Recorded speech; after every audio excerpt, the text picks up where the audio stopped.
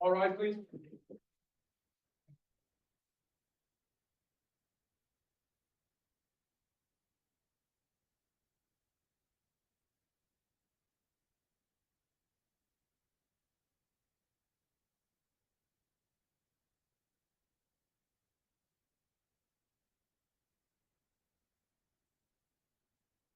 Here's all present. Got it for you, Honor. Thank you, Mr. Bailiff. Please be seated.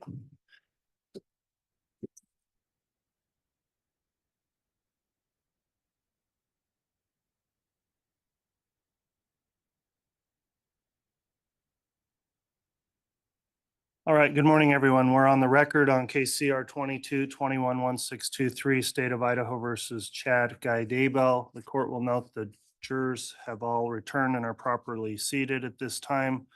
The court has received the juror affirmation forms from each of the 17 jurors, so thank you for continuing to follow the court's admonishing instruction each day as we recess. At this time, I'll just outline the proceedings for this morning. The parties have now concluded with the submission of evidence in the trial. The court is going to read you additional jury instructions this morning. After the instructions have been read, then the parties will make their closing arguments, beginning with the state. Addressing the jurors now, each of you has been provided a copy of the instructions the court will be reading. Your copies have a watermarked copy logo on each page. With those copies, you may follow along with the court if you wish. You're not required to as I read the instructions. You're also allowed to make notations if you'd like on your copies of the instructions. However, there will be one actual original set of instructions, and I would have those included in your deliberations. Please don't make any markings on those original instructions that will be provided to you. The court will note that in the beginning of this trial, instructions 1 through 12 were already previously read to the jurors. I'm not going to reread all of those instructions, but there are a few of those I will reread. And so at this time, I'll begin with the reading of certain instructions. And once I've concluded the reading, then again, the closing arguments will commence, beginning with the state.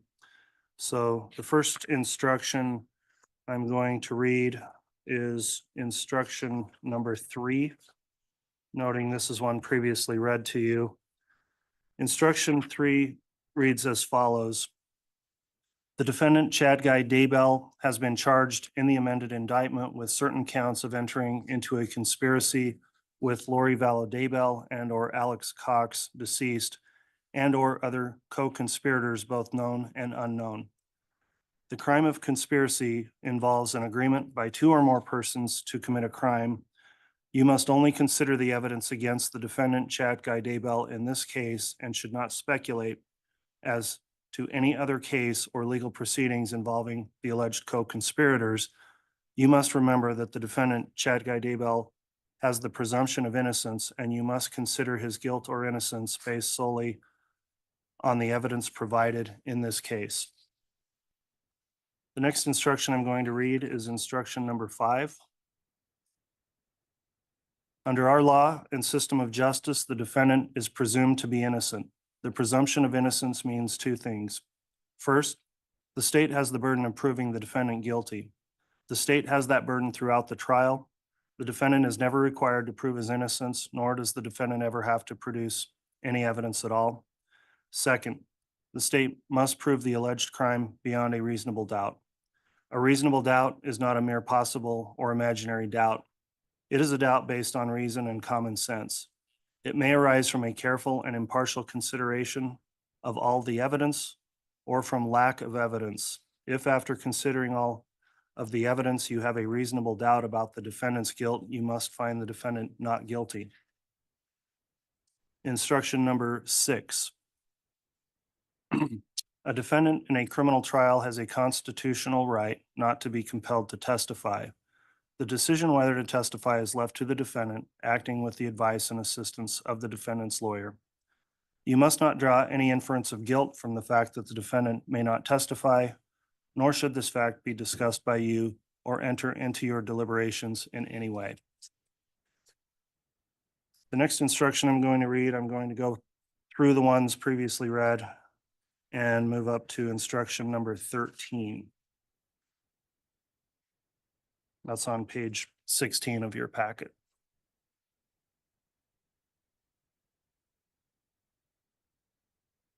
Instruction number 13. You have now heard all the evidence in the case. My duty is to instruct you as to the law.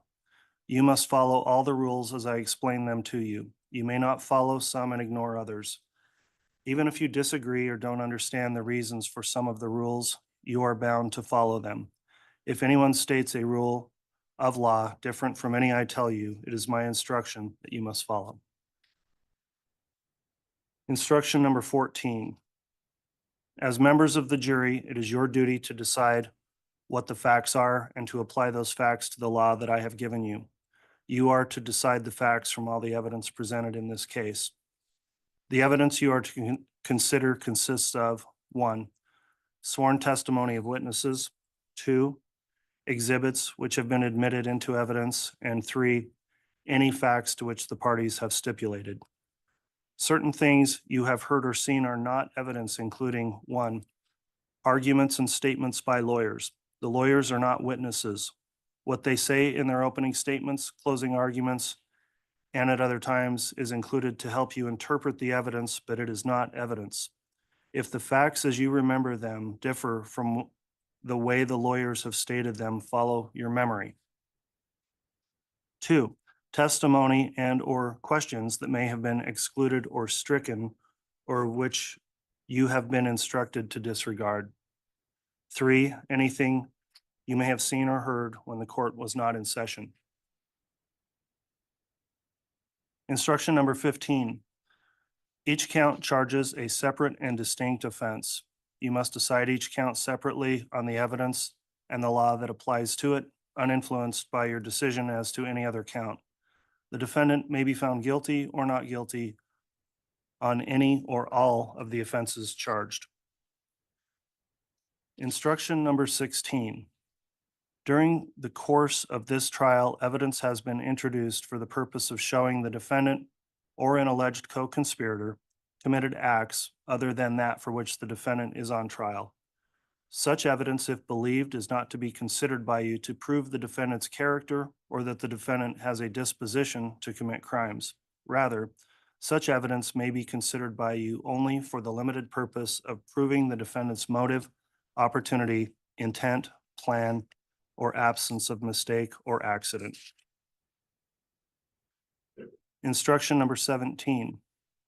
Certain evidence was admitted for a limited purpose. At the time this evidence was admitted, you were admonished that it could not be considered by you for any purpose other than the limited purpose for which it was admitted. This includes those exhibits admitted for demonstrative or illustrative purposes only.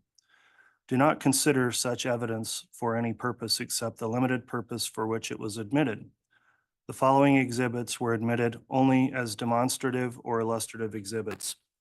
States Exhibits 4, 10A, 30, 31, 62, 69, 76, 84, 85, 86, 111, 112, 113, 114, 115, 116, 117, 179, 182A, 182B, 296, and 303. Defense's Exhibit 138. These exhibits are available for your review during your deliberations upon your request. Please advise the bailiff by written note of any such request. Instruction number 18. The law makes no distinction between a person who directly participates in the acts constituting a crime and a person who, either before or during its commission, intentionally aids, assists, facilitates, promotes, encourages, counsels, solicits, invites, helps, or hires another to commit a crime with intent to promote or assist in its commission. Both can be found guilty of the crime. Mere presence at, acquiescence in, or silent consent to the planning or commission of a crime is not sufficient to make one an accomplice. Instruction number 19, an act is willful or done willfully when done on purpose. One can act willfully without intending to violate the law, to injure another, or to acquire an advantage.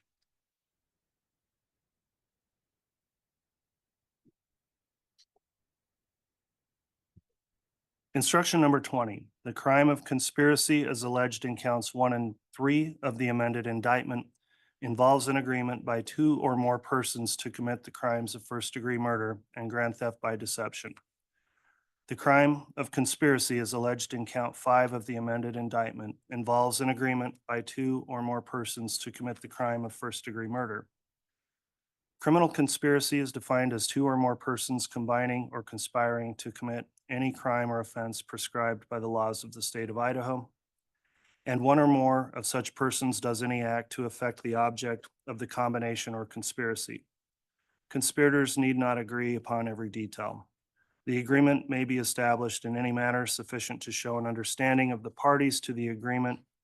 It may be shown by evidence of an oral or written agreement, or may be implied by the conduct of the parties. Instruction number 21.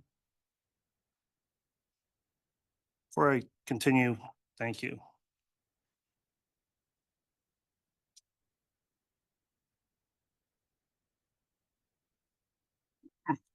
All of the parties to a conspiracy need not enter into the agreement at the same time. A person who later joins an already formed conspiracy with knowledge of its unlawful purpose is a party to the conspiracy. Instruction number 22. Murder is the killing of a human being with malice aforethought. Instruction number 23. Malice may be expressed or implied. Malice is expressed when there is manifested a deliberate intention unlawfully to kill a human being. Malice is implied when 1. The killing resulted from an intentional act. 2. The natural consequences of the act are dangerous to human life. And 3. The act was deliberately performed with knowledge of the danger to and with the conscious disregard for human life. When it is shown that a killing resulted from the intentional doing of an act with express or implied malice, no other mental state need be shown to establish the mental state of malice aforethought. The mental state constituting malice aforethought does not necessarily require any ill will or hatred of the person killed. The word aforethought does not imply deliberation or the lapse of time. It only means that the malice must precede rather than follow the act. Instruction number 24. To obtain property means to bring about a transfer of an interest in or the possession of the property. Instruction number 25. An owner of property is any person who has a right to possession of such property superior to that of the defendant. Instruction number 26. Person means an individual, corporation, association, a public or private corporation, city or other municipality, county, state agency, the state of Idaho, federal agency, or United States of America. Instruction number 27, property means anything of value, including labor or services. Instruction number 28, a person steals property and commits theft when, with intent to deprive another of property or appropriate the same to the person or to a third party, such person willfully takes, obtains, or withholds such property from an owner thereof. Instruction number 29. In order for the defendant to be guilty of conspiracy to commit first-degree murder and grand theft by deception, as alleged in count 1 of the amended indictment, the state must prove each of the following. 1. Honor between the dates of October 26, 2018 and continuing until January 15, 2020. 2. In the state of Idaho. 3. The defendant, Chad Daybell, with Lori Vallow and/or Alex Cox, deceased, and/or other co-conspirators, both known and unknown, agreed. 4. To commit the crimes of murder in the first degree of Tylee Ryan and grand theft by deception. 5. The defendant intended that the crimes would be committed. 6. One of the parties to the agreement performed at least one of the following acts. A. On or between October 26, 2018 and June 9, 2020, Chad Daybell and Lori Vallow did endorse and espouse religious beliefs for the purpose of encouraging and or justifying the homicide of Tylee Ryan. B, on or about August 16th, 2019, Lori Vallow did change the deposit of Tylee Ryan's Social Security benefits from Tylee Ryan's JP Morgan Chase account to deposit money directly into Lori Vallow's personal BBVA account. C, on or about September 1, 2019, Lori Vallow did move from Chandler, Arizona to Rexburg, Idaho with Alex Cox, Tylee Ryan, and Joshua Jackson Vallow, hereinafter JJ Vallow. D, on or about September 8th, 2019, Chad Daybell Googled SSW wind and visited a website entitled, "What is the definition of SSW wind direction?" E, on or about September 9th, 2019, Alex Cox did go to 565 Pioneer Road, apartment 175, Rexburg, Idaho. F, on or between September 9th, 2019 and February 1, 2020, Lori Vallow failed or refused to contact the Social Security Administration as required by law to inform the Social Security Administration of Tylee Ryan's death. G, on or between September 25th, 2019 and January 22nd, 2020, Lori Vallow did wrongfully continue to collect 5 monthly Social Security survivor benefits on behalf of Tylee Ryan. 7, and such act or acts were done for the purpose of carrying out the agreement. If any of the above 7 elements have not been proven beyond a reasonable doubt, then you must find the defendant not guilty. If each of the above 7 elements have been proven beyond a reasonable doubt, you must find the defendant guilty. Instruction number 30. In order for the defendant to be guilty of first-degree murder as alleged in count 2 of the amended indictment, the state must prove each of the following. 1, on or between the 8th and 9th of September, 2019. 2, in the state of Idaho. 3, the defendant, Chad Daybell, engaged in conduct or did aid, abet, advise, and encourage another to engage in conduct which caused the death of Tylee Ryan. 4, with malice aforethought. And 5, the murder was a willful, deliberate, and premeditated killing. Premeditation means to consider beforehand whether to kill or not to kill, and then decide to kill. There does not have to be any appreciable period of time during which the decision to kill was considered, as long as it was reflected upon before the decision was made. A mere unconsidered and rash impulse, even though it includes an intent to kill, is not premeditation. Aiding and abetting is defined as follows. All persons who participate in a crime either before or during its commission by intentionally aiding, abetting, advising, or counseling another to commit the crime with intent to promote or assist in its commission are guilty of the crime. All such participants are considered principals in the commission of the crime. The participation of each defendant in the crime must be proved beyond a reasonable doubt. If you find the state has failed to prove beyond a reasonable doubt any of the elements 1 through 4 above, or failed to prove any of the circumstances listed in element 5, you must find the defendant not guilty of first-degree murder. If you find that elements 1 through 4 above have been proven beyond a reasonable doubt, and you unanimously agree that the state has proven any of the above circumstances under element 5 beyond a reasonable doubt, you must find the defendant guilty of first-degree murder.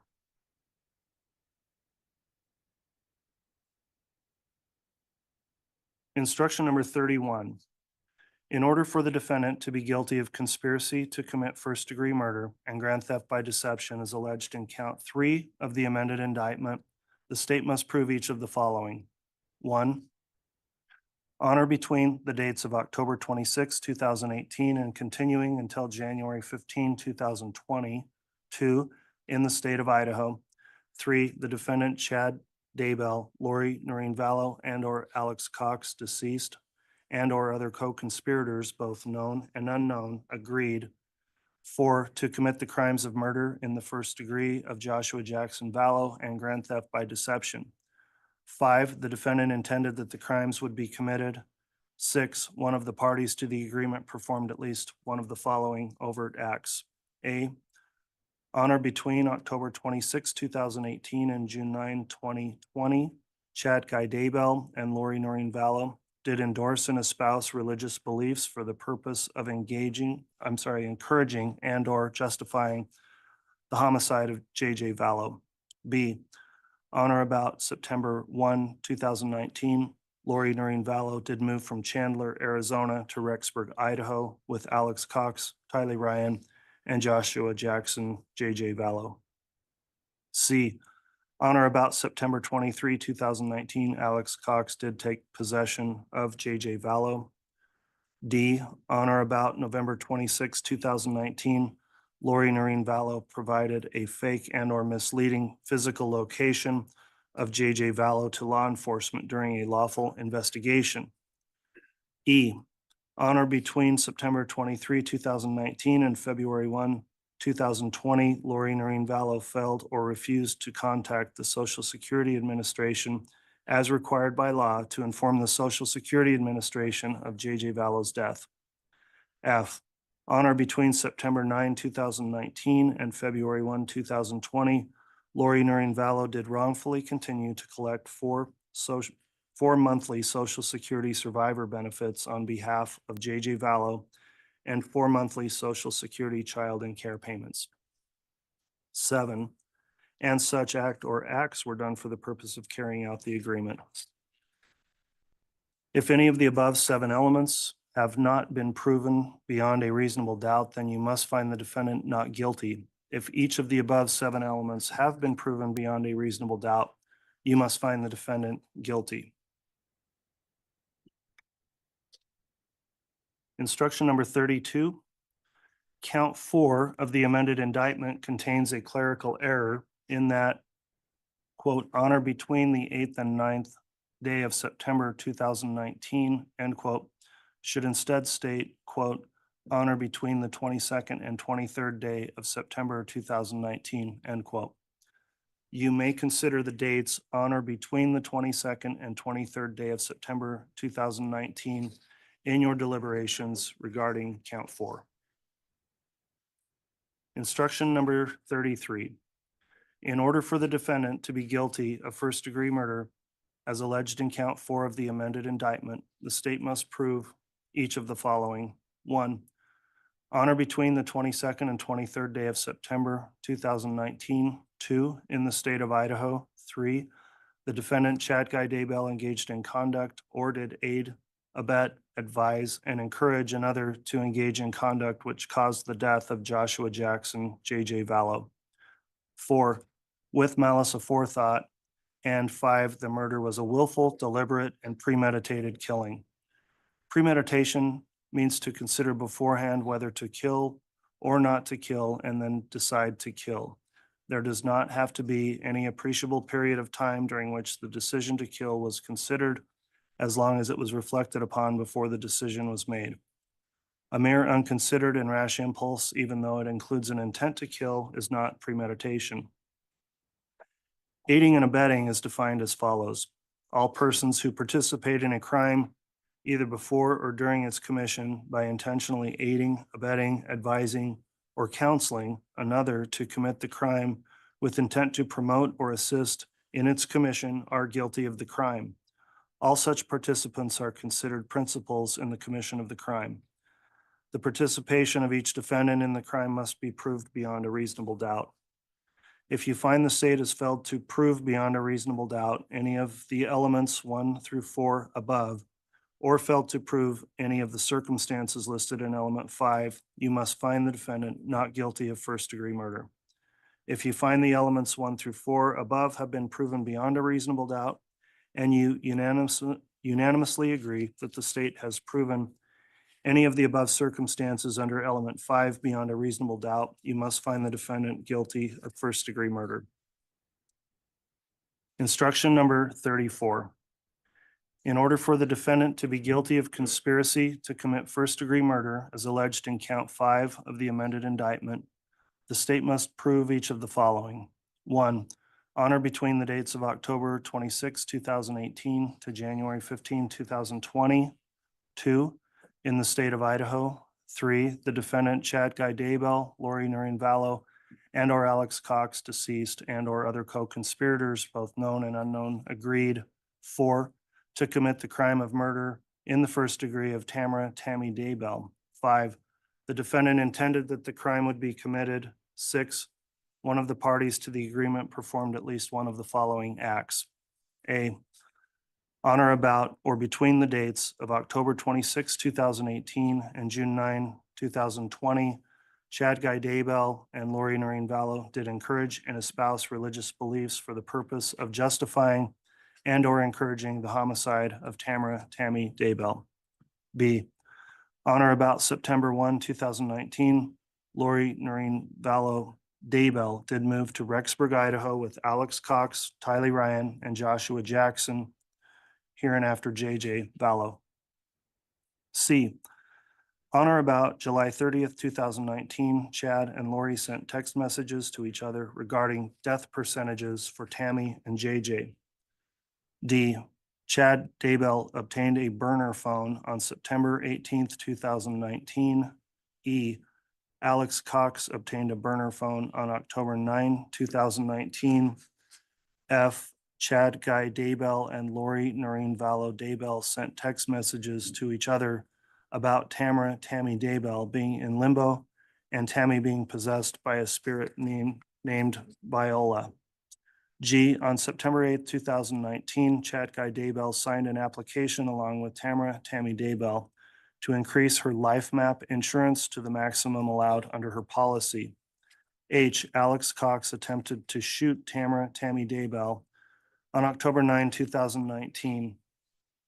I, Alex Cox conducted multiple internet searches between the dates of October 8, 2019 and October 12, 2019, including searches related to Grendel, drop, and shooting through a Dodge Dakota. J, Alex Cox went to a gun range in the month before October 9, 2019, when the attempted shooting of Tammy Daybell takes place. K, Alex Cox traveled from Sportsman's Warehouse to the vicinity of the Daybell residence on October 9, 2019. L, Alex Cox was in the church parking lot approximately 2.5 miles from the Daybell residence on the night of October 18, 2019. 7, and such act or acts was done for the purpose of carrying out the agreement. If any of the above 7 elements have not been proven beyond a reasonable doubt, then you must find the defendant not guilty. If each of the above 7 elements have been proven beyond a reasonable doubt, you must find the defendant guilty. Instruction number 35.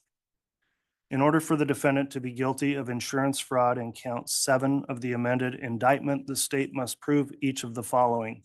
1, on or about October 19, 2019 to October 30, 2019. 2, in the state of Idaho. 3, the defendant Chad Daybell. 4, with the intent to defraud or deceive Life Map Insurance Company for the purpose of obtaining money or benefit. 5, made a statement to Life Map Insurance Company knowing that such statement contained false, incomplete, or misleading information. If you find that the state has failed to prove beyond a reasonable doubt any of the elements 1 through 5, you must find the defendant not guilty of insurance fraud in count 7 of the amended indictment. If you find that elements 1 through 5 above have been proven beyond a reasonable doubt, you must find the defendant guilty of insurance fraud. Instruction number 36. In order for the defendant to be guilty of insurance fraud in count 9 of the amended indictment, the state must prove each of the following.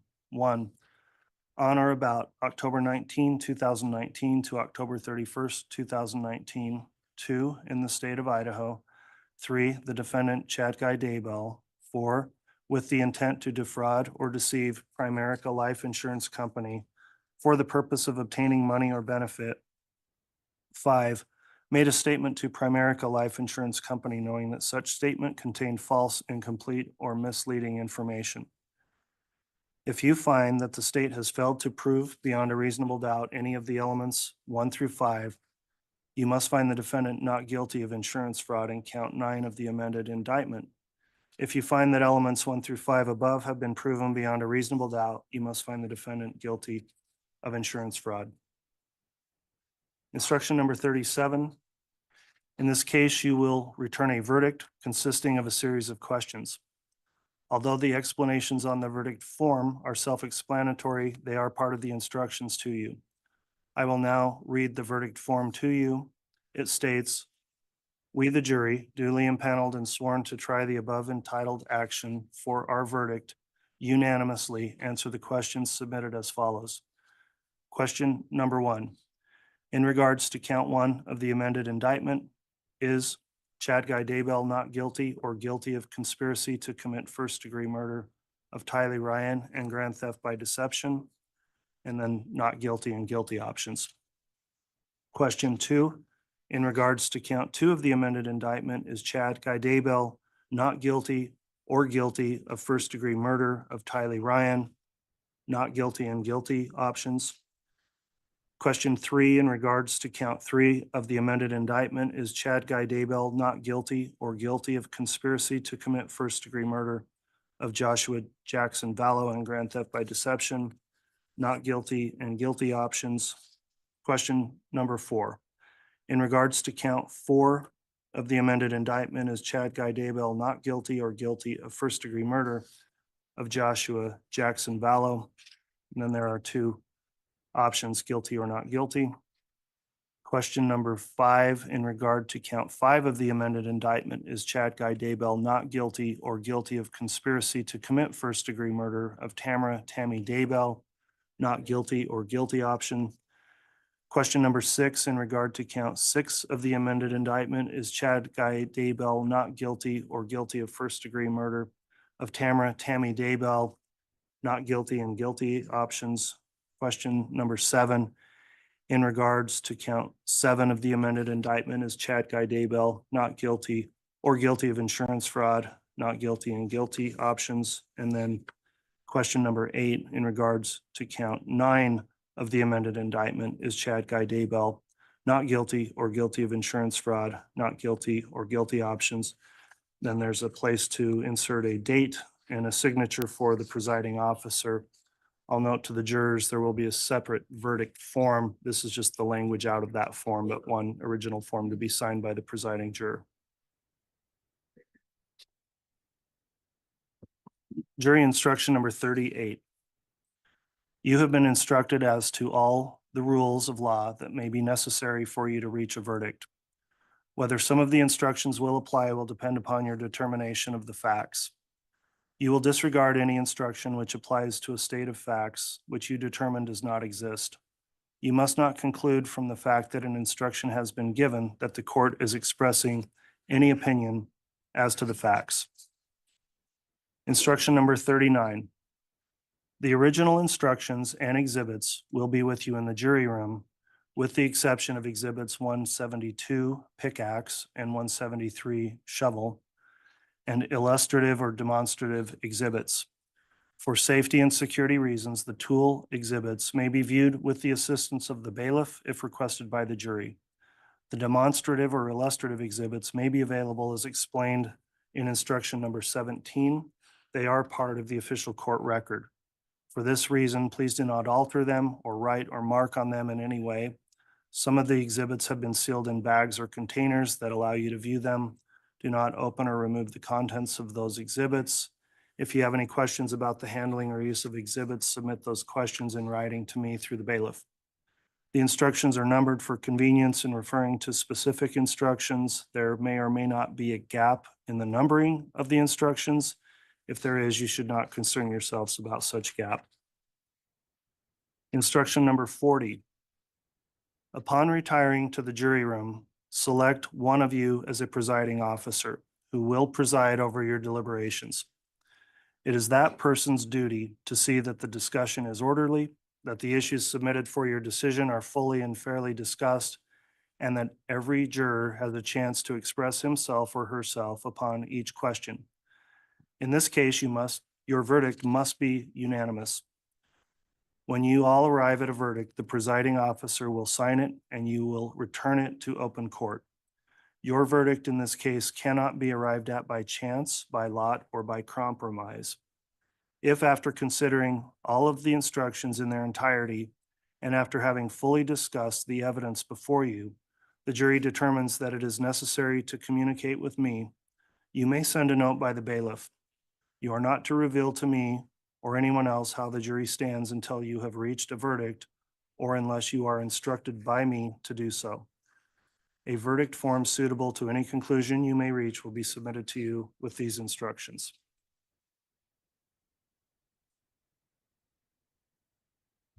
Instruction number 41.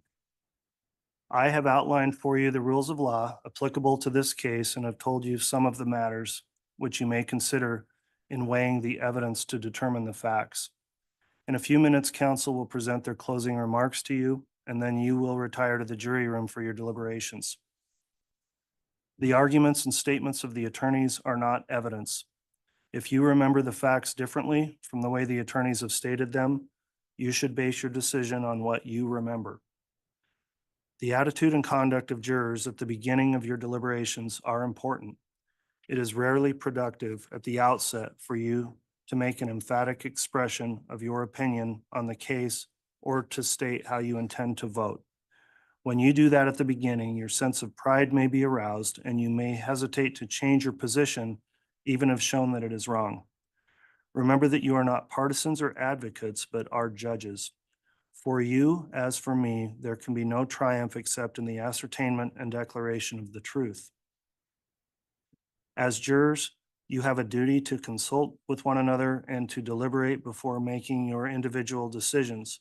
You may fully and fairly discuss among yourselves all of the evidence you have seen and heard in this courtroom about the case together with the law that relates to this case as contained in these instructions. During your deliberations, you each have a right to re-examine your own views and change your opinion. You should only do so if you are convinced by fair and honest discussion that your original opinion was incorrect based upon the evidence the jury saw and heard during the trial and the law as given you in these instructions. Consult with one another, consider each other's views, and deliberate with the objective of reaching an agreement, if you can do so without disturbing your individual judgment. Each of you must decide this case for yourself, but you should do so only after a discussion and consideration of the case with your fellow jurors. However, none of you should surrender your honest opinion as to the weight or effect of evidence or as to the innocence or guilt of the defendant because the majority of the jury feels otherwise or for the purpose of returning a unanimous verdict. All right, that concludes the reading of the instructions then. At this time, the next matter we would take up would be closings, beginning with the state. Is this going to be Ms. Blake presenting closing? Yes, Your Honor. All right, are you ready to proceed? May we approach just briefly? Yes, you may.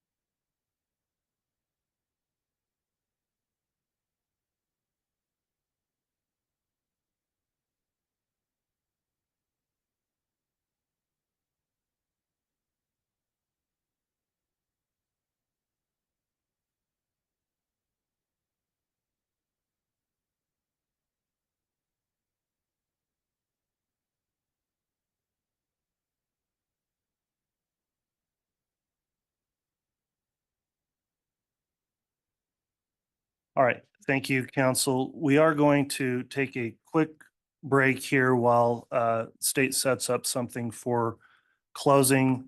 So because we started when we did, I don't think we necessarily need to take a extensive regular mid-morning break. So let's try to make it about 15 minutes, and then right about 11 o'clock, we'll get started with the state's closing. So we'll be in recess for a moment.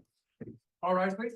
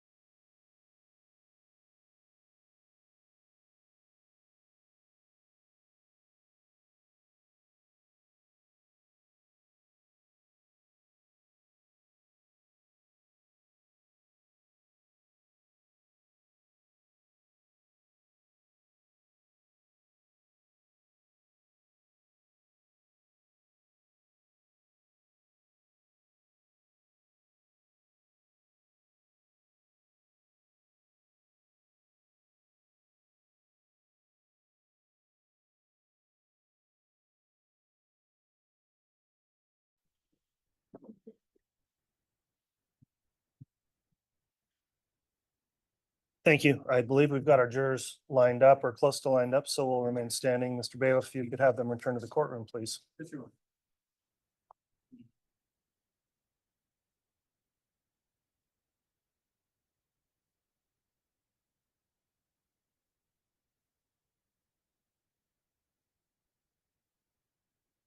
All right, please.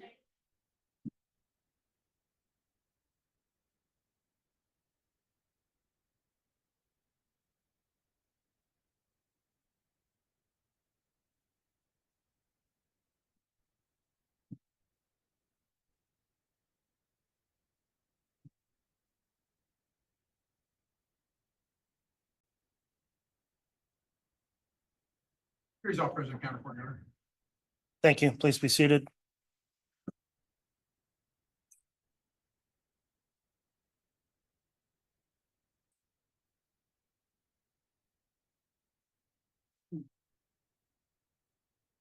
Okay, we're back on the record on CR 22211623, State of Idaho versus Chad Daybell. The court concluded reading of the jury instructions. At this time, then we're going to have closing arguments beginning with the state. Ms. Blake, once you're ready to proceed, you can begin your closing. Thank you, Your Honor. I'm going to test this. Is this working? It is. And Your Honor, can I get the HDMI? Yes, I'll instruct the clerk to activate that.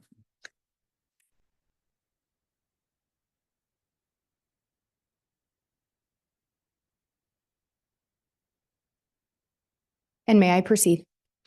You may, Ms. Blake. Thank you. What's that?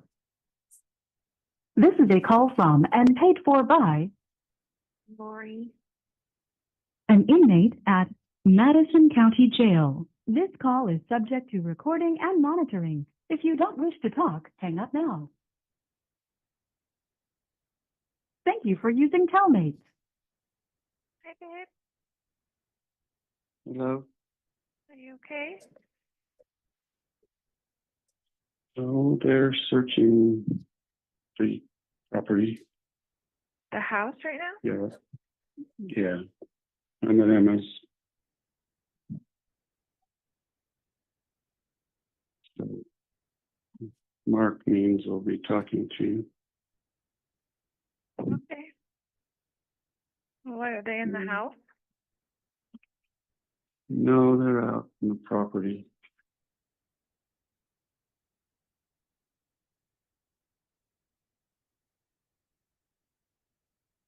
Three dead bodies on the defendant, Chad Daybell's property and or in the residence. Two of them children. His mistress's kids. Joshua Jackson Vallow and Tylee Ryan were found buried in the defendant's backyard. Tammy Daybell was found dead in their marital bed. And for what? Money, power, and sex. That's what the defendant cared about. Ms. Blake, I really apologize. Could you just hold the mic right up? We're barely getting your signal strong enough. Thank you. On October 26th of 2018, Lori Vallow and Chad Daybell met for the first time at a Preparing a People conference in St. George, Utah. You heard from Zulema Pastenis and Melanie Gibb how the first time they met, Lori was flirty. She came on to Chad. But Chad was receptive. You heard from Investigator Edwards that a few days after the conference, Google searches were conducted by Chad, Lori Vallow, images of Lori Vallow, Charles Vallow. At the time Chad and Lori met, their spouses were alive and well. Charles Vallow and Tammy Daybell were alive. Lori and Chad were both married, but Chad was Googling about Lori. You heard how sometime after the conference, Lori ended up sharing with Melanie Gibb and Zulema Pastenis how Chad at the conference had told her that they had been married in previous lives. And you heard through the trial previous lives, multiple probations, multiple creations. It's all the same idea. Why does that matter? It was a way to justify the affair to the people around them, maybe even to justify the affair to themselves. They were married to other people. But because they'd been married in prior lives, prior probations, prior creations, everything they were doing was okay. You heard about 3 weeks later, after that first conference, that first meeting, Chad was down in Arizona. Around November 15th to 17th, Chad was down there for a conference, but he stayed at Lori's house. And you heard how other people stayed there as well. And one of them that was at the conference, Melanie Gibb, or at the conference and then at the gathering at Lori's house, Melanie Gibb and Zulema Pastenis. And remember, Zulema talked to you all about how Chad sat the women down. So Zulema, Melanie, some other women, and Lori. And he taught them. Chad was the one teaching. Chad was the one sharing these ideas and these concepts. He was sharing them with Lori too. You also heard how shortly after meeting Lori, the defendant began drafting his version of their story, the James and Elena story. And throughout the trial, you heard how Chad and Lori would go by different names sometimes, or they had code names, or persons that they claimed to be in prior lives. James and Elena were two of those names, Raphael and Lily, all really Chad and Lori.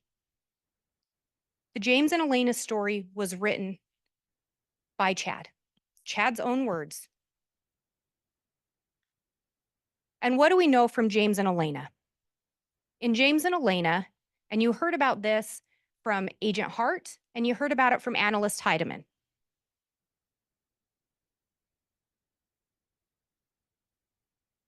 James and Elena, Chad writes, at this time, their spirits could not be restrained any longer, and a long-awaited makeout session took place in that lobby. This was manifest in the mortal world to James and Elena through the scientific phenomenon known as loin fire.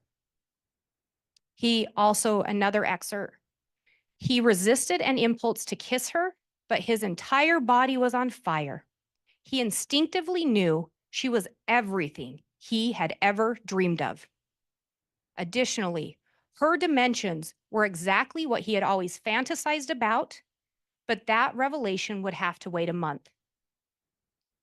These are written about his first meeting with Lori. She is everything he's fantasized about. What is this about for Chad? Sex. He wants to have sex with Lori Vallow. He wants to be in a relationship with her, and he decides that the first time he meets her.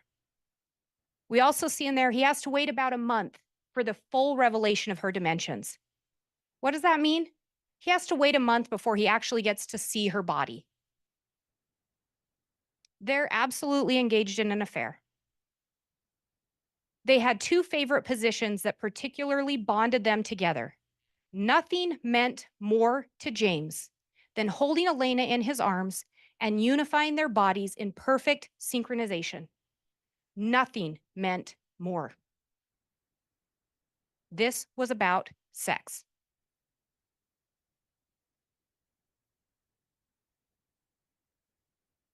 The James and Elena story is essentially an autobiography outlining the defendant's sexual affair with Lori Vallow under the facade of having a spiritual undertone or being spiritually sanctioned. But let's call it what it was.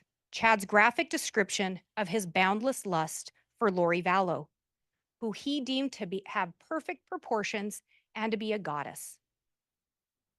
Again, Chad is still married as he's writing this story for Lori.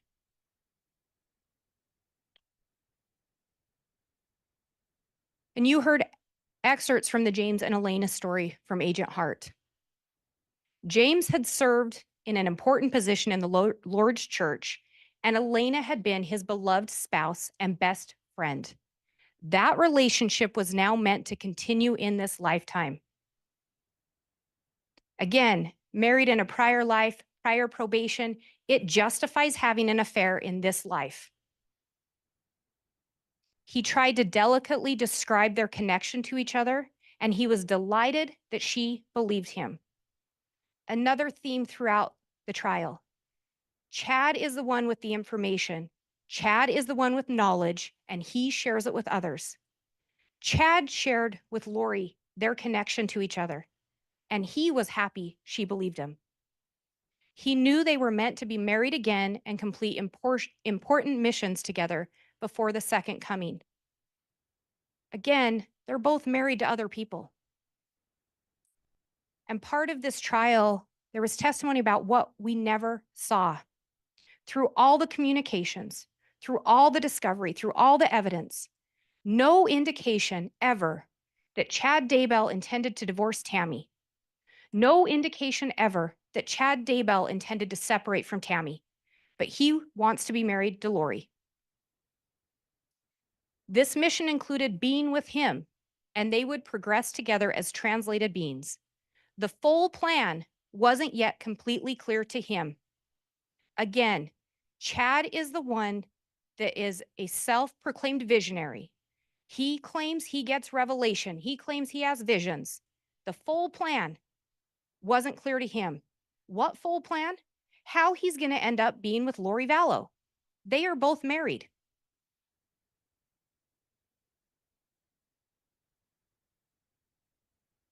You heard how in early 2019, Chad told Zulema Pastenis he wanted to share some teachings with her. They ended up having a phone call, and Chad started to talk to her about this concept of multi-creations or multiple probations. And when Zulema testified, she had some journal entries. Zulema was open to this concept. She trusted Chad, she trusted Lori, and she was open to their teachings. So much so that she would make journal entries of these because she wanted to keep track of them. She wanted to understand. And the one with the page number 1, that's her outline of this concept of multi-creations. And Chad explained that you could have come in multiple creations, you could come multiple times in the same creation. But one theme was if you'd been exalted in one and you came again, you were exalted in this lifetime. He shared with Zulema some of her past lives. He told Zulema that he had a book of life. And through that book of life, he could see people's past lives and he could see into the future. He also told her he didn't actually need the book. He could do it without it. You heard Miss Pulowski, Melanie Pulowski, that is, Melanie Gibb, and Zulema all reference a pendulum or a pendant that the defendant had at some times that he would tell them he could get answers. But again, he didn't have to have that to give them the answers. Common theme, Chad has the answers, Chad has the knowledge, Chad has that special ability.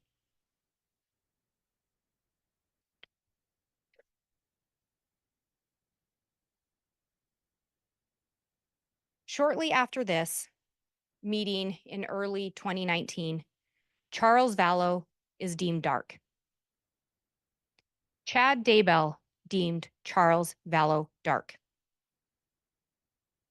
He actually said he was possessed by an entity named Ned Schneider. In January of 2019, Chad Daybell was doing Google searches for Ned Schneider.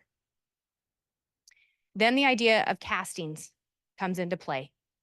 And page 5 from Zulema's journal talks about her understanding of castings and what would happen. And you heard Miss Pulowski, Miss Gibb, and Miss Pastenis all talk about how they were involved in castings at different times. There was testimony that sometimes Chad was there, testimony that sometimes he wasn't. But they would do a casting, a prayer circle, there were some other descriptions, but at the end of the day, the person wasn't there. They weren't physically touching the person. How would they know if a casting was successful? Lori would call Chad. Chad had the information, Chad had the knowledge. When it came to Charles, castings on Ned were said to be successful. Ned was gone. But the problem was that eventually, Chad and Lori taught that if a person was possessed, it meant the body had to die. the individual, the actual spirit of that body was gone. An evil entity was in that body, and in order to set the person free, the body had to die. So when a casting was successful and the body didn't die, well, now there's a new entity. That's what Chad would tell them. So Charles became Garrett. Castings are done on Garrett. They called Chad. It was successful. Well, Charles was still alive. The body didn't die. So now Charles is Iplos. And Iplos is an even more demonic entity. Iplos is so dark that we get a new term introduced of zombie.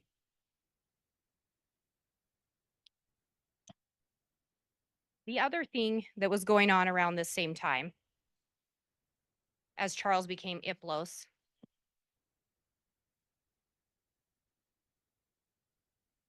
is that Charles actually confronted Lori about her affair with Chad. Around June 29th of 2019, Charles Vallow confronts Lori. And he tells her, I am going to email Tammy Daybell. She deserves to know what's going on. Charles, in fact, sends an email to Tammy Daybell on June 29th of 2019, informing her of the affair. Charles also sends an email to Chad Daybell on June 29th of 2019, confronting him about the affair, telling him it's improper, it needs to stop. Then on July 1st of 2019, Charles tells Lori, I'm going to go meet with Tammy in person. I'm going to tell her what's going on. Lori tells him, she won't talk to you. She's my friend. Lori and Chad are in constant communication. You heard that throughout the trial. They're having an affair. They're talking. They're getting burner phones. And you heard testimony about the burner phones. They all had multiple different phones that they would use. And when I say they all, Chad and Lori and Alex. Only 10 days later, 10 days after Charles threatens to go and tell Chad's wife about the affair, Charles is shot and killed. He's shot and killed by Alex Cox in Arizona. We heard from the Arizona detectives that on that fateful day, Charles had shown up to take his 7-year-old son, little JJ, to school. Instead of getting to take his son to school, he wound up dead. Why? Charles was dark. Charles was a zombie. And if someone's a zombie, if someone's dark, the body has to die.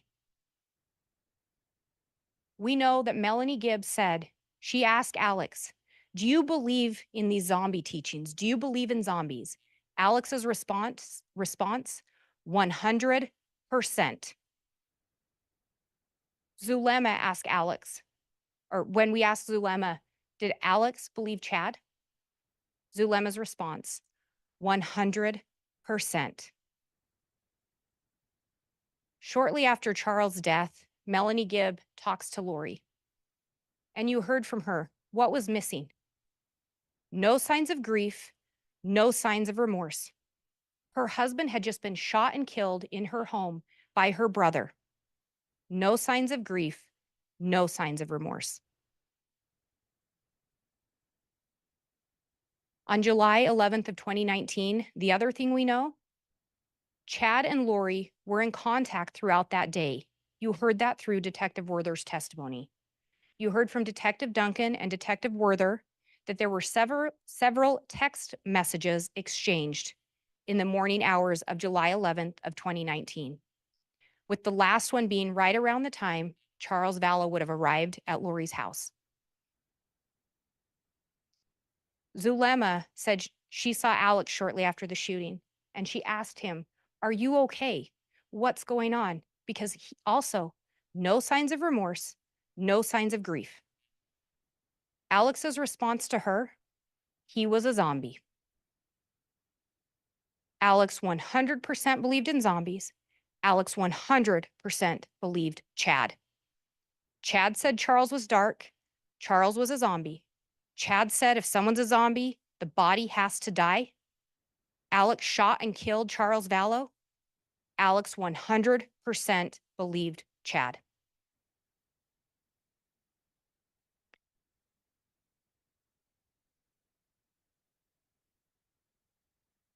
You also heard how at some point Chad had deemed Alex to be Lori's protector. He talked to Alex about how Alex had been her protector in multiple lives, multiple creations, multiple probations. Alex was here to protect Lori. And you heard that Alex relished that role. He relished having a purpose. He relished being part of this. One thing, though, Lori was upset about. Zulema had asked Lori at one point, if Charles is a zombie, why are you back with him? Lori's response, I need to get my finances in order. After Charles' death, Lori reaches out to Chad to tell him, I'm not getting the $1 million life insurance policy. He must have switched the beneficiary.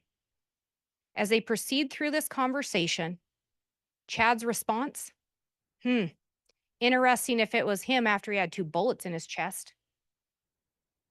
No remorse, no grief. Lori did message Chad, though, to let him know that it was probably Ned that changed the insurance before we got rid of him. She's messaging Chad that. She also lets Chad know, don't worry, I'll still get $4,000 a month in Social Security. Tylee Ryan's father had died, and Tylee Ryan had been receiving Social Security benefits. So Lori knew JJ would get Social Security benefits since Charles was dead. Lori was also going to get benefits since she was JJ's custodian.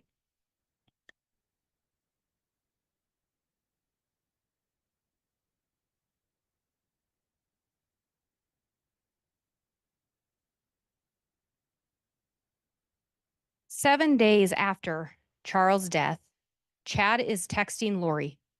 I was told extreme changes are coming for me. I welcome them both. What were the extreme changes? Charles has been dead for 7 days. What extreme changes do we know happen in Chad's life? Well, his mistress's 2 kids end up dead on his property, and his wife Tammy ends up dead in their marital bed. Extreme changes are coming, and I welcome them.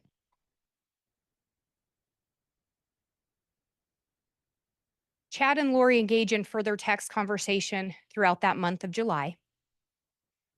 Chad, at this point, they've started to talk about labeling people as dark. And again, Chad is the one that can do that. They start talking about death percentages. Chad, again, is the only one that can determine someone's death percentage. How close someone is to dying is determined by Chad Daybell. He tells Lori in this message, and keep in mind, he is talking about toddler children, young children. He decreased the pain tolerance to 1% and greatly increased his pain. He then asked Lori, do you want me to cause pain to those 2 3s? Who are the 3s? Again, remember, when someone's light or dark, there's also generally a numeric value or a numeric number assigned to that. In this case, 3 3s. So they were 3 dark. He ends up saying, yes, if they are going to act up, we'll at least give them a reason to scream. These are young children. And specifically, these are the children of Melanie Pulowski that are being referenced. Right after saying he's going to give these children a reason to scream, I love, cherish, treasure, and adore you. He wants to be with Lori Vallow. Chad messages her later in July. Every few weeks, I get to escape and have amazing adventures with my goddess lover. But then I have to return to my place under the stairs, feeling trapped. But I sense permanent freedom is coming. What did Chad need permanent freedom from? He just returned from seeing Lori Vallow. His wife is still alive. He feels trapped when he's at home with his family. Who does Chad want freedom from? Tammy. And he senses it's coming. We talked in this trial about how Chad and Lori would manipulate each other. In this text thread, Lori Vallow is upset with Chad. And Chad tells her, referring to Grandpa Keith, who's someone that's deceased, that he is supposed to warn her that she's unprotected. The angels are angry that Lori's ignoring him. And if she wants that protection back, she better talk to him. Lori's response, I love you. Chad, thank you, my love. I will get things restored. Chad manipulated Lori with power. Chad held himself out to be a visionary. He held himself out to have spiritual gifts, and he would manipulate Lori with that. Lori, on the other hand, she was frustrated. Her husband's gone. Chad's wife is still alive. Chad and Tammy have 5 children. They have a grandchild. Chad's life is undisturbed. And it causes contention between Lori and Chad because Lori wants Chad to be freed up now. So Lori's frustrated. I really do want you to. I just can't be in the way anymore. If things change, then we can talk. But we have nothing until things change. What needs to change? Tammy's in the way. Charles is gone. Lori can't be with Chad because Tammy. Chad's response, I want you. Nothing else matters. Lori manipulates Chad with sex. From the minute he met her, he wanted to be with her, and she knew it.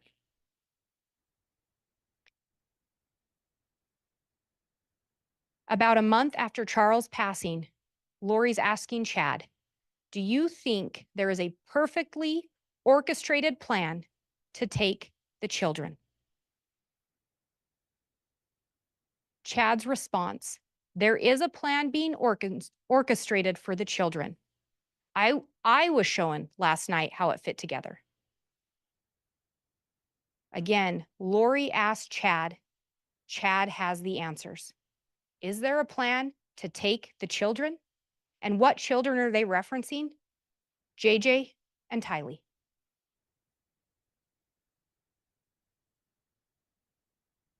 I don't know why it had to go down this road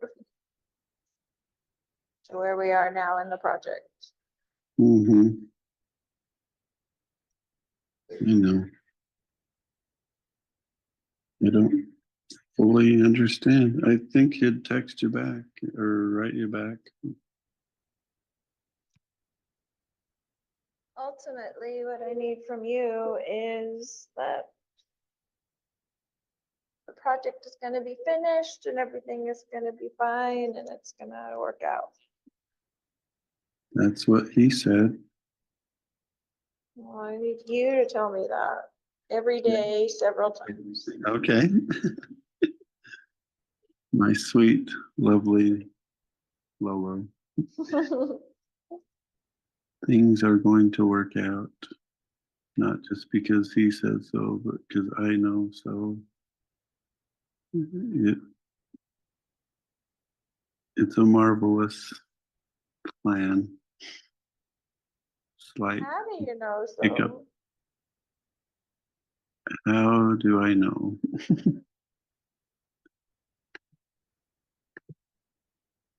It's been shown to me, honey.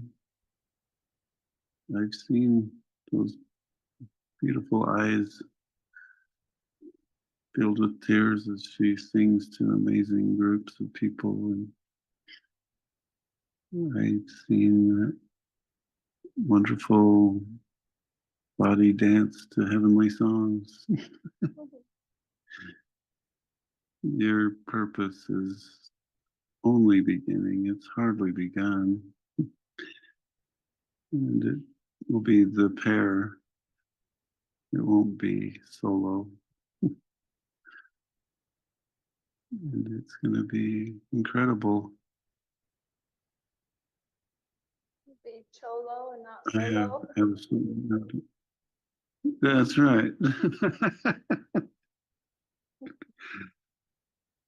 Yep. It will be the Eurythmics. No Yeah, solo 100%. careers.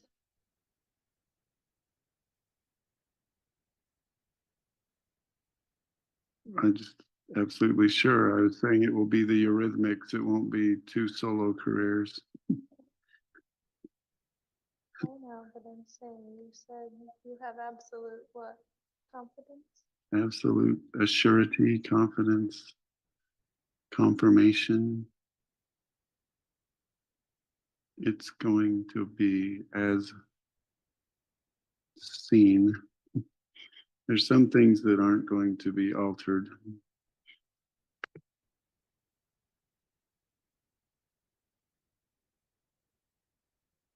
Again, Lori reaches out to Chad. She needs affirmation from him. She needs to talk to him about what he knows with the plan.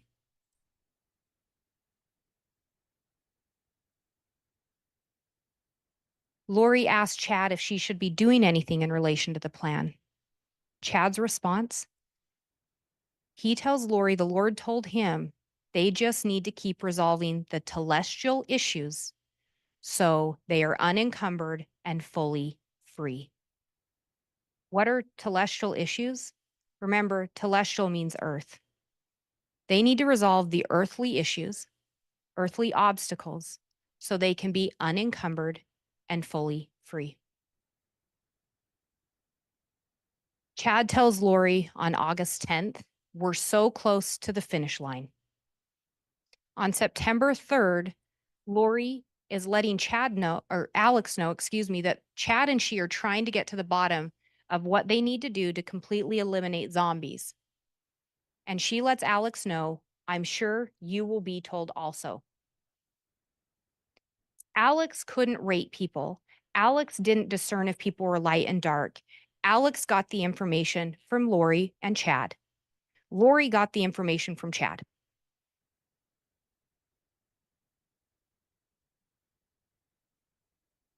Chad tells Lori, we are surrounded by telestial relatives that are simply obstacles. Earthly relatives that are simply obstacles are surrounding Chad and Lori. And again, he tells Lori, I want to be with you. That is my greatest hope and dream. To be together, they've got to get rid of the earthly relatives that are simply obstacles. Because remember, they need to remove the obstacles so they can be fully free and unencumbered. Shortly after Charles' death in early August of 2019, shortly after Charles' death, Chad Daybell travels down to Arizona, and he stays in the residence where Charles Vallow has recently been shot and killed. Zulema talks about seeing them there. She talks about the fact that she thought they were maybe acting inappropriate given the fact that Tammy was still alive. Chad assured Zulema that Tammy was going to die and that Tammy would be okay with he and Lori being together because Tammy was going to move on to her mission. His mission, again, it's with Lori. He says that time and time again. We have a mission together. It's he and Lori. He decides Tammy has her own mission. Why? To justify the affair. Zulema talks about how in August she notices a change in Alex and Chad's relationship. Again, Alex has just shot and killed Charles Vallow, and now he and Chad seem to be closer. She talks about Chad giving Alex a blessing, and in the blessing, he tells Alex that Alex needs to move to Rexburg. Alex had no known ties to Rexburg outside of Chad Daybell. Alex trusted Chad so much that he flew back with Chad to check out Rexburg. Eventually, Alex was told that he was exalted. And remember, we talked a little bit about that and you heard about it in the trial. If someone was exalted in a prior life or a prior creation, They were exalted in this one. And you heard Zulema talk about how Lori would address that. If Lori did something and she was asked about it, she'd tap her hand, doesn't count for me. It didn't count for her because she was exalted. They taught Alex that same thing. What Alex did in this life didn't count for him because he had been exalted. Around September 1st of 2019, Lori ends up relocating to Rexburg as well. JJ and Tylee come with her, as well as Alex Cox, and they moved to 565 Pioneer Road in Rexburg, Idaho. Lori ended up telling the principal of JJ's school, Josh Wilson, that she moved to Rexburg because her husband had died of a heart attack and she wanted to be moved close to family. Lori had no family in Rexburg. Her connection to Rexburg was Chad Daybell.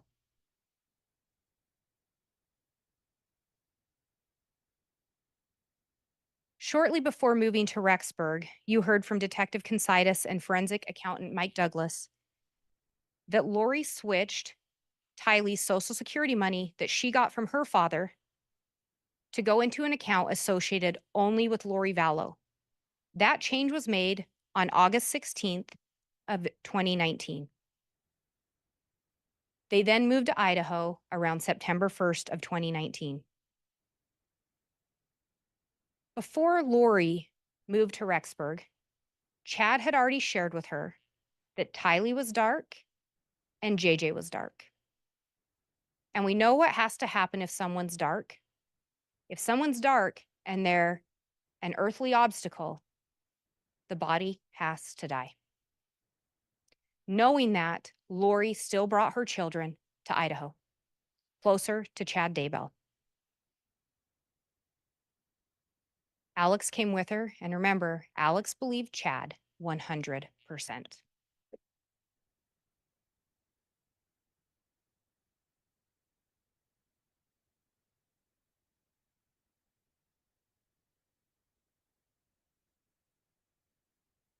In July, 7 days after Charles' death, Chad Daybell texts Lori, "I've been instructed to focus my efforts on Hillary." Who is Hillary? That's Tylee. Lori asks him, "Find out her percentage for me and JJ's." What's the percentage? It's the death percentage. Chad's response, "She is at 0.13. I turned up the pain to 10. Tylee is a 16-year-old girl. He's turning the pain up to 10, and he's saying her death percentage is 0.13. He then tells her that Raphael, another name for Chad, visited him talking about JJ and told him to follow Amy into the light. We all know what it means if someone says, follow someone into the light. July 23rd, again, Lori to Chad, check Tylee. Why does she want Tylee checked? She's being super sweet and helpful. Her daughter is being sweet and helpful, and Lori wants to know, is she dark? What's her death percentage? And who is she asking for that information? Chad Daybell.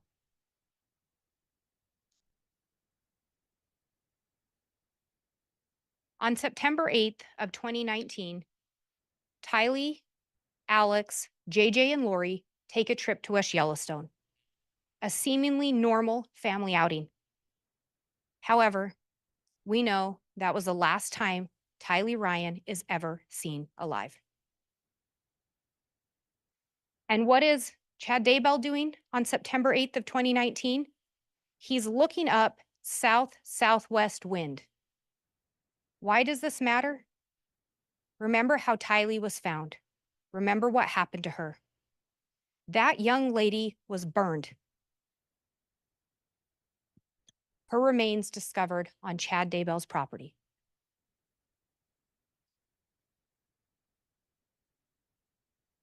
On September 9th, we heard from Agent Balance and Agent Wright that there was something unusual about a device associated with Alex Cox and where it was located.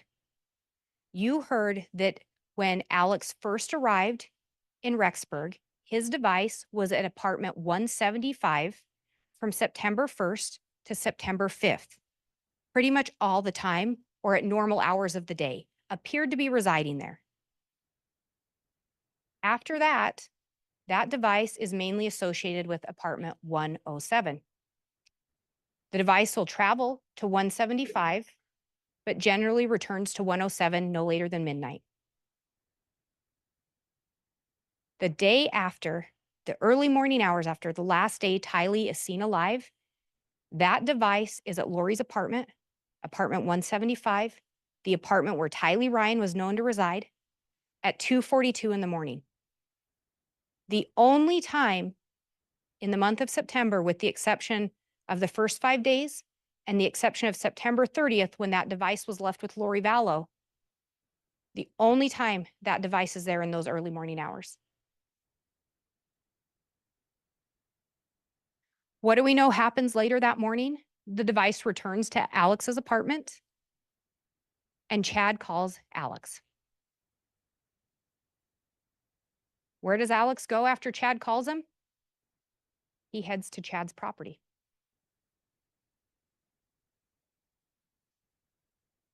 And again, you heard from Agent Wright and you heard from Agent Balance that that device is up on the Daybell property those morning hours. And there's some data points there showing 9:21, 10:39, 10:57. And what do we also know happened on the morning of September 9th? Chad Daybell sends a message to his wife around the same time that device is there. Well, I've had an interesting morning. I felt I should burn all of the limb debris by the fire pit before it got too soaked by the coming storms. Limb debris, not tree, limb debris. While I did so, I spotted a big raccoon along the fence. I hurried and got my gun, and he was still walking along. I got close enough that one shot did the trick. He is now in our pet cemetery. Fun times. Where was Tylee Ryan's body found? Where those red data points are. In Chad Daybell's pet cemetery. Some of her remains in the fire pit.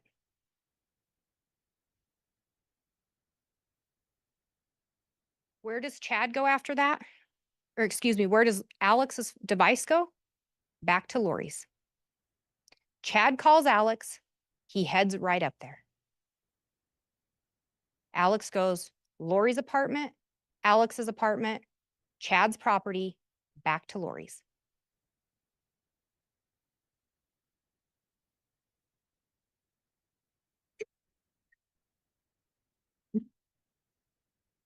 And we know where that young lady was found. She was found on Chad Daybell's property. Chad labels someone dark.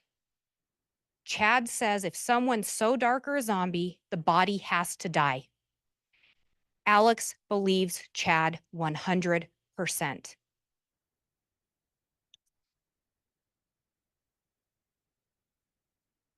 You heard that the burned and charred remains of Tylee Ryan were found on Chad Daybell's property. You heard from Dr. Garth Warren that Tylee's manner of death was homicide, with the cause undetermined. Why was the cause undetermined?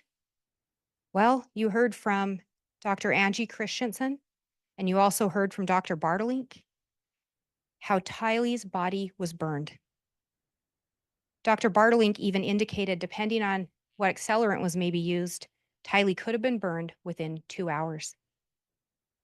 You heard from Dr. Angie Christensen that there were multiple areas of blunt force trauma to the skull, sternum, and ribs. You then heard Dr. Bartelink confirm that. In addition, there were 18 sharp force impacts.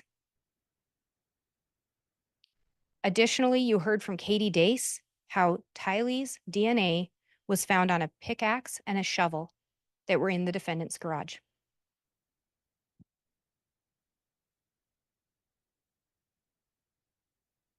We also heard from Alice and Todd Gilbert And Alice Gilbert talked about how when Tylee was still missing, before she was found, Alice asked Chad about her. She wanted to know, doesn't Tylee want a life? Doesn't she want things that most young girls get? Chad's response, well, Tylee didn't like people and she didn't like me. What stood out to Alice? Tylee hadn't been found yet, and the comment was in the past tense.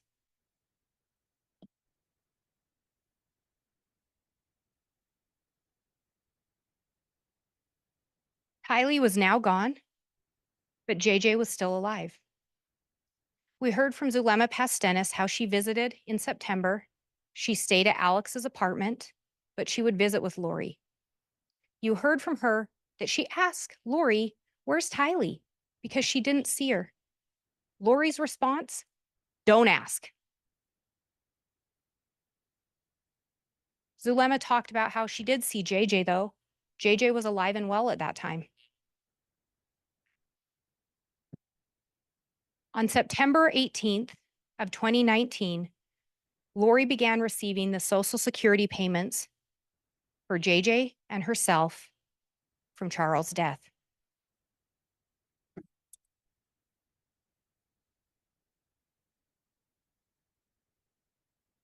Back in July, again, shortly after Charles' death, Lori's asking Chad, I need you to check JJ.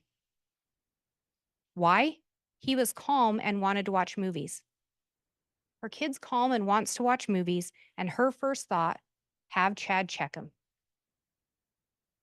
Chad's response, JJ is at a 2.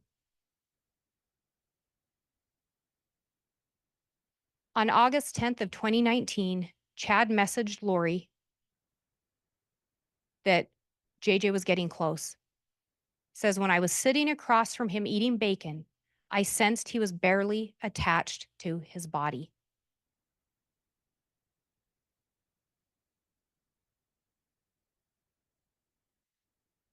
On August 10th, again, Lori had asked, please check JJ. Chad's response, or then Lori further pushes, is he at 0 yet? Chad's response, yes, he's at 0. If Chad labels someone dark or a zombie, the body has to die. Chad determines the death percentage. When the death percentage hits 0, that person's been marked for death. On September 23rd of 2019, you heard how there was location data associated with Alex Cox looked at. And before that, you'd heard from Melanie Gibb and David Warwick about how they were visiting Lori. They'd come up for an event and they were staying at Lori's house. You heard from them, from Melanie Gibb in particular, that there was an incident where Chad took JJ upstairs. And when Chad came down, he had scratches on his neck, that being Chad had scratches. And when asked what happened, he basically said JJ had freaked out. On September 22nd of 2019, you heard from Melanie Gibb and David Warwick how they saw Alex come in carrying JJ. JJ's head was on Alex's shoulder. They assumed he was asleep. David Warwick thought it was a sweet moment. In the early morning hours of September 23rd, you heard from Melanie Gibb how something had startled David. He'd had a panic attack, a bad dream, something. She called Chad, no answer. She tried to get a hold of Lori, no answer. She tried Lori's door, and it was locked.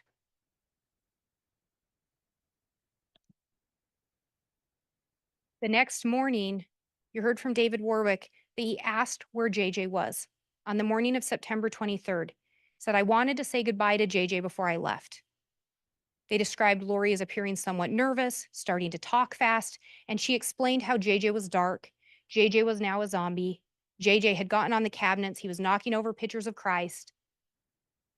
And so he wasn't there, and she wasn't going to go get him. Melanie and David never saw JJ again. On September 23rd, later that morning, Chad places a call to Alex. And what does Alex do when Chad calls him? He heads up to Chad's property.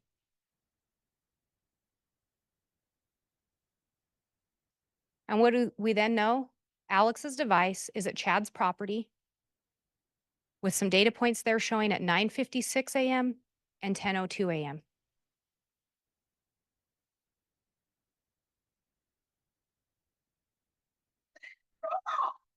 Oh, thank goodness. We know where JJ was found. JJ was found on Chad Daybell's property, close to where those red data marks are.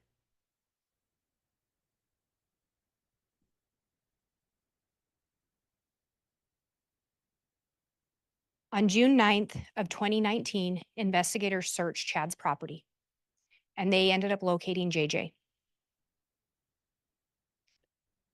As they dug JJ up, they noticed a round object covered in black. One of the investigators there cut the black plastic to reveal white plastic. They cut the white plastic and brown human hair came through. They'd finally found JJ.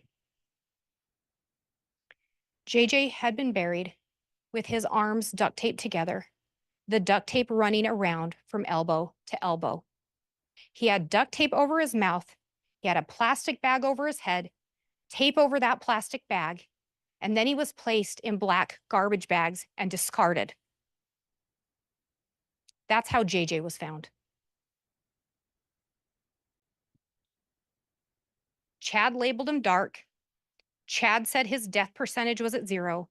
Chad said the plan was for he and Lori to be together unencumbered by earthly relatives, earthly obstacles. Chad said those things, and Alex believed Chad 100%.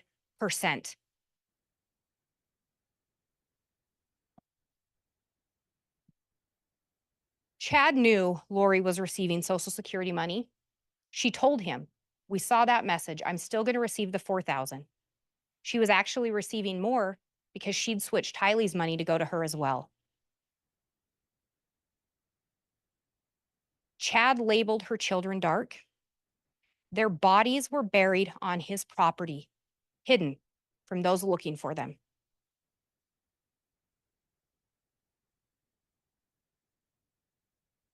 With them gone, he could be with Lori. Her time was completely free for him. And knowing if the bodies weren't discovered, Lori would continue to receive that money. As you heard from Mark Sari with the Social Security Administration, should have been reported. Lori continued to receive those benefits. Had the children been discovered, she wouldn't have. Melanie Pulowski talked about how she visited Lori towards the end of September. And when she visited, neither Tylee or JJ were present. She said she asked Lori about Tylee, and she was told that Tylee was at school or with friends. Well, you heard from Wynn Hill. Tylee was never registered, never applied, never associated with BYU, Idaho. But that was Lori's story for Melanie Pulowski. When Melanie asked where JJ was, Lori told her, he has a nanny. She's really helpful. Melanie described that she couldn't really get a clear answer from Lori. But what you also heard from both Melanie Pulowski and Ian Pulowski is Melanie trusted Chad and Lori. She looked to them as parental figures. She turned to them for advice and guidance. And particularly with Chad, she talked about that. She turned to Chad to find out if people were light or dark. We know that around October 2nd of 2019, Tylee Ryan's Jeep travels to Arizona. And you heard from Brandon Boudreaux about what happened. Brandon Boudreaux saw the Jeep, saw a gun, and someone took a shot at him. That someone was Alex Cox. Brandon Boudreaux had been determined to be dark by Chad Daybell. That bullet hit the top of Brandon's car. Brandon lived to report it. He lived to tell what happened. Brandon said that Jeep was missing the tire off the back. He noticed that.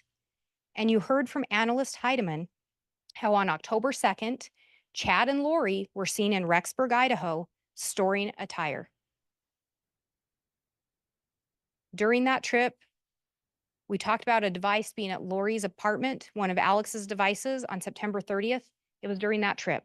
He'd left the device with Lori. And you heard Zulema talk about how Chad and Lori would try to encourage her to move to Rexburg, and particularly Chad. He gave her several blessings where that was part of the blessing. Zulema expressed she didn't know how she was going to make that work. She didn't have ties here. Her job wasn't here. Her kids weren't here.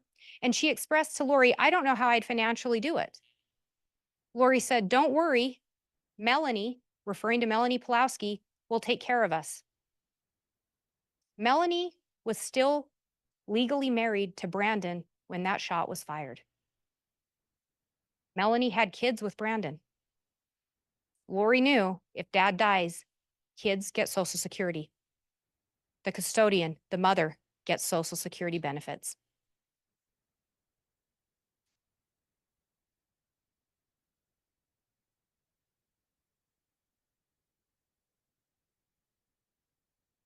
Just days later, on October 4th of 2019, Tammy Daybell travels down to Utah. Now, you heard testimony that was rare for Tammy to go on a long trip alone. She didn't like to drive alone. But you also heard Chad was supposed to go with her and he backed out. Why did he back out? Well, we saw the messages between Lori and Alex about how she and Chad were going to get to go on a real date. Tammy was gone to Utah. He and Lori were going to get to go on a date. You heard from her sister, Samantha Gwilliam, how because Tammy had been diagnosed with depression at some point, she made it a habit that when she would see her, she would give her a once over. She would check on her, make sure she looked healthy, make sure she didn't appear to be suffering with the depression. Samantha did that on this trip. And what did she notice? Tammy appeared fine. She noticed no physical problems. Tammy reported no physical problems. She reported no medical issues to Samantha. Samantha saw none. In fact, what did we hear? Tammy put on a clogging routine. She had a nice visit with her family. Both Samantha and Jason Gwilliam talked to you about some changes they'd noticed before that October 4th visit, and particularly with Chad. Chad and Jason had been very good friends. Conversation flowed easily. But that summer of 2019, they talked about Chad and Tammy coming to visit, and Chad was awkward. He didn't really engage with them.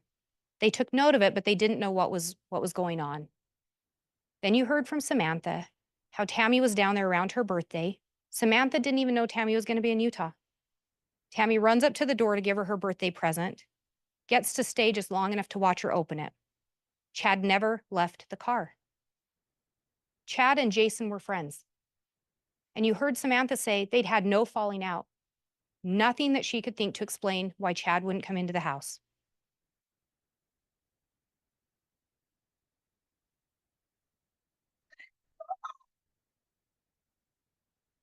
Again, back in July, when Chad and Lori are talking about death percentages, Chad tells Lori he got the inspiration to go back to he uses my original death percentages that helped us track Charles, Ned. Chad had the death percentages to track Charles. Tammy is very close. Her percentage has fallen steadily since Iplos left. It is encouraging.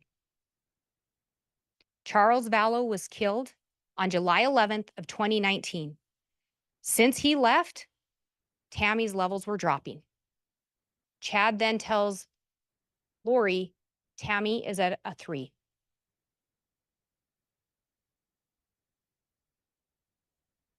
Chad tells Lori on July 30th of 2019, this afternoon, Tammy said she felt lightheaded, as if her body and spirit weren't connected. Interestingly enough, Coroner Dye made a similar note in a report that Chad told her something along the lines of Tammy not feeling connected to her body. Chad said that back in July.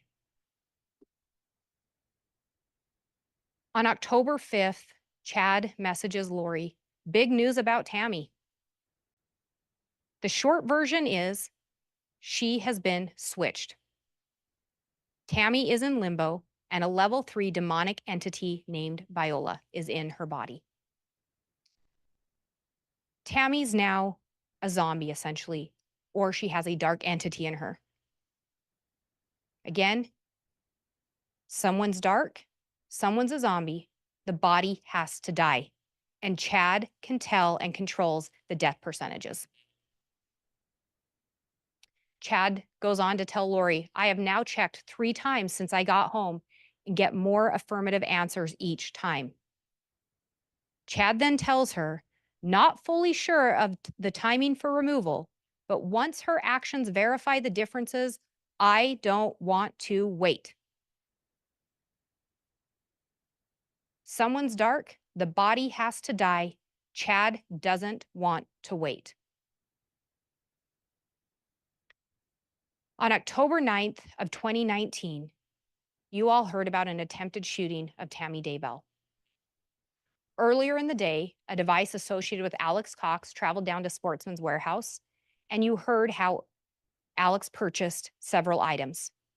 They were all dark in color, a face mask, a knit beanie, frog tog pants, and mittens. And you heard the gloves were a flip mitt. You could pull them back to do things that you needed your fingers for, such as shooting a gun. You heard how later on the 9th, after going to Sportsman's, that device drove up by the Daybell residence, didn't stop, but was in the vicinity, and then left back to Rexburg.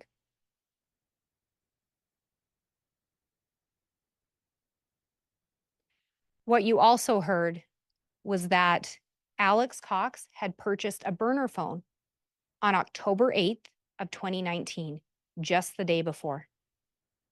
That device was activated on October 9th of 2019.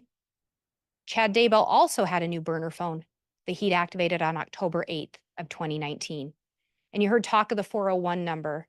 That particular phone was only in contact with Lori Vallow and Alex Cox.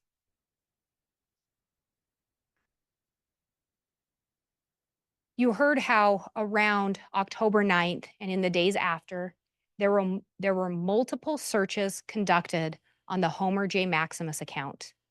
Homer J. Maximus was Alex's account. He had searched drop from 100 yards to 300 yards, 6.5 Grendel. How to prep your AR for the cold, how to load your AR, help load your AR in the cold, how to shoot through a Dodge Dakota, how to shoot through a windshield. You heard that the Daybells owned a Dodge Dakota, and you heard mixed testimony on who drove the car the most. But what was unrefuted is that at a minimum, Tammy did drive that car at times. At a minimum.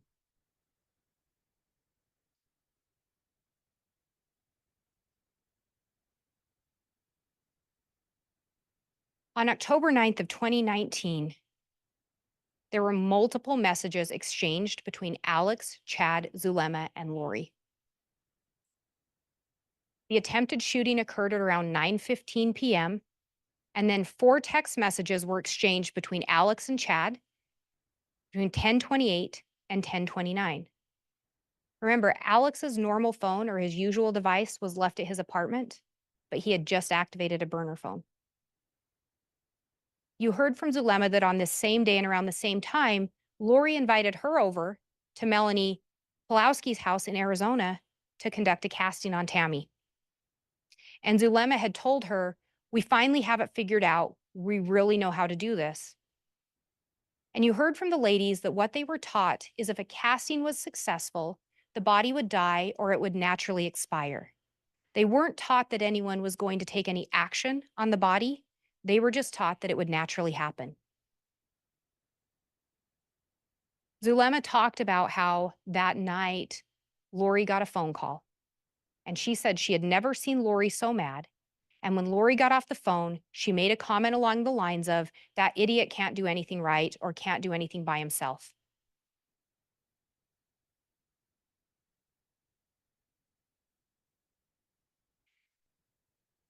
And when we talk about the timeline on October 9th, you can see there were multiple communications between Chad and Lori and Alex and Chad. The other thing that you notice on here is this incident is reported at 9:41 originally by Joe Murray. And you heard from Joe Murray, he's Tammy's son-in-law. You see that the Fremont County Sheriff's Office was dispatched at 9:45 p.m. And then at 9:49, Tammy made a call into the non-emergency line in Fremont County. 9:52 is when the Fremont County deputy arrives on scene.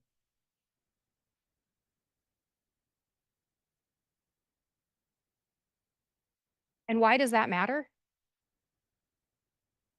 Tammy had done a search, or someone using Tammy's account had done a search for first an airsoft gun and second a paintball gun. But when you look at the time of the search, 3:29, if you do the calculations for UTC, it ends up at either close to 8:30 p.m. or close to 9:30 p.m. Attempted shooting happens around 9:15. So around 9:30, Tammy is conducting those searches. Well, why does that matter? Deputy Cannon's not on scene.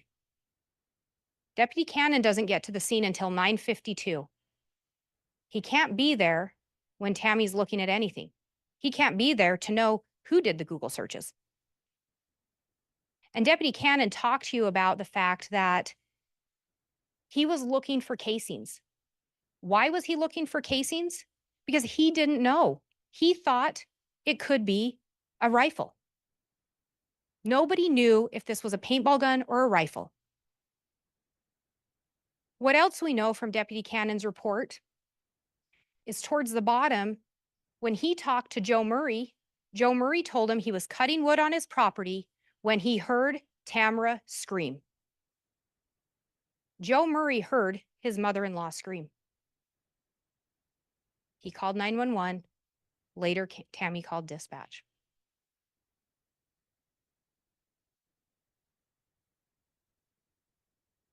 We know Tammy sent an email to her son, Mark, and we reviewed that email several times. We know Tammy called into dispatch, and we reviewed that call several times. Tammy at times refers to it as a paintball gun, but remember how she describes it. He was holding it like it was a rifle. He was pointing it at me. He was pulling the trigger. He was shooting at me. This wasn't someone just pointing a gun. This wasn't a prank. The person was pulling the trigger. She says it was dark. She describes the person dressed all in black, and she describes the person wearing a face mask. Remember, Alex Cox had purchased a face mask earlier that day at Sportsman's Warehouse. Alex Cox had purchased black or dark clothing earlier that day at Sportsman's Warehouse. Alex Cox had a 6.5 Grendel. Alex Cox was searching about shooting a 6.5 Grendel in the dark or in the cold. Why? You heard from Detective Kaikamanu that it was 26 degrees on October 9th of 2019. You heard in Tammy's own words, he stood there pulling the trigger, shooting. The gun didn't go off or the gun misfired. Alex is searching about how to shoot an AR in the cold. You heard from both Investigator Edwards and Detective Kaikamanu about their training with paintball guns and their training with ARs. You heard from them how the scope on an AR could be mistaken for a hopper on a paintball gun. You further heard when it's dark, it's even harder to tell. You further heard that if the gun is pointed at you, it's going to be that much harder to tell. You also heard that Tammy wasn't familiar with guns. Her own kids, Emma and Garth, told you. They've never seen Tammy with a paintball gun. They've never seen Tammy with an assault rifle. But what do you know? Tammy was scared. Tammy sent a Facebook message warning people. In her email to Mark, Tammy said, "The scared part came later when I realized what could have happened. I didn't want to go out the next night alone after dark. Tammy had no idea someone wanted her dead, but she was still scared by that incident.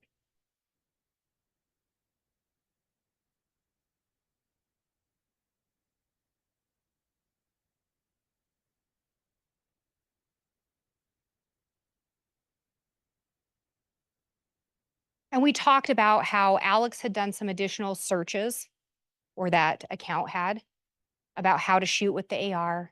And you heard how Alex was going to the shooting range in Fremont County from Detective Kaikamanu, and that was before and after this attempted shooting of Tammy.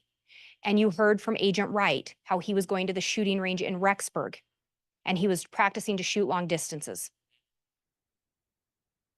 And you heard from Investigator Edwards, he talked to you about how he looked at that gun. He looked at that Grendel 6.5 and it had a pin that was loose. And he explained to you about how if that pin had come loose, that could cause the gun to misfire. Alex didn't know why the gun misfired. That's why he was looking at shooting an AR in the cold. Instead, we do not know of any other attempted shootings of Tammy Daybell. Instead, what we know is that on October 19th of 2019, just before 6 a.m., Chad Daybell and Garth Daybell made a call to 911 to report Tammy's death. Remember how Garth described her? She's stiff and cold. Remember what Chad said? She's clearly dead.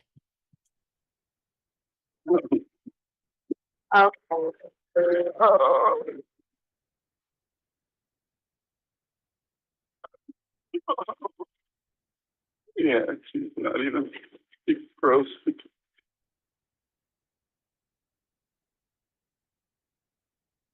A little over 24 hours from reporting his wife's death, Chad messages Lori, I know exactly how you feel.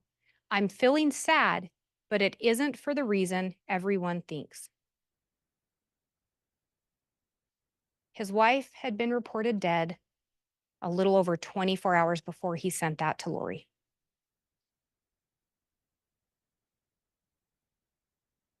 You heard the description of Tammy, stiff and cold, clearly dead. And yet, Garth and Chad say they put her back on the bed. Garth says he hears a thud and his dad calls for him. However, Garth and Chad were consistent. Tammy didn't fall out of bed. Where's the thud? They both describe the top part of Tammy falling out of the bed and her legs being tangled in the sheets. And you heard from the coroner that when she arrived on scene, there was this rag in the bedroom. And she took the rag and she wiped the foam or the sputum that was coming out of Tammy's mouth. But what you also heard from her was it was a rag Chad had already been using. Tammy's clearly dead. The body's been moved. The foam's been wiped.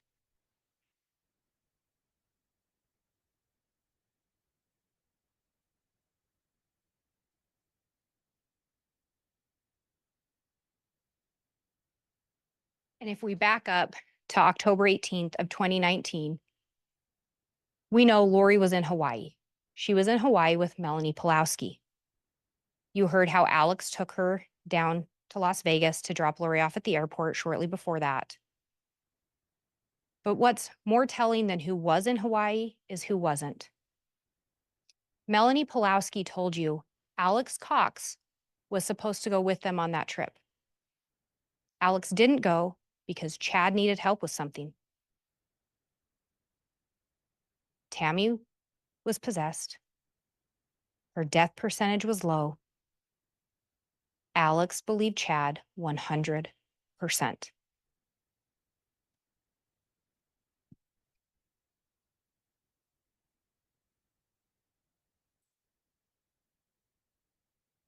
And you heard from several witnesses, Detective Kaikamanu, Investigator Edwards, and Agent Balance, that advice associated with Alex Cox was at a church just 2.6 miles from the Daybell residence from 10:07 p.m. to 10:45 p.m. on October 18th of 2019.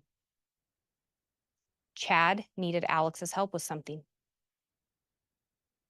You heard testimony. Alex didn't know anyone else in the area. He knew Chad. Alex didn't know Tammy, but he knew Chad. At 11:53 p.m., the phone, again, there was a data point, about a 7-minute drive from the church.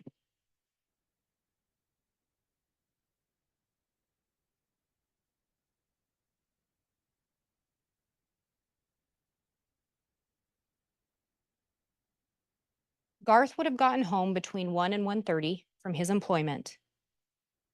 You heard Garth tell you that when he got home, he saw 2 lumps in his parents' bed, assumed it was them. He didn't go check on them. He didn't verify anything to see if they were okay. However, you heard from Micaiah Baglin that what Garth told him, that was when Garth got home from work, he found his mom dead in her bed and his dad was nowhere to be found.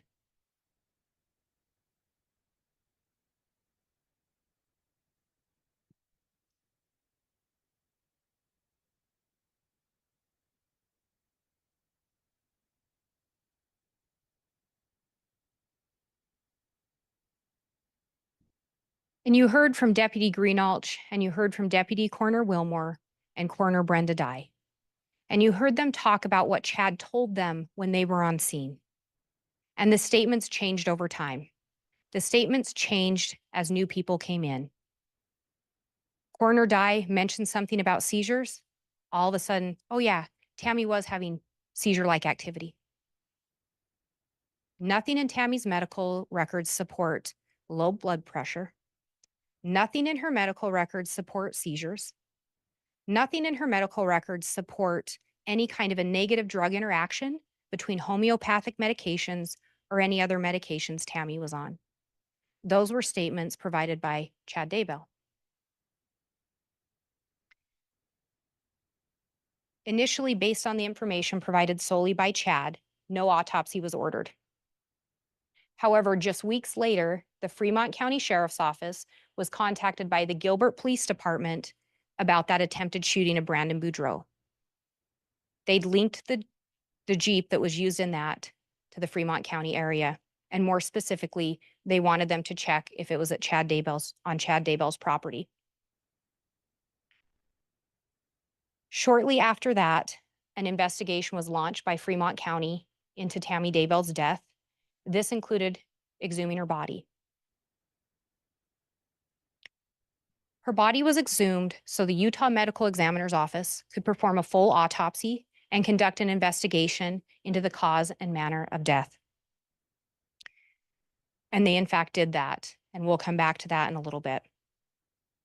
After Tammy's death, you heard how Chad told multiple people that he couldn't stay at the house anymore. He was going to move in with a friend. This was right after Tammy's passing. You also heard how Tammy died on October 19th of 2019, or that's when she was pronounced dead. That was a Saturday. Funeral was held in Springville, Utah on Tuesday, 1 working day to get everything ready. You heard Todd Gilbert say how it felt like Chad just wanted to get it over with.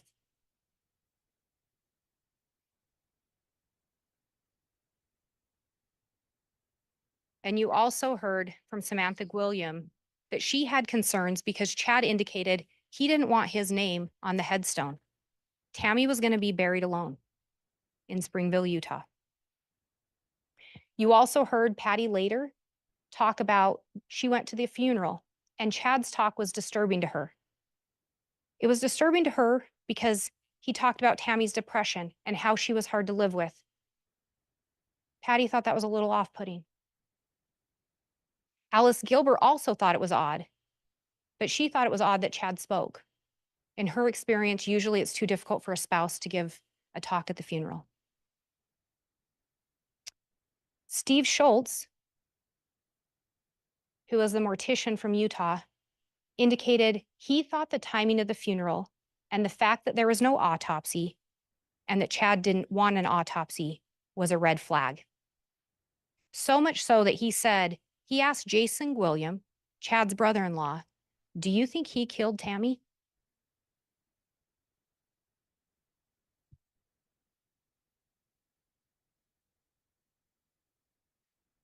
When we talk about the timeline of October 18th to the 19th, you can see the communication. Text between Chad and Lori, Lori and Alex, Chad and Alex, Alex and Lori, and it goes on.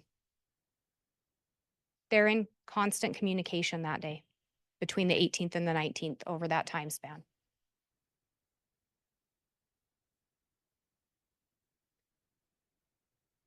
Tammy Daybell had an autopsy conducted by the Office of the Utah Medical Examiners. They determined the manner of death to be homicide and the cause to be asphyxiation.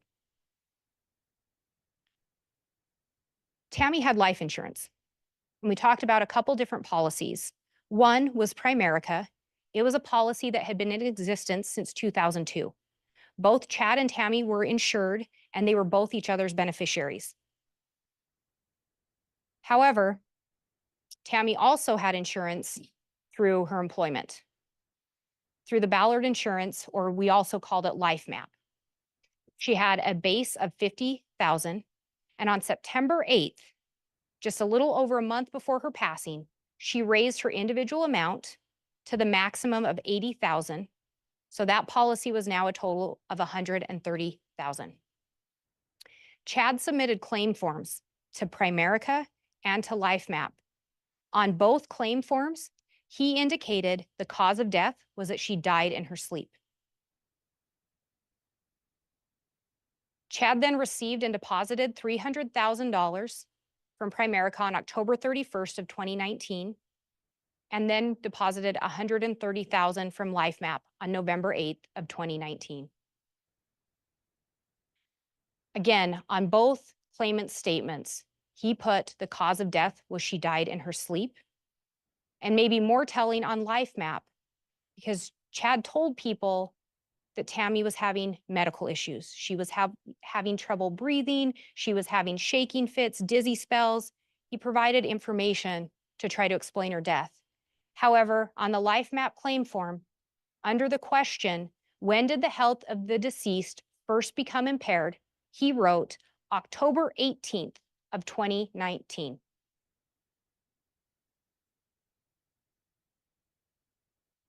When Tammy upped that LifeMap insurance, Chad signed off on it too. Chad knew she had increased that life insurance.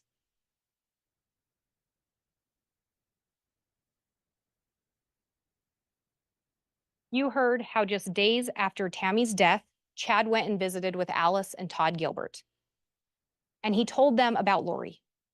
And shortly after, he brought Lori to meet with them.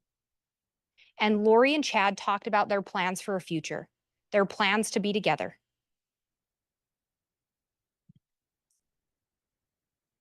What else was telling about that visit? They asked about kids. Chad's response to Alice, Lori had a daughter that died. Tylee hadn't been found yet. They went to dinner with Chad's parents, and you heard from Sheila Daybell. Lori told her, I have a daughter that died. We know on May 6th and 7th, Chad and Lori Googled searches for malachite rings. This was during a time that Tammy and Charles were still alive. We know on August 14th, Lori attempted to purchase a malachite ring. Again, on August 25th of 2019, she again attempted to purchase a ring. Charles was dead, Tammy was alive. On October 2nd, Lori purchased 2 malachite rings. Then she also purchased one more. The other ring was a men's size 11.5. And what's telling is that ring was returned on October 4th for a size 11. Then on October 25th, it was returned for a size 10, and that ring wasn't returned. That ring, however, resembled the ring Chad Daybell was wearing in their wedding photos when he and Lori got married on November 5th of 2019, just 17 days after Tammy's death. Chad filled out a rental application for Hawaii. What did he put in there? Clean couple with no pets or children. No pets, no children.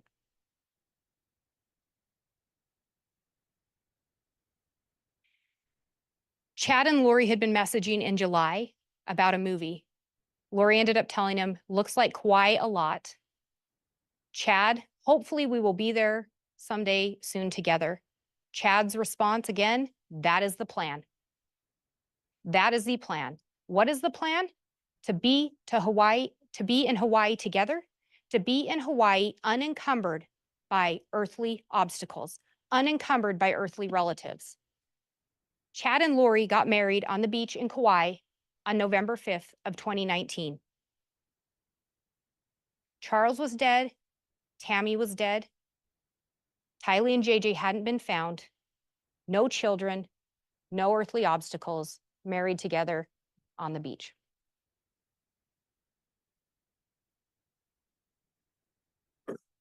Chad and Lori's bliss didn't last long because Kay Woodcock reported her grandson JJ is missing. And you heard from Detective Hermosillo how in November of 2019, he, along with some other officers, responded to 765 Pioneer Road. You heard how immediately upon arrival, untruths were told. Alex said JJ was with Kay. He said he didn't have a phone number for Lori. Chad said he barely knew Lori and didn't have her phone number. Lori said JJ was with Melanie Gibb and that Chad was her brother's friend. Chad and Lori were married. Hi, Lori. Sorry to bother you again. Yeah, we're having Melanie- get hold of your friend down there, No. Melanie. Well, they were going to Frozen 2 today.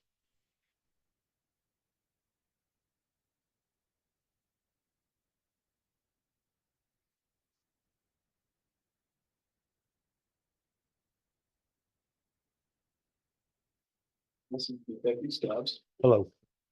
Meet you. So, we're Yeah, here, it's a big mess. I just talked to the guy on the. and what did he ask you? He was just saying that he wanted to do a well check on JJ. So JJ would be where? He's in Arizona. Who's he with in Arizona? He's with one of my friends in Arizona. Oh. Hi. Oh, you got a notepad? No, let me get one. No, come here. You mind if he comes in? Oh, So, sorry. who's the friend he's with? My friend Melanie, her son has autism. Stuff that was going on. If you want to know, it's a lot of stuff. So Well, that's why we're concerned because it just was kind of weird. it is very weird. I've had to move around a lot. One of my brothers is trying to kill me, not the brother that lives here. Obviously, he's kind of my protector. But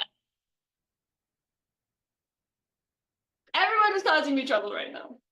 So We don't want to cause a lot of trouble. How long have you been here? we only been here since September. Good. We moved up here in September. My daughter to go to BYUI.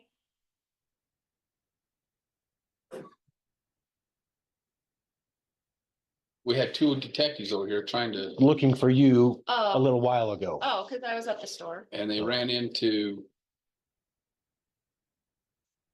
well, probably one of your brothers in My the back brother here. and his friend, probably. Oh, We've who's been that? moving. Chad. Chad from around here? Mhm. What's his last name? Yeah, okay.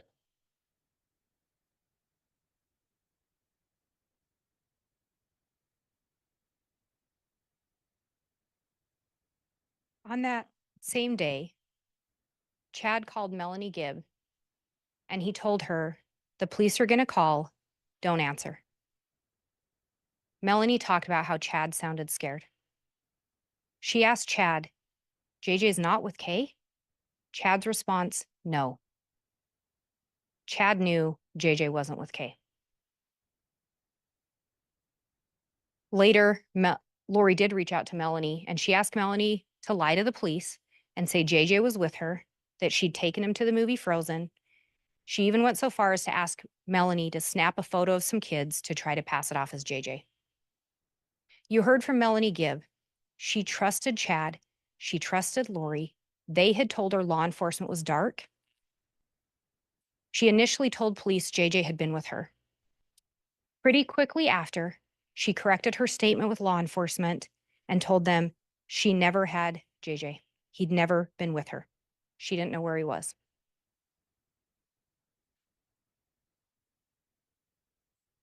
On December 8th of 2019, Melanie Gibb decided to place a phone call to Chad and Lori.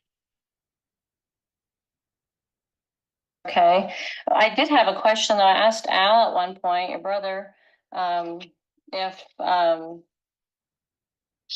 wanted to know, like where he was, and he said I did not want to know, and that he could not be found. So what does that mean? I don't know why he would say that, but it's the same story. Like Yeah. I don't even want Al to know. I don't want anybody to know so that nobody has to be worried about it. I mean, nobody has to be questioned about it, so he can be safe. Chad knew JJ wasn't with Kay. Alex said Melanie didn't want to know where he was. Is JJ safe? He is safe and happy. Okay, well. Remember how JJ was found? He was found discarded in Chad Daybell's backyard. Lori said he's safe and he's happy.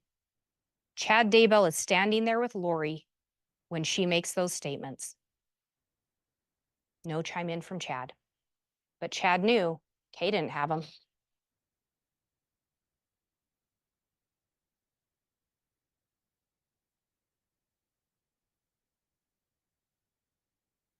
So is there kids that are not involved, or they're what are they talking about? So I'll have a clue if they show up at my house. If they show up, you can just give them the attorney's name and say, we're not talking to you without an attorney. Okay. Because No. Well, it's my sister-in-law. It's just a bunch of people that are starting trouble for no reason. It's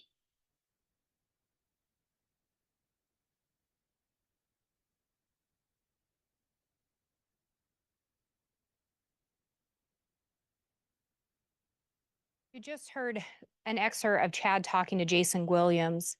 But before that, on that December 8th call with Melanie Gibb, Chad ends up chiming in, and he's trying to explain the Tammy situation. People are out to get us. People are making stuff up, such as my sister-in-law. Tammy died naturally. Tammy died in her sleep. Tammy was having health issues. Her heart was about to give out. My kids will testify to that. So is there kids that are not involved, or they're what are they talking about? So I'll have a clue if they show up at my house. If they show up, you can just give them the attorney's name and say, we're not talking to you without an attorney. Okay. Because No. Well, it's my sister-in-law. It's just a bunch of people that are starting trouble for no reason. it's separate from the Tammy situation. Again, Chad trying to distance and explain the Tammy situation separate from the kids.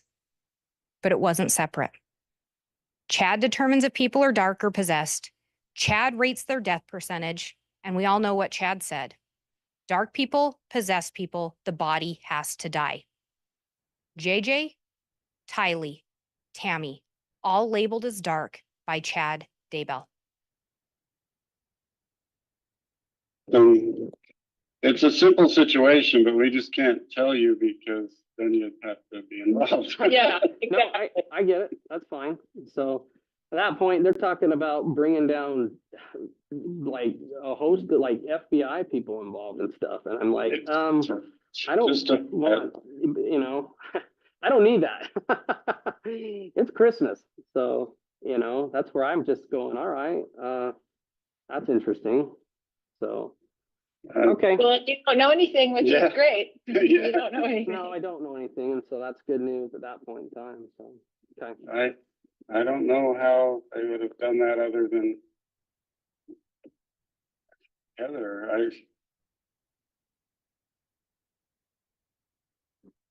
You heard from both Melanie Gibb and Jason William. They recorded these calls. They were both hoping to help locate JJ and Tylee. They still hadn't been located. You also heard some recorded calls that were recorded by Ian Pulowski. In those calls, you hear Chad and Lori repeatedly refer to law enforcement as dark, Some of them are even disciples of Cain. They're so dark. Melanie Pulowski at one point asks what she's supposed to do about Detective Hermosillo because he's not going to stop. He's not going to stop until he finds those kids, and she wants advice from Chad. What does she do? Chad's response, get out of his way. He doesn't say, and Lori doesn't say, we'll produce the children, we'll come and help you. Chad actually tells her, well, they are going to continue to bug you because you're the only one they can locate right now. She's the only one they knew where she was.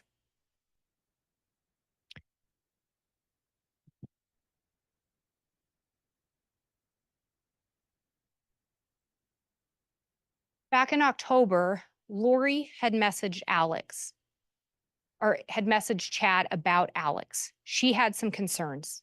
She ends up telling Chad he would be the one they used to get us both. Who is they? Law enforcement. You heard Melanie Gibbs' statement in that recording. Alex said, I don't want to know where JJ is. You know who labels people dark. You know what has to happen to the body. And Alex believed Chad 100%.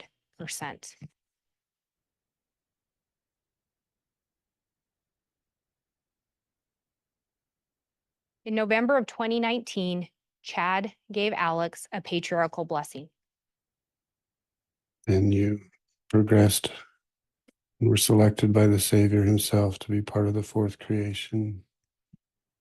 Great warriors were needed in that creation. Powerful goddesses were needed to be protected, and you were selected to help protect your sister. And you helped her in numerous probations as a defender. You have a special bond even from the premortal world. You connected there. And as she grew in power, you were right there beside her. Oh, Alex was Lori's protector. I am Chad Daybell. It is November 24th, 2019, a Sunday afternoon, 5:15 p.m. We are going to give Alex Lamar Cox a patriarchal blessing. Alexander Lamar.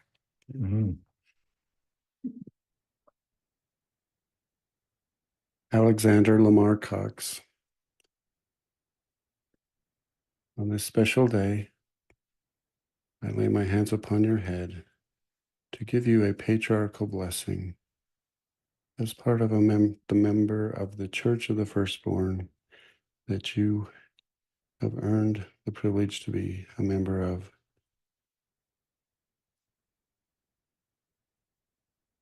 Alex is a member of the Church of the Firstborn. You heard testimony about Lori and Chad's mission.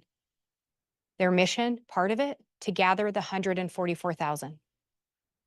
Chad was a self-appointed leader or gatherer and the leader of the Church of the Firstborn.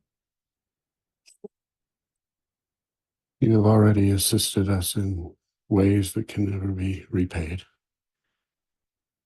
But you will continue to do so as you move forward in this. Alex had already done things for them that could never be repaid. I just want you to know that at this time, the Savior is saying unto me, well done. Thy soul is cleansed. All is well. And now you'll begin into your terrestrial phase of this existence, that you'll be a powerful servant. I bless you with that knowledge that you will now move forward as a true warrior in ways that can be demonstrated through not only physical action, but through spiritual power that is coming to you and that will be bestowed upon you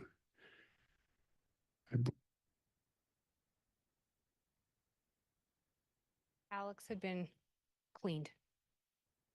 Whatever acts he'd done, he'd been absolved of them now, according to Chad. On December 11th of 2019, Tammy Daybell's body was exhumed. Chad and Lori had a conversation with Alex that day, and Zulema talked to Alex after that. She said Alex seemed worried when he got off the phone. She questioned him. Alex ended up telling her he was worried he was going to be their fall guy. When pushed further, Alex said, "I am either a man of God or I am not." Alex believed Chad 100%. Melanie Gibb had asked Lori at one point if she believed what Chad told her. Lori had responded that she did, but that if he was a Satan, he sure was a good one. On December 12th of 2019, or excuse me, on December 12th of 2019, Alex Cox ended up dying the day after Tammy's body was exhumed. An autopsy was conducted on Tammy's body, and you heard from both Dr. Eric Christensen and Dr. Lily Marsden. They both unequivocally testified the manner of death was a homicide, the cause asphyxiation. And you heard them talk about the different manners of death. And you heard Dr. Christensen just yesterday talk about no sign the asphyxiation was a suicide, no sign the asphyxiation was natural, no sign the asphyxiation was accidental. That left homicide, death by the hands of another. They talked about the bruises on Tammy. They talked about the fact those could be consistent with being restrained. They talked about the exhaustive toxicology tests that were done to try to ensure they had the correct cause of death. They talked about considering all the other natural possibilities, seizures, cardiac arrhythmia. And they talked about how they went through that process to reach their final conclusion. They talked about they followed their normal protocol. They gathered evidence, they gathered information, and you heard Dr. Christensen talk about that. Normally, you give a medical history. With his patients, they can't. They have to rely on collateral sources and collateral information. They gather the medical records and they gather reports and statements surrounding that person's death, so they ensure they reach the correct conclusion.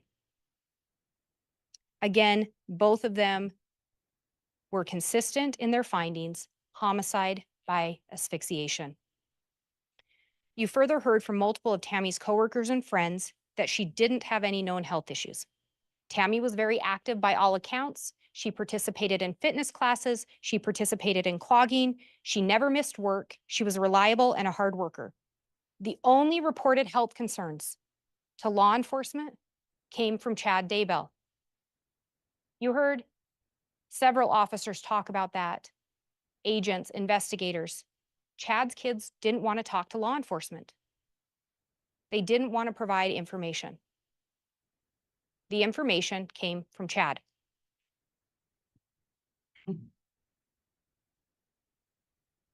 Chad told people different things regarding Tammy's death. Heather Daybell, Jason William, the coroner. Tammy was sick, coughing, found her at 6 a.m. dead. Also to Heather Daybell, no autopsy because the coroner had found matter in her throat. There was no testimony of that. She died of an embolism, also told to Heather Daybell. Chad said Tammy woke up at midnight, throwing up, and died at 2 a.m. Consistent that it's an embolism, different time of death to Alice Gilbert. Tammy was sick, coughing, went to bed around 10. Chad went at 1 and found her cold and dead on the floor to Hannah Munoz. Again, remember, Hannah went through the funeral line or the viewing line twice, once with each parent. Second time, Chad said she'd been coughing violently. Both went to bed at 10. He woke up at midnight and her body fell out of bed.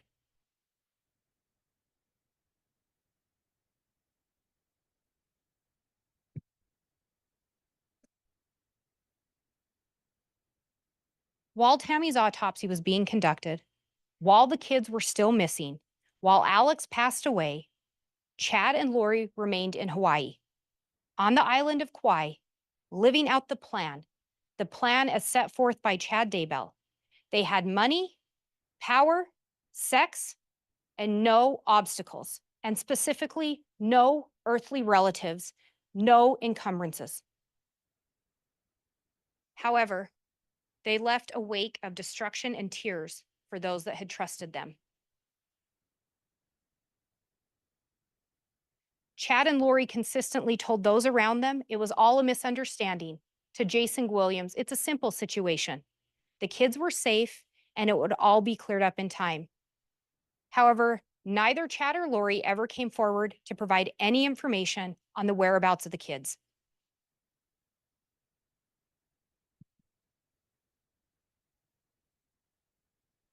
On June 9th and 10th of 2020, you heard multiple officers, investigators, detectives talk to you about the search of Chad Daybell's property. Agent Daniels described in detail how the search was conducted, and you heard multiple officers talk about the scene, the smell, the process, and the callousness of the way the children were discarded.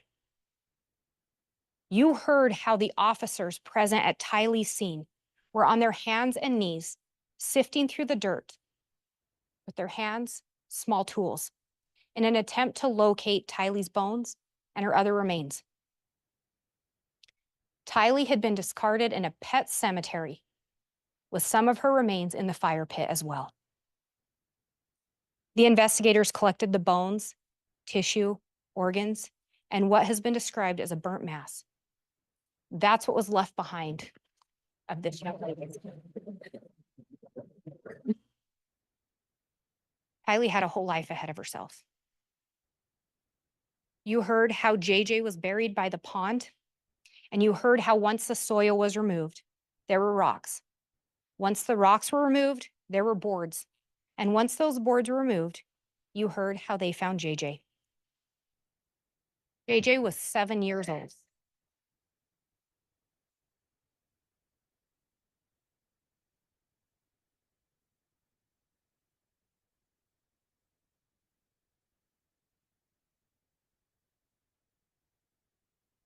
We'd heard multiple testimony, multiple talk of Lori asking Chad about a plan, of Lori asking Chad for confirmation of the plan.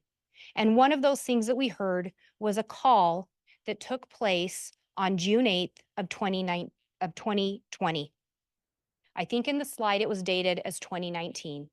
That call took place on June 8th of 2020, the day before Tylee and JJ were found. Lori wanted confirmation of the plan. The judge is going to give you jury instructions, and we talked clear back in jury selection about those jury instructions. But I just want to remind you, when we're talking about a conspiracy is an agreement between two or more persons to commit a crime. Only one of those persons has to commit one overt act. So one act in furtherance of the conspiracy. And you're going to be given jury instructions, and they'll have the overt acts listed out. And looking at the overt acts, endorse and espouse religious belief for the purpose of encouraging and or justifying murder. You heard testimony from multiple witnesses, Lieutenant Hermosillo, Melanie Gibb, Zulema Pastenis, Ian Pulowski, David Warwick, Allison Todd Gilbert. There were Temple records, iCloud records, Verizon records. You heard from Detective Considus and forensic accountant Mike Douglas, as well as Mark Sari with the Social Security Administration, that Lori changed Tylee's money to go to her on August 16th of 2019. You heard that Lori, Tylee, JJ, and Alex moved from Chandler to Rexburg. You heard about that through multiple investigators, multiple witnesses. You heard how Chad Daybell Googled south-southwest wind and visited a website. Detective Stubbs talked about that. Analyst Heidemann talked about that.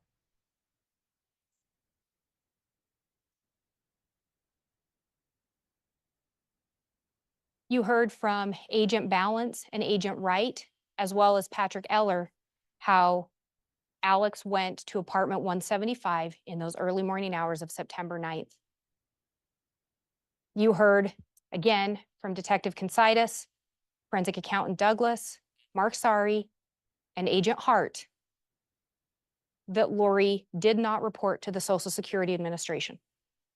She continued to collect that money. There's evidence of that in the iCloud accounts and bank records. Similarly, same type of evidence to support she continued to wrongfully collect those Social Security benefits.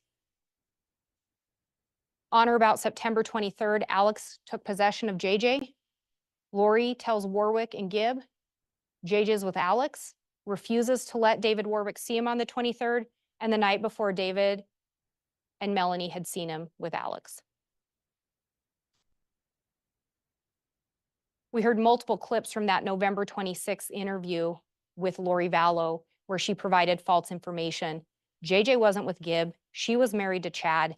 She didn't provide truthful information. September 23rd to February 1st, again, similar to Tylee in the Social Security, Lori failed to report that.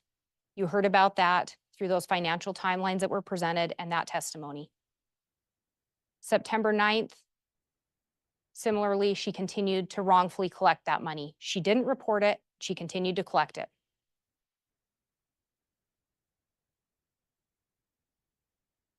Again, that Chad and Lori espoused religious beliefs in an attempt to justify their actions. You heard multiple witnesses talk about that. On September 1st, again, we've already talked about that. Multiple witnesses, multiple evidence showing they moved to Idaho. And again, remember, those text messages designating Tylee, JJ, and Tammy as dark happened before that move. Text messages with Chad and Lori regarding death percentages, we just discussed those today. You heard about them through Agent Hart, through those iCloud records. Chad Daybell obtained a burner phone. We heard about him obtaining multiple phones, multiple phone numbers. We talked about Alex Cox obtaining a burner phone on October 9th. Text messages between Chad, Lori, and Lori about Tammy being possessed. Again, we talked about those today. They came in through Investigator Edwards and Agent Hart. September 8th, Chad signed that application to increase Tammy's life insurance. His signature's on that policy. Emma Daybell talked to you about that. Alex Cox attempted to shoot Tammy on October 9th. Talked about that. You heard from multiple witnesses about the firearm, about what was reported. Deputy Cannon, Detective Kaikamanu, Investigator Edwards, Agent Wright, Agent Balance. Alex Cox conducted multiple internet searches. So we talked about that, the Homer J. Maximus account, the searches about how to shoot the AR in the cold, and different things regarding a Grendel 6.5, as well as shooting through a Dodge Dakota. Alex being at the gun ranges, we talked about that again today. Detective Kaikamanu, Investigator Edwards, Agent Wright, all talked to you about that. Alex traveling to Sportsman's Warehouse on October 9th. Agent Balance, Agent Wright, Investigator Edwards, Detective Kaikamanu, all talk to you about that location data and the recovery of the items purchased, or the identification of the items purchased, I should say. Alex being at the church parking lot approximately 2.5 miles from the Daybell residence on October 18th, 2019. You heard about that information from Agent Balance, Agent Wright, Detective Kaikamanu, and Investigator Edwards.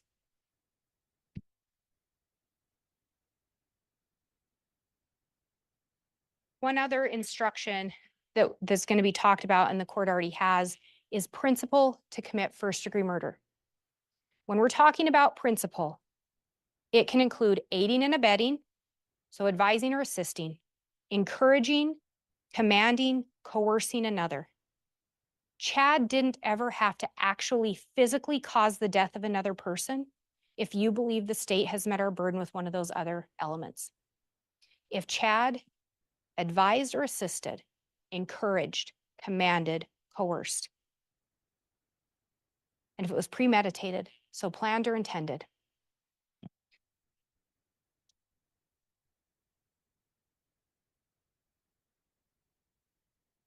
Tammy Daybell was a 49-year-old mother of 5, a new grandmother.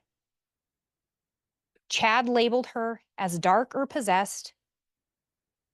Her death percentage was low. We know what happens to the body. Tammy had to die. Tylee Ryan, a 16-year-old young lady with her life ahead of her. Labeled as dark or possessed by Chad Daybell, death percentage low. We know what has to happen. Tylee has to die.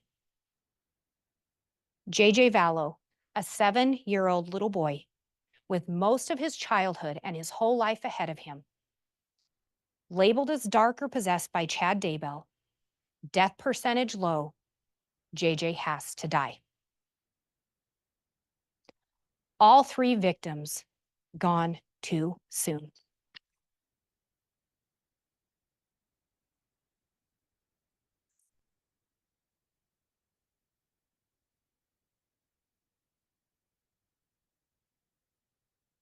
All right, thank you, Ms. Blake. That will conclude the state's closing. At this time, we are going to take a lunch recess.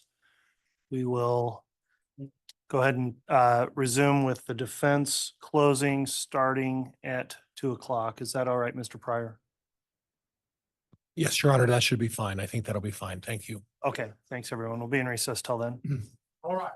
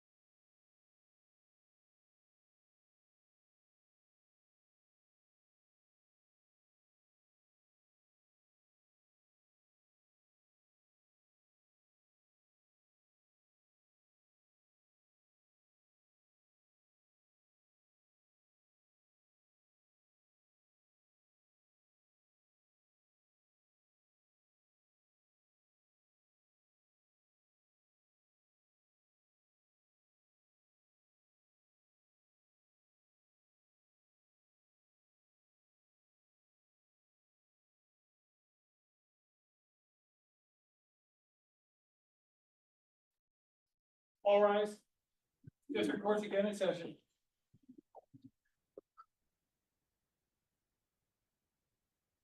Thank you. Please be seated.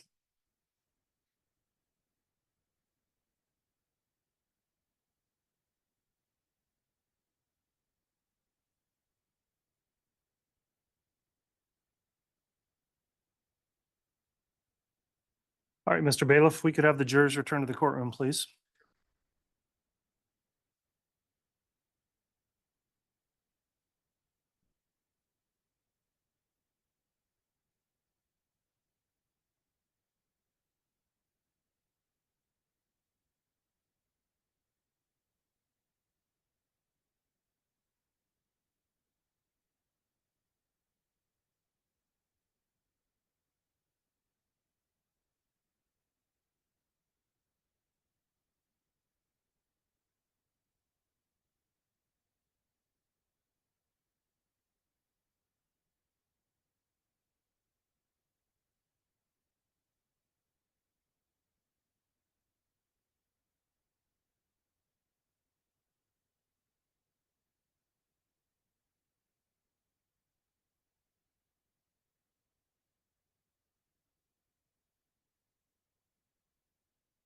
All right, please.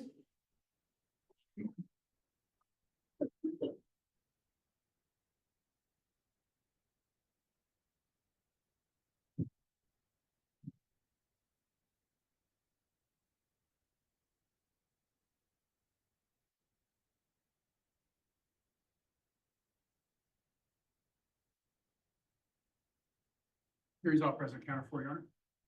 Thank you. Please be seated.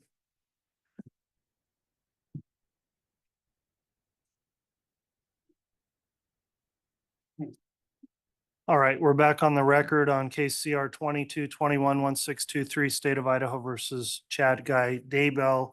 We just concluded the lunch recess. At this time, the state completed its closing argument. It's now time for the defense to make its closing argument. Mr. Pryor, is the defense ready?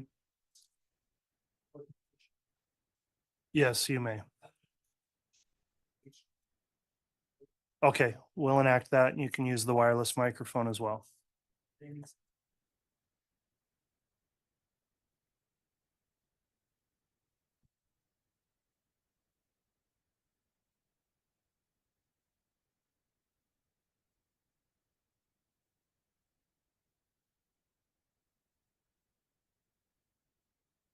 Folks hear me? Okay, thank you. I promise you, got about 15 slides. Not going to be long. I want to touch on a few points, and then I want to spend a little bit of time talking to you folks a little bit about the case, okay? I promise you this isn't going to take 2 hours. It'll be briefer, but there are some points that I need to touch on, and then I would respectfully ask for your attention in regards to that. I want to start out with the first slide, and the reason I did this is because in order for there to be a conviction, there's a chain of links that the prosecutor attorney has to go through. Chad Daybell, the first link is that he's presumed innocent. He's presumed innocent now. He was presumed innocent during the trial. He's presumed innocent throughout the trial. When it goes back to the jury and you consider the evidence, that's when you make the decision. And that's how that works. Throughout the trial, from the very beginning to the middle to the end to today, the entire burden has been on the state, okay? And the definition of what has to be proven by the state is beyond a reasonable doubt. State must prove every element beyond a reasonable doubt. Now, you've heard some information previously from the other attorney about what the state has to prove. One of the things the state has to prove in regards to the conspiracy charges is that there was an agreement, okay? And if you recall, when we were going through the voir dire process, that fancy French word that talks about when we were trying to select the jury, I talked to you and asked a number of you what an agreement is. What do you believe an agreement is? Okay, but the state has to prove that Chad Daybell with Lori Vallow or with Alex Cox or with other co-conspirators that they haven't named, with one of them entered into some sort of an agreement to kill the children and to kill Tammy Daybell. And then you have to show that Chad's involvement in that. That's the next thing the state has to show. Then they have to show that there was evidence of the murder. Jury instruction number 3 talks about, again, what I just talked about. The defendant, Chad Guy Daybell, has been charged in the amended indictment with certain counts of conspiracy with Lori Vallow and or Alex Cox, who's deceased, and or other conspirators, both known and unknown. And then it goes on, and I'll talk this a little bit up. The crime of conspiracy involves an agreement by 2 or more persons to commit a crime. Okay, it can't be an agreement that we have consistent religious beliefs. It can't be an agreement that we talk about religion unless there's an extra step. And that extra step has to be, we are going to kill these children. We are going to agree to kill Tammy Daybell. You can hear all the testimony in the world about dark spirits. You can hear all the testimony in the world about light and dark. You can hear all the testimony in the world about death percentages. And if you remember when we talked about death percentages with Officer K, who I think is here today, one of the text messages or the messages that he put up that he pulled off when he did his Google search is about Tammy and Chad talking about death percentages, talking about light and dark. You heard from Emma Murray, how Emma Murray talks to her father. Now, they used a different term, but in Chad's traditional religion, his traditional LDS faith, it was not uncommon to talk about light and dark. It was not uncommon because we showed you the message between Tammy and Mark and Chad where they talked about death percentages. Okay? Now, the state brings up, yes, oh, Chad put a death percentage on Tylee and JJ and Tammy, and they're all dead. But you also heard testimony from one of the state's experts that said, we don't know if it was a high number or a low number, and there's confusion as to what that means.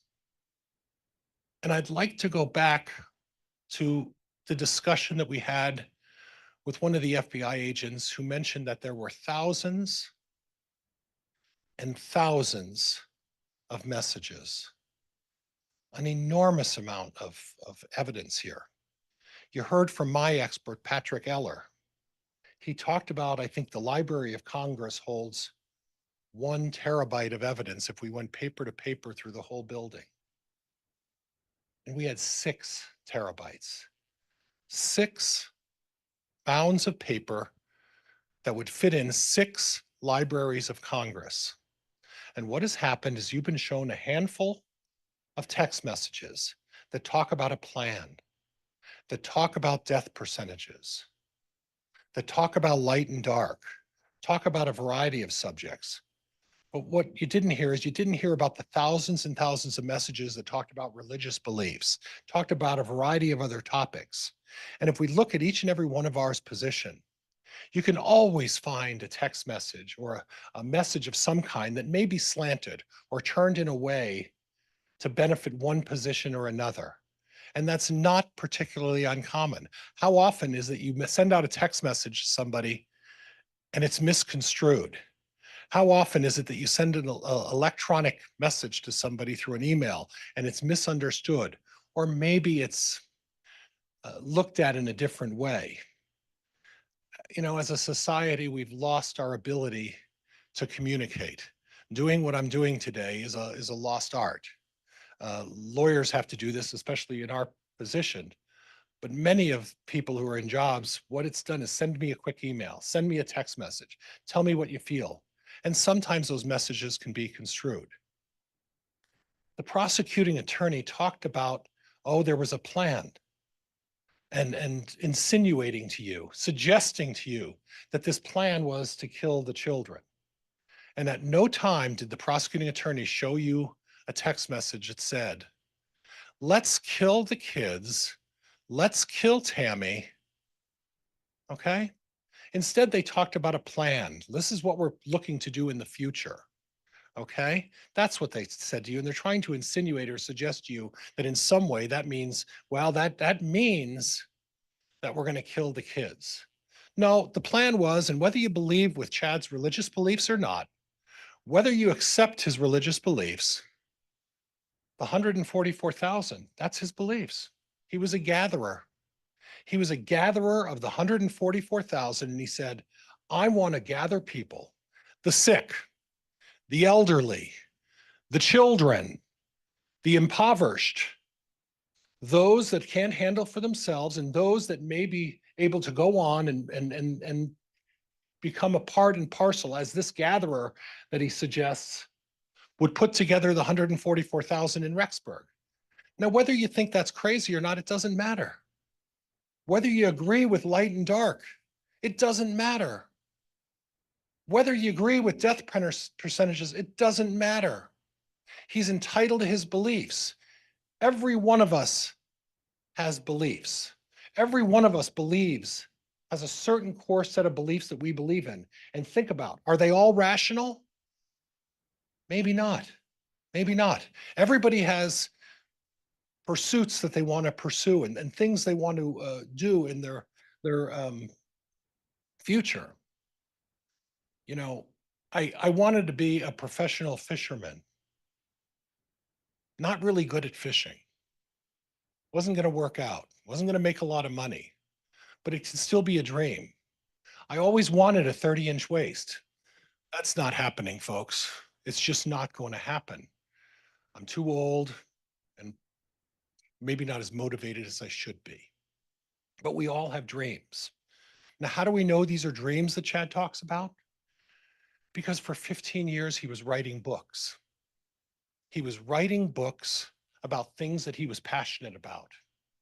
And if you know anything about authors, when they're passionate about something, anybody comes up to them and brings up a subject and says, let's talk about religion.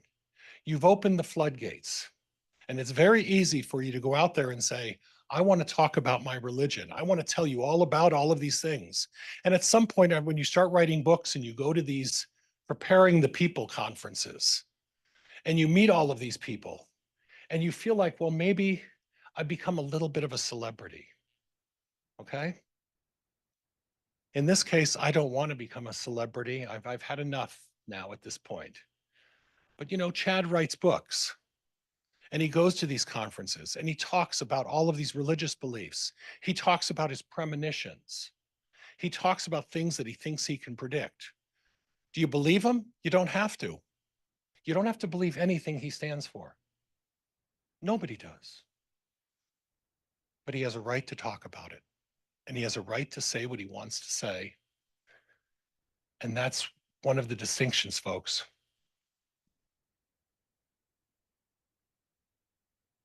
Involves an agreement.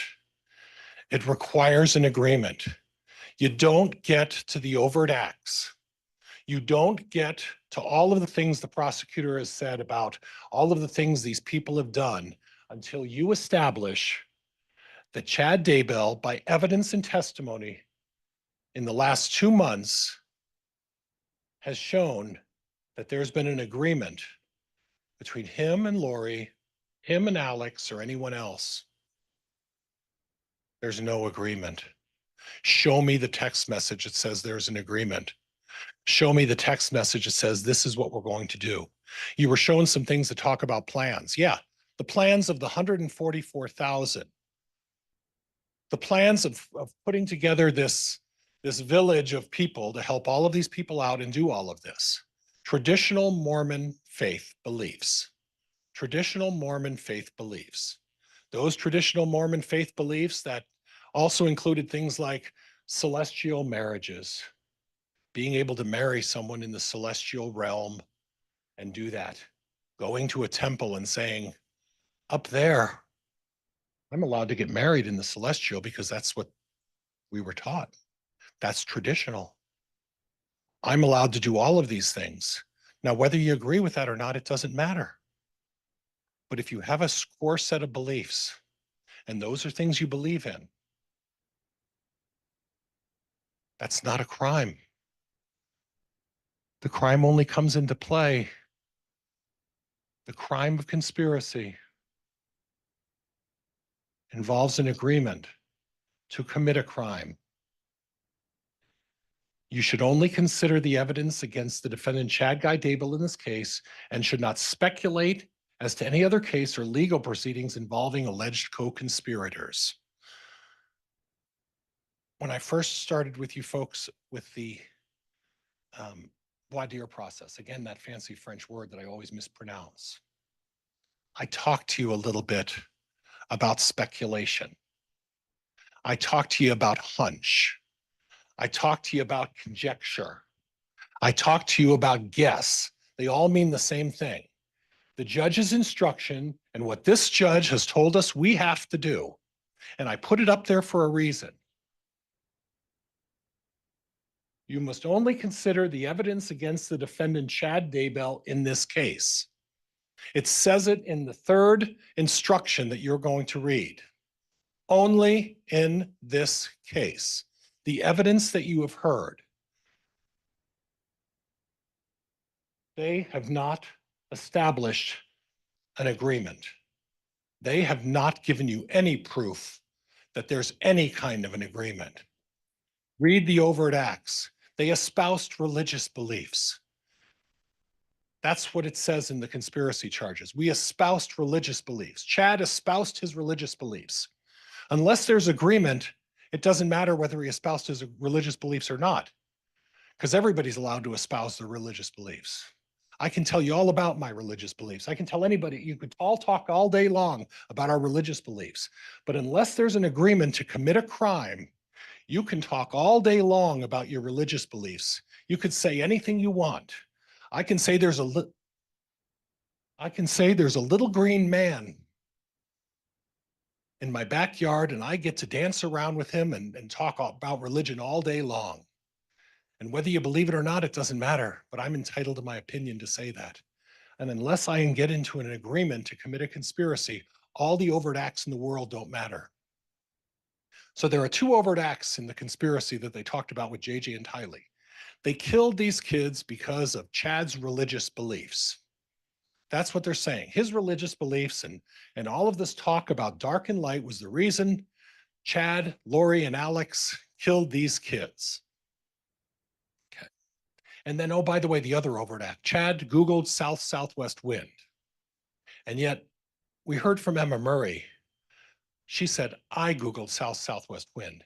I had an event like Joe Murray's 5K race to see what the weather was going to be like, or another event that Joe was involved in. And she Googled it a short time before that event. You have to have an agreement. Again, do not speculate as to any other case or legal proceedings involving the alleged co-conspirator. What that's telling you is this: judge's instruction. You heard testimony about Charles Vallow. We've heard about that. We've heard a lot about it. Counsel brought it up again today. And I believe, if I remember right, I don't see him. Officer Duncan's here today. And Officer Duncan got on the stand, and when I pressed him, and remember, folks, I brought the paper out, brought the sheet of paper out, and I said, Officer Duncan, read this to the jury. Read what this prosecuting attorney in Arizona stated about status of the case. And what did he say? Chad Daybell, with this in regards to Charles Vallow, no reasonable likelihood of conviction. What that means, they don't have any evidence. They don't have any reason. So, you don't get to say, well, he's guilty because he must have been involved. Charles Vallow, except the prosecutor said no reasonable likelihood of conviction. Lori Vallow's involved with Charles Vallow. Alex Cox, if he was not deceased, involved with Charles Vallow. Then we go to Brandon Boudreaux. Chad Daybell, not implicated in regards to Brandon Boudreaux. You know what Chad did? You know why he's not implicated? He carried a tire from a storage unit from a Jeep. And the prosecutor down there recognized you don't have an agreement there because you carried a tire. You don't have an agreement because Chad Daybell has religious beliefs that we don't believe in. What they have is they have Alex Cox shooting at Brandon Boudreaux and Lori Vallow down there involved. And that's what you have down there. Do not speculate as to any other case or legal proceeding involving the alleged co-conspirator. It's in black and white. Facts, evidence. Again, that fancy French word, voir dire. I talked to you about you folks about that. I talked about facts and evidence. Fact. Chad Daybell was not involved with Charles Vallow. Fact. Chad Daybell is not implicated with Brandon Boudreaux. Fact. Chad Daybell espoused religious beliefs. And if you want to believe the prosecutor, well, maybe Chad Daybell did a South-Southwest search. Where's the agreement? Where is the agreement? It's not there. You must remember, the defendant, Chad Guy Daybell, has the presumption of innocence, and you must consider his innocence based solely on the evidence provided in this case. It's the judge's instruction. It's not their instruction. It's not the four of them over there.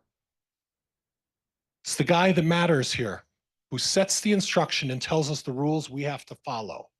And the rule is, you must remember the defendant, Chad Guy Daybell, has the presumption of innocence, and you must consider his innocence based solely on the evidence, the facts and evidence that you have been presented. That's what you have to consider. We don't speculate. We do not guess. We do not engage in conjecture. We don't do any of those things. Facts and evidence. Facts and evidence. Reasonable doubt. Under our law and system, this is jury instruction number 5.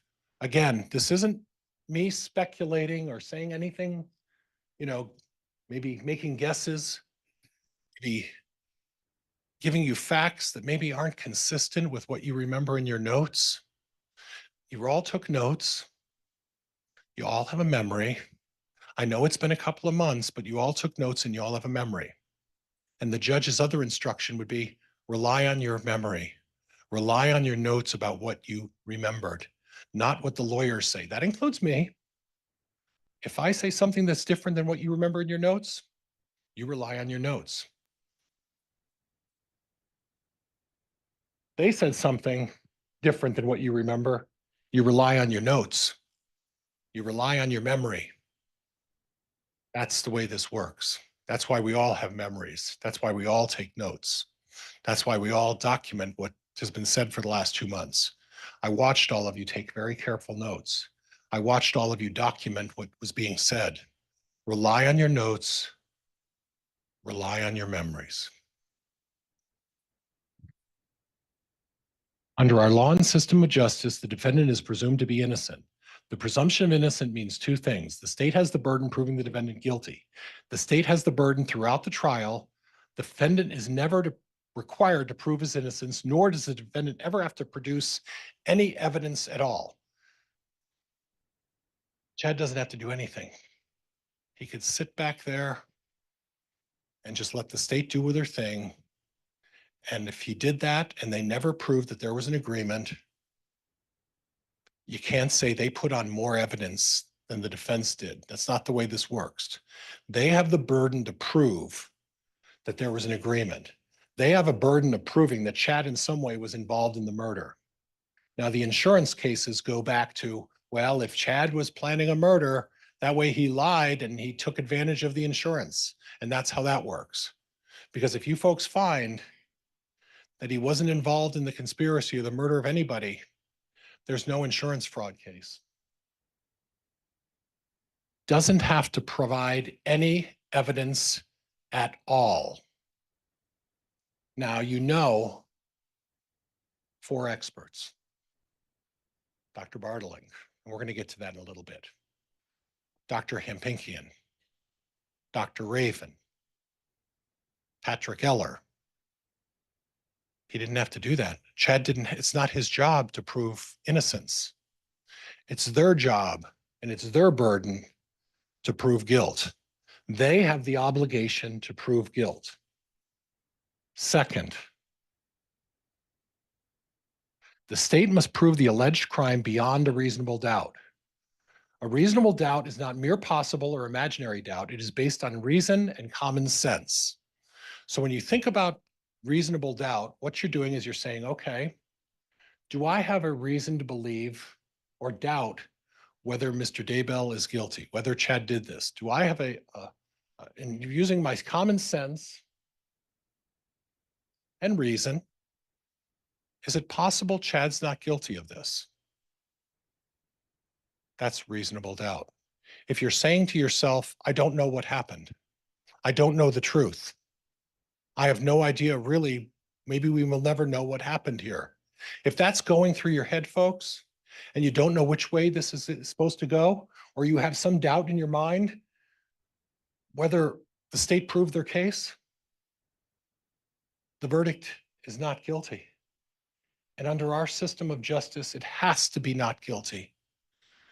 Because you can't just bring a bunch of people in from a school who suddenly espoused that Tammy was perfectly fine, and one after another, and bringing the principal in, and bringing anybody who ever even spoke to Tammy once or once a week, or anybody else, and saying, oh, she was healthy. And yet they didn't show there was a significant discussion about her health. And we're not supposed to believe her family. We're not supposed to believe her son and her daughter who knew her better than anybody else. And then I guess what the state would like to do is, well, believe all of these 9, 10, 12, 15 teachers and principals and everybody else who was dragged in and said, oh yeah, healthy as a horse. Okay. Common sense. Common sense. That's what you need to do. It may arise from careful and impartial consideration of all the evidence or from the lack of evidence. If after considering all the evidence, you have a reasonable doubt about the defendant's guilt, you must find the defendant not guilty. If you have a doubt and you don't know what happened, you must find Chad not guilty. That's not from me. It's not from them. It's from the one that matters, the one who sets the rules and tells you what the instruction is, and read it for yourself. You're going to get a copy of the instruction. It's jury instruction number 5. You must, if you have doubt, Chad doesn't have to prove anything, but if you have doubt about what happened here, the verdict has to be not guilty. That's what the law says. This is jury instruction number 8, and I want to, when you pull up jury instruction number 8 with you folks in the booklets that you get, you'll see that I only took a couple of sentences out of that. In all fairness, jury instruction number 8 is much longer than this, and there's a lot more information in there. But what I did is I pulled out what the theme and what I wanted to talk to you about. And on jury instruction number 8, as part of it, it says, in determining the facts, you may consider only the evidence admitted in this trial. You consider the evidence that has been presented to you. There has not been any evidence saying, we're going to kill the kids, we're going to kill Tammy. There is talk about a plan. Yeah, the 144,000 building a village for the children, the infirm, the sick, the other people that Chad is able to gather. There's the plan, and if you go through the evidence, you'll see there's reference to the plan. It wasn't a plan to kill, folks. It was a plan to gather. A plan to gather by a gentleman who's a traditional Mormon. And yes, you don't have to like his beliefs. You don't have to agree with his beliefs. But he sure has the right to believe whatever he wants to believe. Second line, and again, you'll see the ... is because the jury instruction number 8, I want to say it again so that we're very clear. I didn't publish the entire jury instruction number 8. I took these 2 paragraphs out. And when you read the rest of it, you'll see it basically covers the same subject. There's other topics in there that talk about it. But under the second sentence, do not attempt to guess what my answer might have been or what the exhibit might have shown. That goes back to what I talked to in the very beginning of the trial. You can't speculate. You can't guess. You can't engage in conjecture. You can't say, this is what he must have meant, or this is what she must have meant, or this is what they meant by this. No, you look at the evidence, and unless it tells you something, you take the evidence as you take the evidence. Again, the judge's instructions. This talks about jury instruction number 18, and the state talked about this a little bit, and I'm going to go through the whole thing. I'll be quick, okay?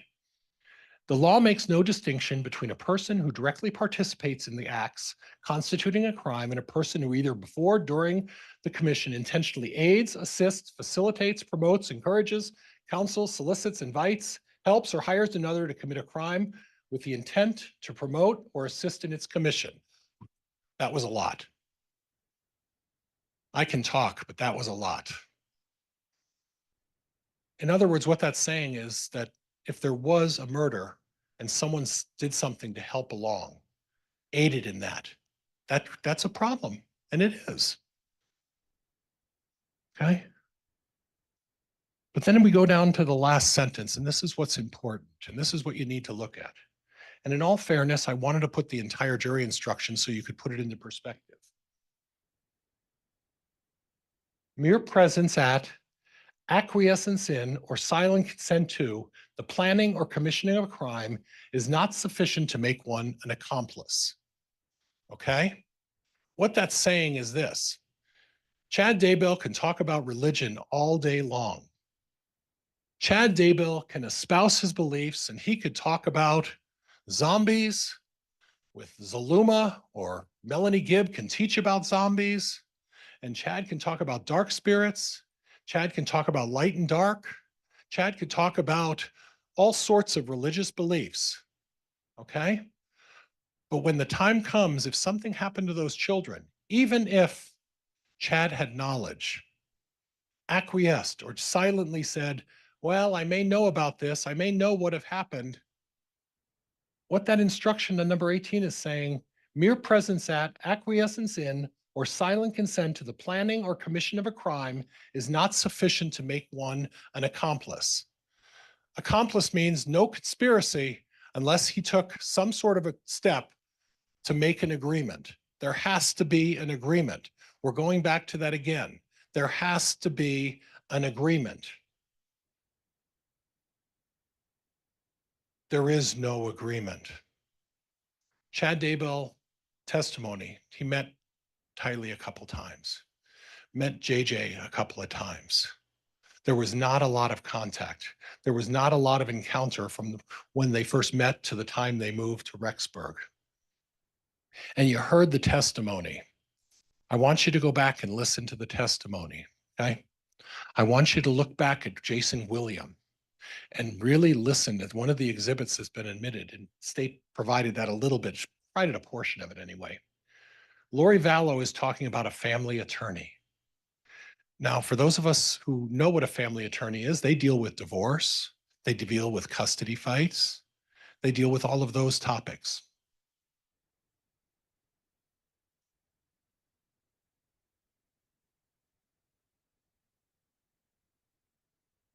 Chad said, the kids are okay, it'll be cleared up in time. There's a simple solution. He calls Melanie Gibb, talking to her, and if you listen back to the tape recording, basically, in essence, he's saying, where are the kids, Melanie? What's going on? I thought they were with you. He did say, don't lie to the police. Well, you know why? Because he thought Kate and Larry were in the process of trying to take the kids from Lori. Where did he get that from? Guess where? Lori Vallow. Chad didn't know where the kids were. Chad didn't know where the kids were until that fateful day on June 9th, when they're discovered on his property. Up until that time, Lori Vallow was selling to Jason William and anybody else who would listen the family attorney line. The kids are fine. And you heard Lori Vallow talk about it. If nobody knows about it, the better. She said that. Only I need to know what was going on. I'm the one who needs to know what's going on. And if nobody else knows anything, they can't do anything about it. That was the dupe on Chad Daybell. The kids are fine. It's all going to be cleared up. There's a simple solution. We're hiring a family law attorney to deal with it. They're not hiring a criminal defense attorney. They're not hiring a criminal defense attorney. So Lori Vallow's decision to hire a family law attorney and Chad going along with it because there's a simple solution. Kids are safe. Everything's going to be fine. Mere presence, acquiescence, silent consent doesn't get you there. Even if he knew there was a crime, even if Chad Daybell knew, well, maybe the kids aren't safe. The testimony is everything's fine. Simple solution. But even if you don't believe that, even if you don't accept that and say, how could he not know where the kids were? I want you to look at jury instruction number 18. Mere presence at, acquiescence in, silent consent to. It doesn't get you there, and it doesn't mean he committed a crime. He's saying the kids are safe because Lori told him the kids are safe. He's saying it was a simple solution because this was a custody fight, because Kay and Larry were trying to take the kids, JJ anyway, from Lori. Lori talked about that with Detective with one of the detectives on the 26th of November. He talked, Ron Ball, excuse me. Officer Ball's here, I think. Front row. Talked about it with Ron Ball. The other thing about that tape that you need to understand, the other thing about the tape, and I didn't mean to go on this long, and I'm sorry, I guess I may not have been completely forthright. It's going to take a little longer than I thought, but I want to emphasize this stuff. I apologize for that. The other thing is when you listen to the tape with Ron Ball and the other officer, okay, you hear Lori Vallow talk about, well, I'm only here for a short while. And this is in September when they first started looking for where the kids are. And go back to your notes, go back to your memory, but then go back to the tape and listen to the tape where Lori Vallow says, well, I'm also going to be planning to move back with my friend Melanie Gibb. That was in September when she moved here. The kids were here and she's already planning. She hadn't even been here for very long, couple months. And she's already planning on moving back, and she said it in her own words, with my friend Melanie Gibb. Okay, after being 2 months here. Okay, and that's important. Remember that. Jury instruction 18, acquiescence. And it's a big word. Okay. And I looked it up in the dictionary. I'll admit that. Okay. I looked it up because I know what silent consent is. But when you look up acquiescence, it says awareness, acceptance, compliance. I'm aware of it. All right, I'm accepting it. I'm going to go along with it. That's acquiescence. I'm going to just go along with what is going on. So even if you think Chad Daybell should have known, but there was no agreement, there was no evidence that he entered into this plan to do this. The prosecutor's overt acts talk about espousing religious beliefs. They don't mention an agreement, but they know you got to have an agreement first before you get to the overt acts. I showed you that earlier. And acquiescence means I'm aware, I accept. I'll even comply.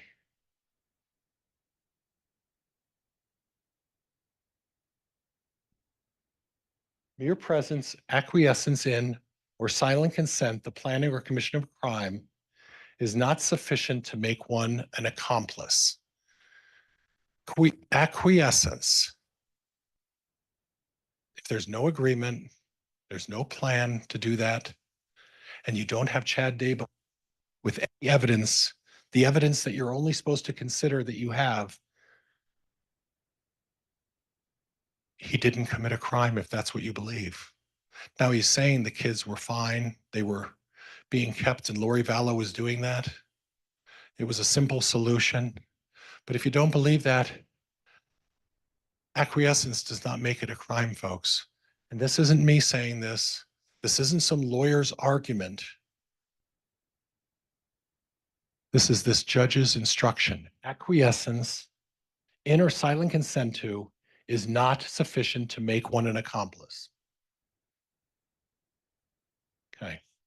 We're going to go back to the jury instruction 20 and talks about, again, the amended indictment against Mr. Daybell for first-degree murder and grand theft by deception.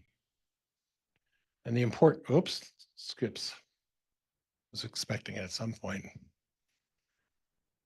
The important part here is involves an agreement. Once again, it involves an agreement.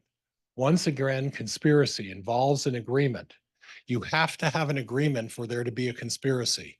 You have to have an agreement. There is no agreement. I want to talk a little bit about Exhibit 35 and 36. And those are exhibits that I submitted for your consideration. And if you remember, I had the officer on the stand, and I believe it was one of the state police officers, and I had them show you the handle of the shovel that was one of the many tools that were provided to them. And I zeroed in on the shovel, and this was the shovel that was at the scene of the crime. And it had dirt on it, like it had been used, like someone had been shoveling with it on June 9th and June 10th, the day the bodies were removed from the ground. But I provided your exhibit number 35 and 36 for a reason. Because when you look at the very first pictures of the tools lined up in the corner in the barn and you zoom in on that picture of the black shovel, you'll notice there's no dirt on the handle. And then on June 9th, later in the day, you see the shovel on the ground. Zoom in on the shovel, black shovel handles, folks, and magically there's dirt on the handle of the shovel. And then the subsequent pictures again on the 10th, there's dirt on the shovel. And then when the shovel gets to the state police and the officers up there from the lab, surprisingly, no dirt on the shovel handle, the black handle, the high end of the handle. No dirt in the beginning, dirt in the middle, no dirt on the end. And magically, surprisingly, those pictures are from June 9th and June 10th. The shovel and tools were used to dig. You heard from Officer Schmidt, grab some shovels and start digging. They didn't say, grab the shovels that we brought. They didn't say anything like that. They said, grab the shovels and start digging. Now, how do we know that he's telling the truth? Because 35 and 36, and take the time and go over the pictures. Expand on those pictures of that black handled shovel and tell me, clean, first picture, dirty, dirty, clean. They use the shovels. The police who were investigating this case used the shovels, and then magically we get a pickaxe, and magically we get another shovel. And guess what? Surprisingly, of the 18 tools, you heard from Dr. Hampinkian, not a drop of DNA of Chad Daybell is on any of the tools. Nothing else was tested. But ironically, we found Tylee Ryan's DNA on a shovel and a pickaxe that were found right next to the shed with that black shovel that was used on June 9th and June 10th. Okay. Motive. I want to talk to you a little bit about motive. Alex Cox. He killed Charles Vallow in front of Tylee and JJ. You heard testimony. Alex Cox shot Charles Vallow once. And then he walks up to Charles Vallow while he's dying and puts another bullet in him. And who are two of the witnesses? Lori Vallow is not going to say anything against her protector. Lori Vallow is not going to do anything about her beloved brother. But Alex Cox knows there are two people, two expendable people in Alex Cox's mind who witnessed the murder of Charles Vallow. That would be Tylee Ryan and JJ Vallow. Tylee Ryan and JJ Vallow, the murder of Charles Vallow. They become expendable because the one thing that can cause Alex Cox to spend the rest of his life, or far worse, in Arizona is a 16-year-old girl and an autistic 7-year-old little boy.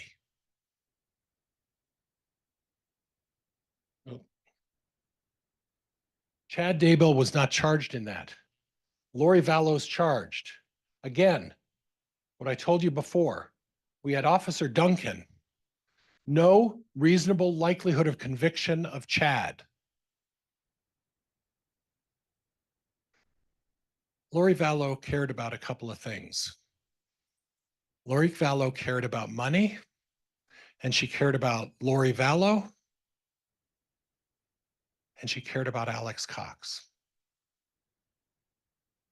Now, how do we know Lori Vallow cared about money? We know Lori Vallow cared about money because I believe it was the third husband, Joseph Ryan. You heard evidence from the witnesses. Lori Vallow collected the insurance proceeds from the death of Joseph Ryan. Then the state went on and put on a tremendous amount of evidence. Tremendous amount of evidence. Charles Vallow, she was mad. She was really mad. She didn't get the money. Kay Woodcock is on top of it. She stopped that. And even when Lori tried to get the beneficiary changed, Lori didn't get her greedy hands on the money. And then what happens? The next victim,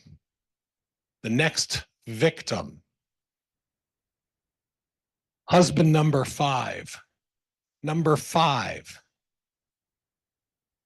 just get insurance. Don't worry about saying there's any kids or any beneficiaries or anything like that. Honey, just say it's me and you.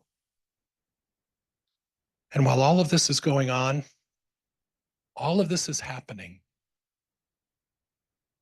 Chad's really good friend, Alex Cox, really close friend, is Googling how to put a bullet through the windshield in the side of a black Dodge Dakota that Chad Daybell primarily drives. The target was not Tammy Daybell. It was not Tammy Daybell. You heard testimony about the insurance. The target was not Tammy Daybell.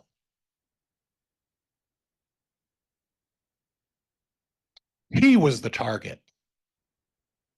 The driver of the black Dodge. How do we get it through the window? How do we get it through the side? Because once Chad is gone, once Chad is out of the way, guess what? Ryan's insurance. Kay Woodcock stopped the insurance from Charles Vallow, and she put an end to that. Lori Vallow's next victim, Chad Daybell, because Alex Cox was going to do something to him, and that gave Lori the straight line to pick up the next proceeds. And according to Lori Vallow's own statement on November 26th, with our friend Ron Ball there, I'm going to get back with Lori. I'm going to go back with Melanie. I'm going to go back with Melanie. Okay. So Alex Cox had a motive. The motive was Alex Cox would be either spending the rest of his life in prison or far worse fate if JJ or Tylee even opened their mouth and said anything about observing or being there when Alex Cox decided to put the finishing touches and do the final bullet into Charles Vallow's chest while he was laying there dying. I want to talk a little bit about confirmation bias. We talked a little bit about that. It's when somebody starts an investigation or gears themselves. We talked a little bit about that with Dr. Christensen, how he made the determination at the end. And he said, well, it's between,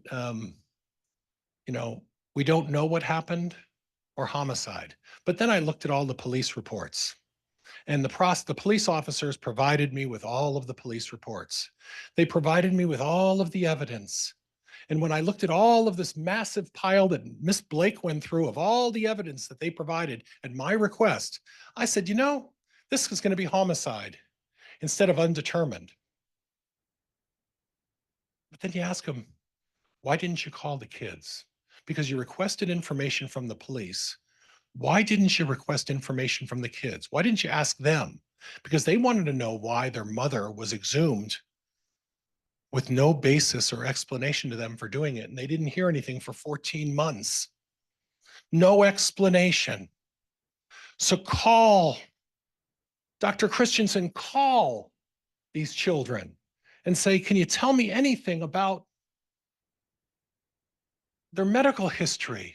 Can you tell me anything about whether your mother was feeling ill, whether she was fainting, whether she was having seizures, whether her anemia was inflamed, whether, and the last questioning was whether she had inflammation in the lungs that was never brought up, and why her lungs were filled. Give us something, tell me something. But that didn't happen. Confirmation bias means you pick a target and you go after whatever evidence you have to make that target look like that person is guilty. And all of them in the audience with the suits, that's exactly what they did. That's exactly what they did. Gibb and Warwick were ignored. Gibb and Warwick were ignored. They didn't get DNA evidence from them. They didn't get phone records from them. They did nothing. At the end, they took a hair sample for I think, Melanie in 2020. There was a hair sample in 2020 from Melanie. Didn't do anything with it. On the 22nd and 23rd, in Lori Vallow's apartment, there were 4 people in that apartment. On the day that JJ Vallow was murdered, Lori Vallow was there. JJ Vallow was there. Melanie Gibb was there. David Warwick was there. And the prosecutor talked about a phone call to Chad. Go back and look at the notes, folks, and you'll see that it was actually a text message that Melanie sent to Chad. It went unanswered for 8 or 9 hours. Melanie was trying to cover her tracks. She was trying to say, well, I know I'm here. This is what's going on. Me and my good friend, this is what happened to JJ. And, there were all of this stuff. And the biggest complaining witness against Chad Daybell, all of this religious stuff, all of these facts, all of this stuff about, Chad teaching people about his religious beliefs, it came from Melanie Gibb, the one person who has everything to lose. David Warwick and Melanie Gibb were present at the time that JJ Vallow was murdered. Chad Daybell's phone on the 23rd No location information. No Google information. Now you heard from the officer, I think it was Stubbs, who said, well, he turned the Google off. What about the phone? What about all the apps? What about all the other ways that Patrick Eller talked about you could find and locate a phone on a piece of property if he was there? And yet we didn't hear anything about that. Because on the 23rd, when JJ's body was dumped in the ground by Alex Cox and dug that hole, Chad Daybell was not there. And ironically enough, look back at your notes. Look back at your notes and look back when Melanie Gibb and David Warwick said, well, we left town that morning. Alex Cox left at 9:21 to drive toward Chad Daybell's property. Melanie Gibb and David Warwick claim that at 9:30, well, we were on our way to Pocatello. Show me the phone records, David. Show me the phone records, Melanie Gibb. Because Melanie Gibb and David Warwick went on a little ride to Chad Daybell's property, and David's is a construction consultant, and they had to say whatever they have to say to get out of this. Offer whatever information they need to this prosecuting attorney to convince them that, oh, we weren't involved even though we were there at the night of the murder. We have nothing to do with this. We know nothing. And yet, ironically, within 10 minutes after Alex Cox leaves, 10 minutes later, Melanie Gibb and David Warwick. So how did the body of JJ get in the back of the trunk from Lori Vallow's apartment with Melanie and David there?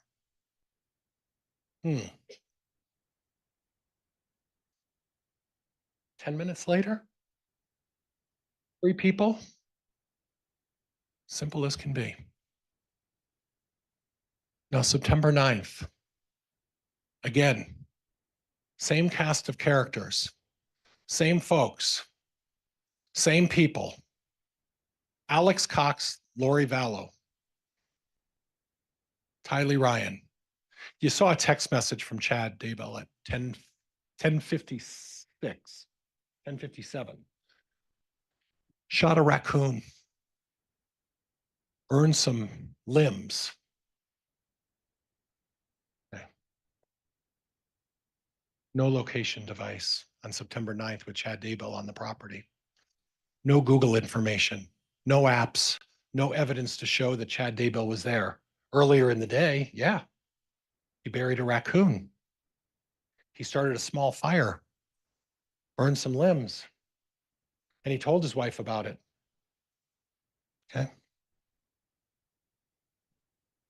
And we know that he shot a raccoon. Regan Price. Remember Regan Price? Regan Price is the one who said early in the morning she heard a shot. She didn't see anything else. She didn't see anything else out there, but Regan Price heard a shot in the morning. Okay. And if there's a hole to be dug in the pet cemetery, we know why. If there's ground that was disturbed, we know why. Because Chad Daybell in his text message to his wife said, I shot a raccoon. And Regan heard the shot. Regan heard the shot.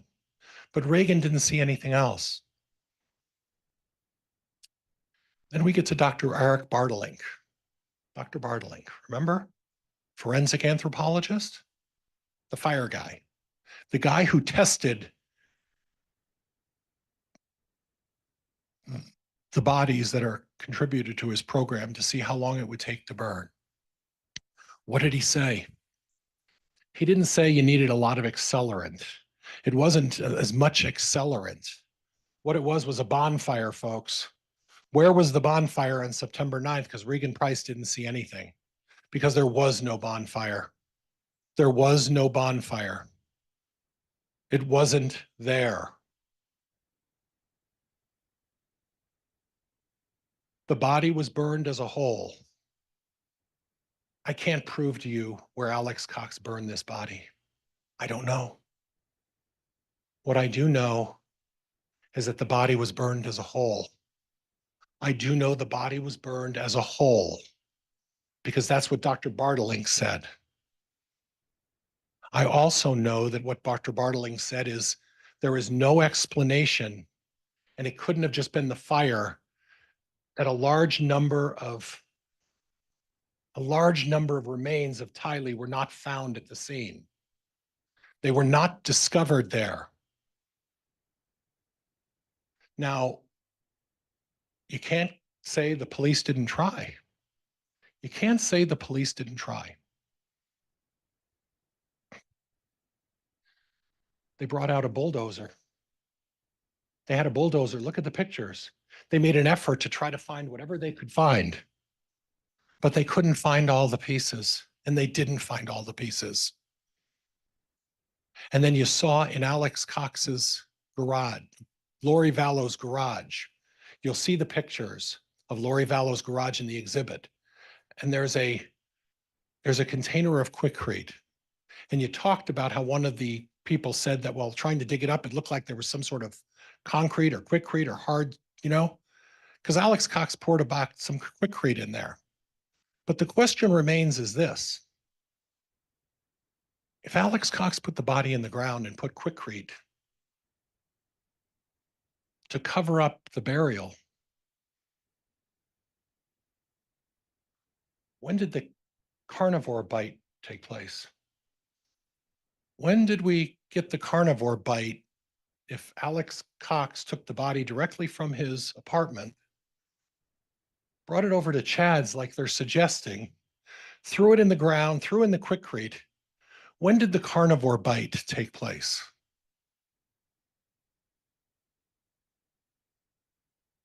Alex Cox murdered Tylee Ryan.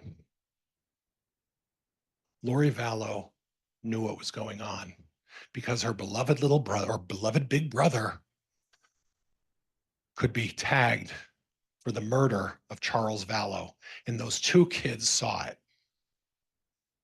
And Alex Cox took the body after he murdered Tylee Ryan. He took it out somewhere and he burned the body. And while out in the middle of Fremont County or Madison County or wherever he went, where there are thousands and thousands of acres of open ground, Yellowstone Park is just a short way away, folks. This is a wildlife heaven for hunters. Great place for hunters. The body was burned. It was subjected to a carnivore bite, and then it was put in the ground. And on September 9th, Alex Cox was on Chad Daybell's property, at least part of the time. If you remember what Patrick Eller said, he talked about, the fact that there's a certain block of time, an hour, 15 minutes, an hour, 20 minutes or more, where we can't really identify where Alex Cox was. He was there, he was gone, he came back. But then remember the testimony from the state's expert, and remember the testimony from Patrick Eller. 6 or 7 other times, Alex Cox was on the property of Chad Daybell. No location device with Chad Daybell at that time. No indication that Chad Daybell was on the property at that time when Alex Cox was there. You commit murder of 2 kids. And the intent is to eventually finish off husband number 5. What's the best place, the ideal place to bury bodies?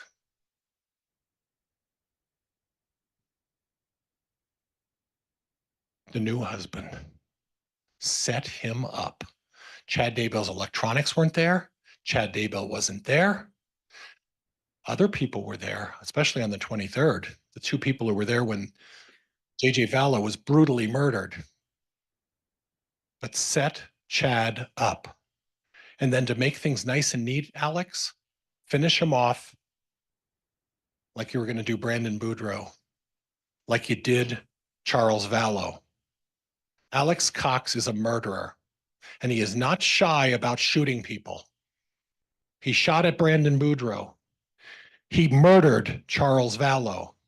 Chad Daybell was next, And to make the plan nice and neat, let's bury the bodies on Chad Daybell's property. Folks, this has nothing to do with religion.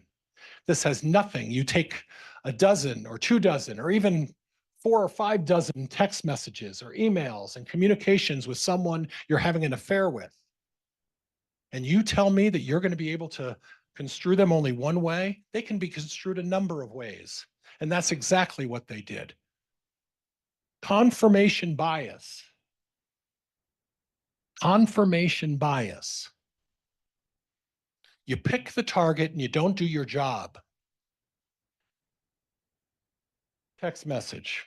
Gibb to Prosecutor Wood. Keith, Dateline interview, and I want to make sure the church is protected. You heard Lori, you heard Melanie Gibb read that. Keith and I. Keith Morrison. Dateline. We want to make sure the church is protected. There were over 300 other messages between Prosecutor Wood and Melanie Gibb.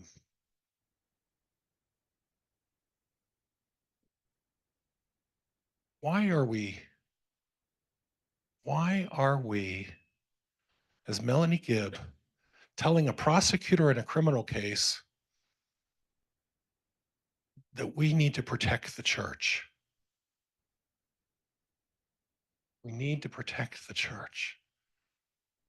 We know from Officer Kiyokamanu, one of the messages he pulled off when he did his search was Julie Rowe and the stake president saying, Julie, my stake president's going to call Chad's stake president. You need to stop publishing your books.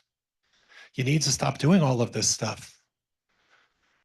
We need to make sure that the church doesn't get implicated in this, because these subjects that we talk about, these dark and light spirits, these other subjects that might be uncomfortable to be exposed, these other subjects that nobody should want to hear about, we need to protect the church so we don't hear it. So what do? You pick a target, and rather than looking at where the evidence leads and the facts, you create a scenario saying, well, he's a religious zealot. Well, he's got all of these crazy ideas about all of this stuff. Yeah, he talked about death percentages, folks. He also said Heather Daybell was dark. He said Allie Bloomer was dark. He said Samantha Gwilliam was dark. And he said our good friend over here, Officer Hermosillo, he was dark. He doesn't look dead to me. And Samantha Gwilliam isn't dead. Allie Bloomer's not dead. Heather Daybell's not dead. Heather Daybell, that's the pot stirrer. That's the other one. That's the other one who said, you know, I'm the stake president's part of this society, and I'm going to send it to all of the ward ladies, and they can decide whether they want to disseminate all this terrible stuff I've said about my brother, Chad Daybell, and we're going to spread it like fire. The pot stirrer. The problem is the pot stirrer was in the organization of the LDS Church and was doing it again. Chad was the target. This author writes about uncomfortable things. He talks about uncomfortable things. He discusses topics that maybe make people uncomfortable. But you know what? He has every right to talk about it. And you cannot hold it against him because you don't like the topic, or you don't agree with the topic, or you don't even understand the topic. I don't understand half the stuff that's going on with some of this religious stuff. I don't have a clue. But I will defend his right to believe whatever he wants to believe. Experts. Dr. Raven. Okay. You remember what Dr. Raven talked about. She talked about the results. She stood here very clearly and said, you don't get to engage in confirmatory bias. It's undetermined. And by looking at all of that other stuff, and in 25 or 30 years of doing it, she never did that. She never looked at the other stuff. Dr. Bartlink, we already talked about that. The whole body wasn't there. Where is it? Patrick Eller, no data showing Chad Daybell, no device location. Dr. Hampinkian, he talked about hair samples, and you remember from the state police talking about the 40 or 50 hair samples that they sent over to one of the laboratories, and some of those included blonde hairs. Blonde hairs. Now, the DNA evidence on the plastic on JJ showed that there was a fingerprint and a handprint of Alex Cox on the plastic. There was also Lori Vallow's hair, and they had her sample. And when he asked Dr. Hampinkian, did they exclude those blonde hairs from that they found on the tape wrapped around JJ? Did they exclude Lori Vallow? It wasn't her. But you know what? Whose blonde hairs were there? I only know one other blonde. JJ Vallow, and the other blonde. Well, it was the blonde who was with her, with him, in the apartment when he died, named Melanie Gibb. But once again, we ignore that evidence. We don't test that evidence. We don't look at that evidence. We don't examine that evidence. We don't get samples of that evidence. Instead, we ignore it and we go right to Chad Daybell. We talked about Dr. Hampinkian talking about negative DNA results. And of the 18 tools that were found in Chad Daybell's garage, how many of them had his DNA? 0. Did they test anything else? No. Magically, Tylee's remains are on a pickaxe and a shovel. The same thing that I talked to you about in Exhibit 35. And folks, please examine that. Please look carefully. Casting, religious beliefs, dark light casting. He's a traditional Mormon. You may not like it. You may not believe what he believes, but he has every right to talk about it. He's written a number of books about it. And any chance anybody gets to even mention the word religion to him, he goes off on a 35 or 40-minute patriarchal prayer that I still don't even understand what he was talking about. But he does it and goes into great detail about all sorts of things. Dark spirits, death percentages, castings.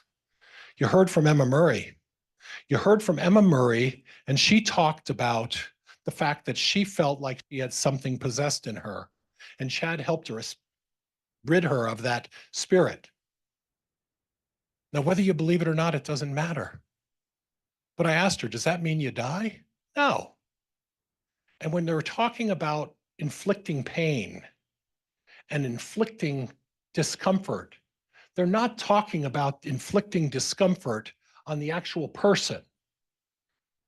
The discussion, if they took the time to look at it, is they're inflicting pain on the spirit that's inhabited the body, and they're trying to make it uncomfortable so that the body and the spirit are separated, and that spirit goes off, and you make it uncomfortable enough that that spirit disappears. DNA evidence. I talked about this already. No Chad, Alex Cox, Lori Vallow, primary and secondary. And the important thing is here, folks, is this. At the time that JJ Vallow was buried, I talked to Dr. Hampinkian about this, and some of you smiled because I said, was there anything else I'm missing? Sweat, spit, fingerprints, breathing, any kind of way to get DNA. And Dr. Hampinkian said, a small little particle, that's all it takes. And yet after the state lab did their examination, after they went through everything, nothing of Chad's. Nothing of Chad's. Hair's not tested. Dr. Hampinkian said, DNA does not tell us where or when the DNA got there, when it occurred. Talks about presence. Chad Daybell, you can't hold his silence against him. You can't do that. If he chooses not to talk, you can't even consider that. If that's going into your consideration, then that's the judge will give you an instruction on that. That's not something you do. Reasonable doubt. Motive, Alex Cox. Alex Cox needed to cover for a murder. Lori and Alex, they're the two ones who are involved. Why is it that it's a woman like Lori Vallow, married 5 times,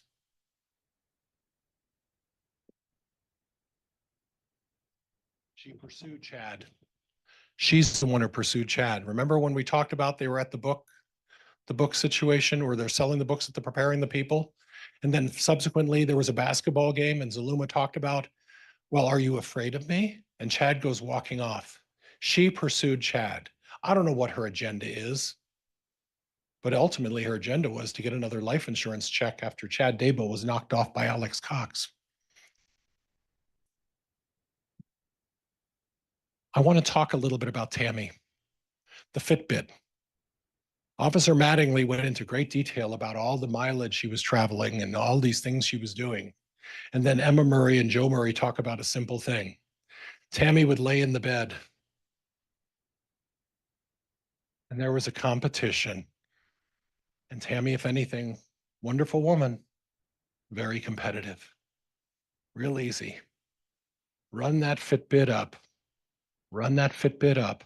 And it doesn't matter, even if she was walking, you heard from Emma Murray how her health wasn't that great, from Garth how her health wasn't that great. And you can't speculate. You don't get to do what Dr. Christensen did, which is speculate we think that's what she died. Because if you're speculating, you're breaking the judge's rule. No speculation. Either you know what caused it or you don't know what caused it. And if you don't know what caused it, and one person says undetermined, the other one says homicide because I was provided all the police reports, that doesn't get you there. You don't get to speculate. Officer Coulter. The prosecutor pointed out that at 9:30, Tammy Daybell did a search. And she did a search on her computer about paintball guns. And then 10 minutes later, she called the non-emergency line and said there was a paintball incident. And the prosecutor is saying, well, how did she show Officer Coulter if she was Googling it? Because when Officer Coulter eventually got there, as you remember the testimony, if you remember it this way, Garth and Tammy took Officer Coulter to the computer and said, this is what the paintball gun looks like. This is what I Googled.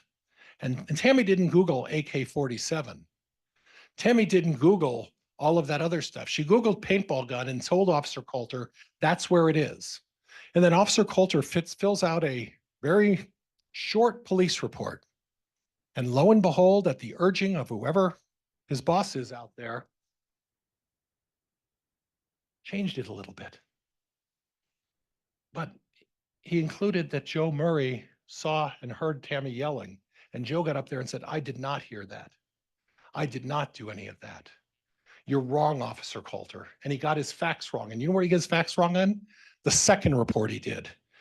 Sometime later, after he does the second report, that's where he got the facts wrong. I want to clarify something else.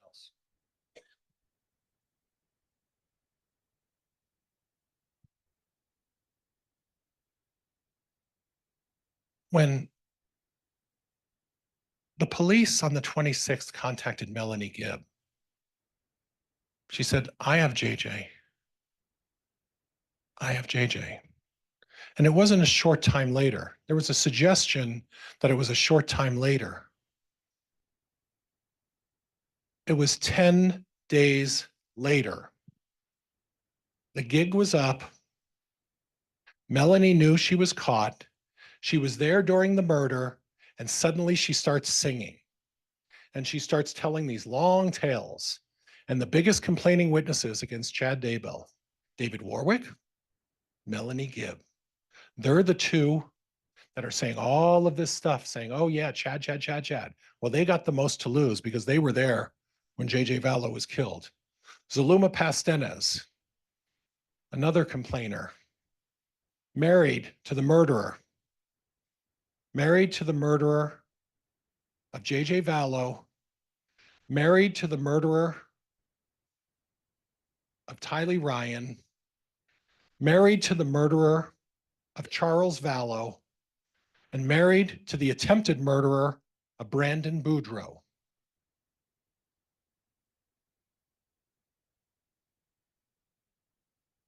Excuse me.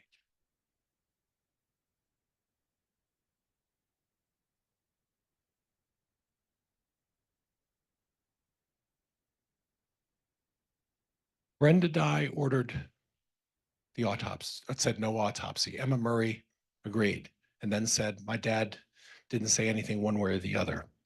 Chad wasn't trying to hide anything.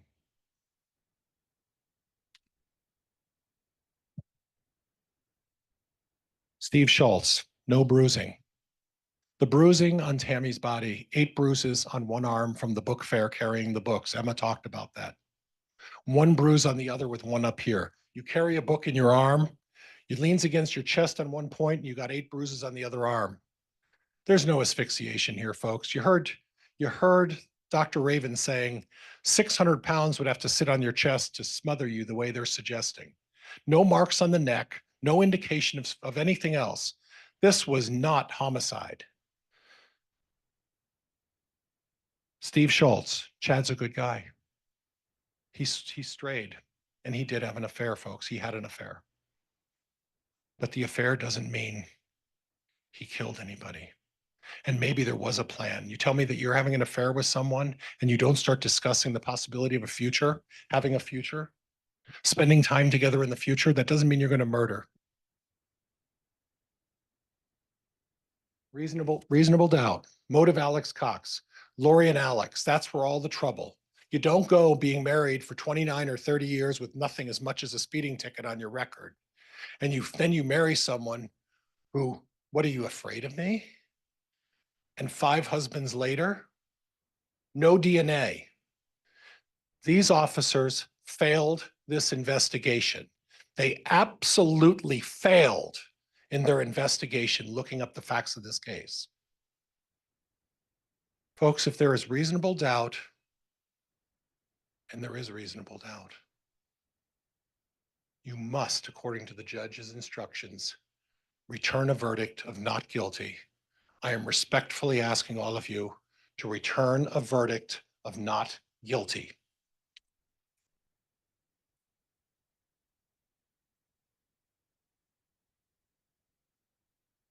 All right, thank you, Mr. Pryor. That will conclude the defense closing argument then. Does the state intend to offer a rebuttal closing? Yes, Your Honor. All right. Yeah, I'm going to suggest we take a quick recess before you start with the state's rebuttal. Is that all right, Ms. Blake? That would be, Your Honor. Thank you. Okay, we'll recess for 15 minutes and then the state can have its rebuttal. All right.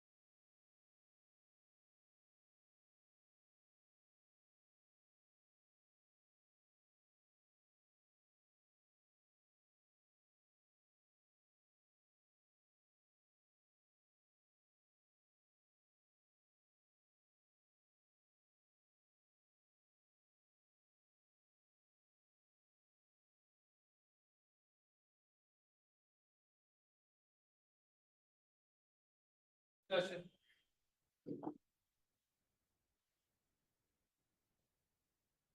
Thank you. Please be seated.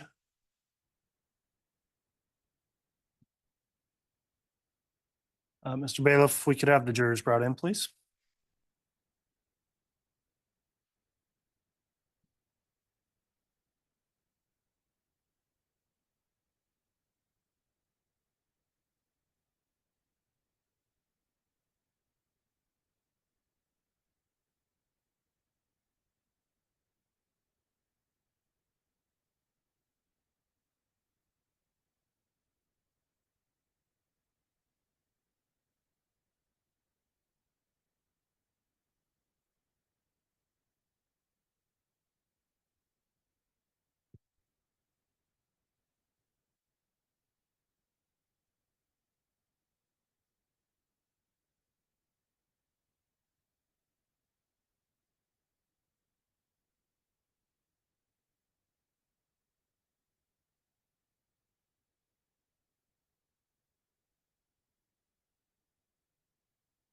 All right, please.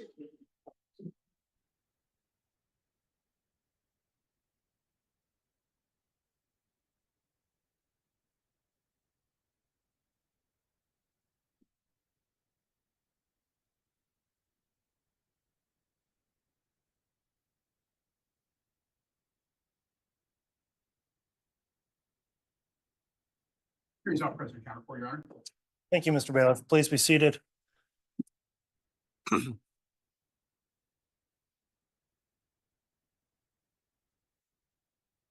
All right, we're back on the record on CR 2221-1623, State of Idaho versus Chad Daybell. The defense concluded with its closing argument. At this time, the state is permitted a rebuttal closing argument. Is that going to be you again, Ms. Blake?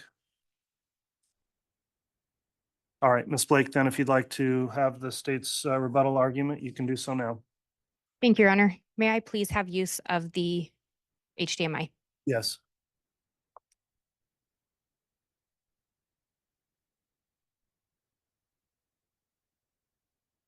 Ladies and gentlemen, counsel talked to you about some jury instructions, and I want to talk to you a little bit about them as well. You are going to get the official jury instructions from the judge, and in fact, you've already received those. As counsel talked about during jury selection, we also talked about jury instructions, and we talked about that that's what you would agree to follow in this case. I want to go over a couple of those with you. Instruction number 18. Counsel went over that with you, but I want to go through it again briefly. Aiding and abetting is defined as before or during the commission, intentionally aiding, assisting, facilitating, promoting, encouraging, counseling, soliciting, inviting, helping, or hiring another to commit a crime with the intent to promote or assist in its commission. If you find any one of those acts occurred, any one of those things, again, when we're talking about principal to first degree murder, when we are talking about conspiracy, you don't have to find that the defendant actually committed the physical act to end someone's life. You have to find that he did one of those other things that we just talked about. When we talk about reasonable doubt, again, you have a jury instruction. However, reasonable doubt is commonly defined as a doubt that would cause a reasonable person to hesitate to act. Emphasis on reasonable. It's not any doubt. It is not a mere possible or imaginary doubt. It is a doubt based on reason and common sense. And again, you have that jury instruction. The state absolutely recognizes we have the burden of proof in this case. We told you that from the beginning. We're not shying away from that. It is our burden. And the standard is beyond a reasonable doubt. And again, that's not a mere possible or imaginary doubt. It's based on common sense. I also want to talk to you a little bit about the conspiracy instruction. You have several of those. In this case, we have 3 counts of conspiracy to commit first-degree murder. When you look at that conspiracy instruction, at the very bottom, it'll say that you have to find each and every element. What I want to distinguish, because I think it can get a little confusing at times, is one of the elements says that you have to find one overt act. You don't have to find every overt act. You have to find every element. And I think it's number 6 within that instruction that will list out the overt acts. And again, for a conspiracy, it requires that there be a plan to commit a crime, and then that just one of the actors commit one overt act. Not every actor has to commit one. Not every overt act has to be committed. Which brings us to jury instruction number 20. And counsel talked to you about this when it comes to an agreement. And I would highlight that in instruction number 20, criminal conspiracy is defined as 2 or more persons combining or conspiring to commit any crime or offense prescribed by the laws of the state of Idaho. And 1 or more of such persons does any act to affect the object of the combination or conspiracy. Conspirators need not agree upon every detail. The agreement may be established in any manner sufficient to show an understanding of the parties. It may be shown by evidence of an oral or written agreement, or it may be implied from the conduct of parties. I think that's important here. Counsel talked to you and kept trying to highlight and say, there's no agreement in the text messages. There's no agreement saying we're going to kill anyone. I would disagree with that. And we're going to go through some text messages again. However, there doesn't have to be a written agreement. Again, it can be implied. So I'd ask you to keep that in mind. And when you go back to deliberate, really look at those jury instructions. As counsel said, it is the judge that controls the instructions. It is the judge that controls the law in the courtroom.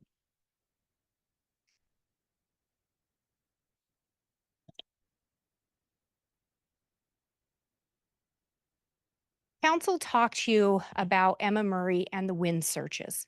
We also talked about the wind searches. It's a listed overt act. On September 8th of 2019, Chad Daybell's Gmail email address was searching southwest wind. It was the day before Tylee Ryan is believed to have been taken to Chad Daybell's property. And if you recall, I asked Emma about that she just happened to do it the same day Tylee went missing. But what I'd also ask you to remember is Emma Murray talked to you all about how she wanted to see her mom's autopsy results. And she told you how law enforcement threatened her. You can't see it unless you sit down for an interview. And I'd ask you to remember when Detective Mattingly came in and we played a recording. The recording was a depiction of the interaction between Detective Mattingly and Emma Murray. And I'd ask you to remember that in that interaction, Detective Mattingly specifically tells Emma, I just want to share the autopsy results with you. I think you're entitled to see them. I'm not saying what he said verbatim. It's an exhibit if you want to listen to it. But he was very clear with Emma. He wasn't trying to interview her. He told her, you don't need to sit down for an interview. And yet when Emma was on the stand, she said the only way she could see those autopsy results was if she sat down for an interview. That's not what the recording showed. And I'd ask you to keep in mind too, Jason William came and testified. And one of the things Jason talked about is that he and Chad had been friends. Jason is married to Tammy's sister. Jason indicated Chad made a statement to him along the lines of, my kids know how to keep a secret.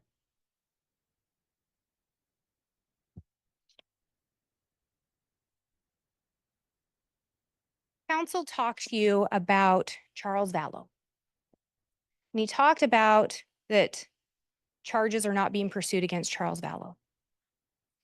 But if you recall what Detective Duncan said, is law enforcement absolutely recommended charges. And what Detective Duncan said is that's homicides are never a closed deal. Counsel wants you to believe that there was evidence presented that Tylee witnessed or saw what happened to Charles. You rely on your recollections.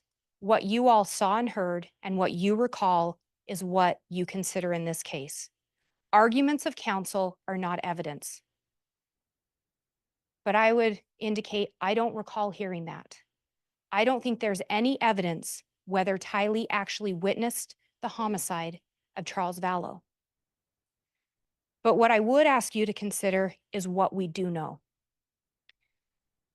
Because counsel also brought up Brandon Boudreaux and brought up Chad doesn't have charges pending for Brandon Boudreaux. He does not. Chad's not here on trial for the death of Charles Vallow or Brandon Boudreaux. But keep in mind what we know. Chad Daybell labeled Brandon Boudreaux dark. Alex Cox went down to Arizona in Tylee's Jeep after Tylee was already gone and took a shot at Brandon Boudreaux. Chad labels people dark. Chad determines death percentages or when someone's time is up. And Alex believes Chad 100%. Alex does what Chad asks of him. What do we also know? Chad labeled Charles dark. In fact, 3 different entities were named by Chad as having taken over Charles. And keep in mind the facts that we do know. On June 29th of 2019, Charles confronted Lori about the affair. On July 1st of 2019, Charles said, I'm going to go and meet with Tammy. She deserves to know. And 10 days later, Charles is dead. Alex shot and killed him. Chad was on the phone with Lori, texting just before Charles arrived. Chad was on the phone with Lori throughout the day, and Chad called the mortuary about how to get Charles cremated and sent to Louisiana.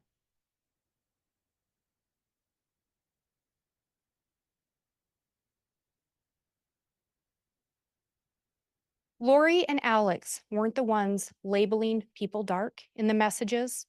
Lori and Alex weren't the ones assigning death percentages. And you saw the message from Lori telling Alex, she and Chad were trying to figure out how to fully get rid of zombies, and then they would let Charles know, or Alex know. Alex wasn't the one making those determinations. Chad was. And when it came to Tylee, also remember, Alice Gilbert said Chad told her, Tylee didn't like me.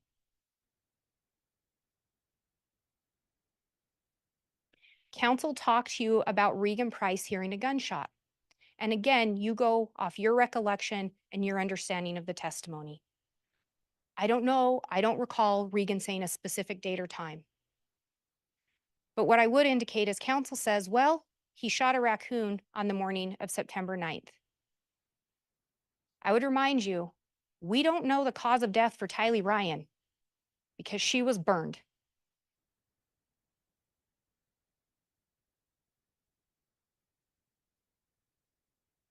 We do know, and we saw the slide, that Alex Cox, or a device associated with him, was on the Daybell property the morning after Tylee was last seen alive. And we saw the location data, it doesn't just put him on Chad's property, it puts him by where Tylee's body was found. It puts him by the pet cemetery, by the burn pit. Chad sends a message that morning around the same time about burning limbs and debris. But he wants you to believe that somehow Tylee's body was buried somewhere else. Alex just happened to be up there that day at the same time, in the same place that Tylee's body was ultimately found, but she must have been moved. Alex went to the apartment where Tylee was staying. Alex received a phone call from Chad, and Alex went to Chad's property on September 9th of 2019.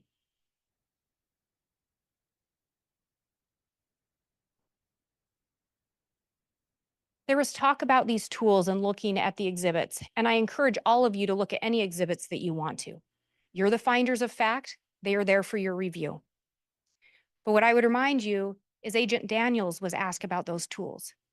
And he kept saying and indicated he didn't see what dirt or what counsel was talking about when being asked questions about the dirt on those handles. Agent Daniels was very clear about how they ran that search scene. He was very clear about partitioning things off. And you heard from multiple officers about the intricacies of that body recovery, about how many agencies and investigators were involved. There was no evidence, no testimony that anyone on scene took those tools and used them. In fact, it was the opposite. There was no testimony, no indication that any investigator went and took tools out of Chad Daybell's property to dig up those kids.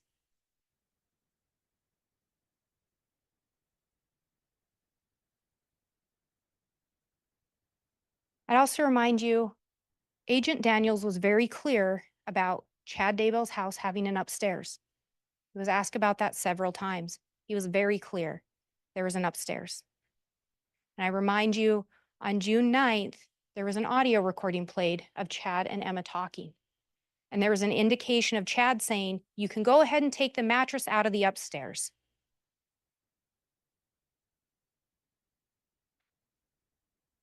Again, on January 23rd, Chad places a call to Alex. Alex then goes to Chad's property. And we see a device or Alex at the Daybell property on the morning of September 23rd, the day after JJ's last seen alive. And he's not just on the property, he is where JJ is found. He gets a call from Chad and he goes up there. Counsel talked to you about Melanie Gibb and David Warwick being there the last time JJ's seen alive. I would remind you, you heard from Agent Hart and you heard how he went through Lori's iCloud accounts, and there were thousands of messages, a lot of data, a lot of information. And what didn't he find? He didn't find messages from Melanie Gibb saying Tylee and JJ were dark or that Tammy was dark. He didn't find messages from Melanie Gibb saying what anyone's death percentage was. He didn't find messages from Melanie Gibb or David Warwick indicating anything like that. He didn't find messages from Melanie Gibb or David Warwick to Lori about any type of a plan. Melanie and David both testified. They left the morning of the 23rd. They did not go to the Daybell property. In fact, if you recall, David testified he wanted to see JJ again. Lori didn't let him. In addition, if you recall, Ian Pulowski had made some recordings at the request of law enforcement. He was trying to help law enforcement locate the kids. In those recordings, there's several times where Chad and Lori are on the recording with Melanie and Ian. In one of the calls, Alex and Zulema are present as well. And in that call, they talk about Melanie Gibb. They're upset with her. Why are they upset with her? Because she's going to go to the police and tell them the truth. And Lori's own words, 3 things are going to happen. She's going to basically pay for it in the afterlife because she has knowledge. She's out of our group. And the cops aren't going to believe her now that she's telling the truth. What's key there? She's telling the truth. And what was Melanie Gibb's truth? She never had the kids. Counsel talked to you about Lori making a comment about going to live with Melanie Gibb. That comment would have been made on November 26th of 2019 when Rexburg law enforcement responded to the apartment trying to do a welfare check on JJ Vallow. Remember, at that time, Melanie Gibb had been told that JJ was with Kay by Lori. When Chad called her that day, she asked him, Kay doesn't have JJ? And Chad said no. Chad knew JJ wasn't with Kay. There was no indication that Lori had any plans to move with Melanie. And in fact, at that point, JJ and Tylee were gone. Where did Lori actually go? She didn't go to Melanie's. She went to Hawaii with Chad.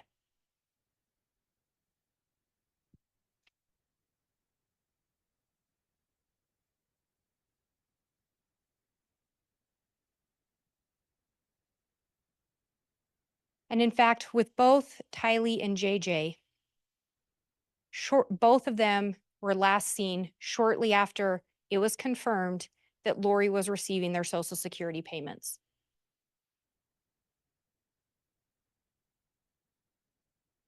Chad is the one who determined if someone was dark. Chad is the one who determined death percentages. The kids were buried on Chad's property. Chad called Alex both mornings before Alex showed up.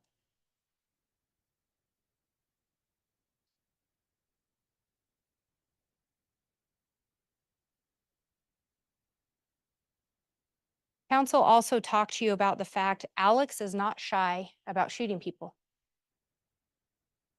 Counsel talked to you about he shot Charles Vallow. He shot at Brandon Boudreaux. But remember, on October 9th, when there's the attempted shooting of Tammy, Alex had gone and purchased dark clothing, including a dark face mask. Alex had a Grendel 6.5. Remember Tammy's description. The man stood there looking at me, just pulling the trigger, just shooting at me. This wasn't someone that mistook Tammy for Chad. And you heard testimony from Garth Daybell. And first, Garth said at the time of the attempted shooting, Tammy was the one driving the Dodge. And upon a little further questioning from counsel, he switched that. At a minimum, what stayed consistent with the testimony was Tammy did in fact use that Dodge.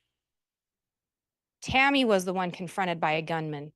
Tammy was the one that had someone standing there pulling a trigger at her, not Chad. In fact, you heard testimony, there was no report by Chad ever made, at least to the Fremont County Sheriff's Office, about anyone attempting to harm him. No report made that he was concerned or had any fear of Alex Cox. In fact, after Alex shot and killed Charles Vallow in July, Chad was back down there visiting with Alex and Lori first part of August. And during that visit, that's when he gave Alex a blessing that Alex should move to Idaho. Doesn't sound scared of Alex.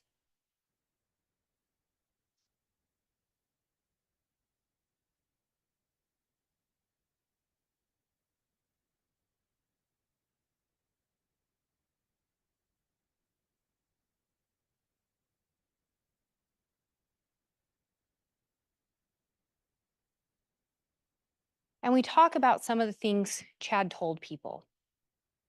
And we'd heard a little bit of a conversation that he had with Jason William. And I think on that call, we had it as December 18th of 18, and that actually would have been December 18th of 2019. So you knew Gibb placed a call on December 8th of 2019 to Chad and Lori tells her JJ's safe. And on December 18th of 2019, they have a conversation with Jason William. And in that conversation, Chad tells him, it's just a simple situation.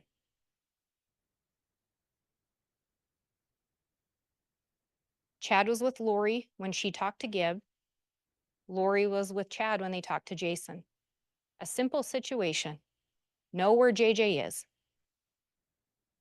You heard also from Emma Murray that her dad told her the kids were safe and it would all be explained or cleared up in due time.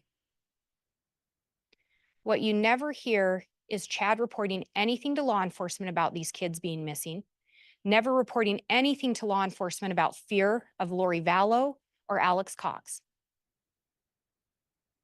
What we do see is continued phone contact between them. We hear of continued interactions in person between those individuals. And we hear repeatedly how Alex and Chad have a close relationship. Melanie Pulowski said Alex looked to Chad like a big brother, would do what he asked.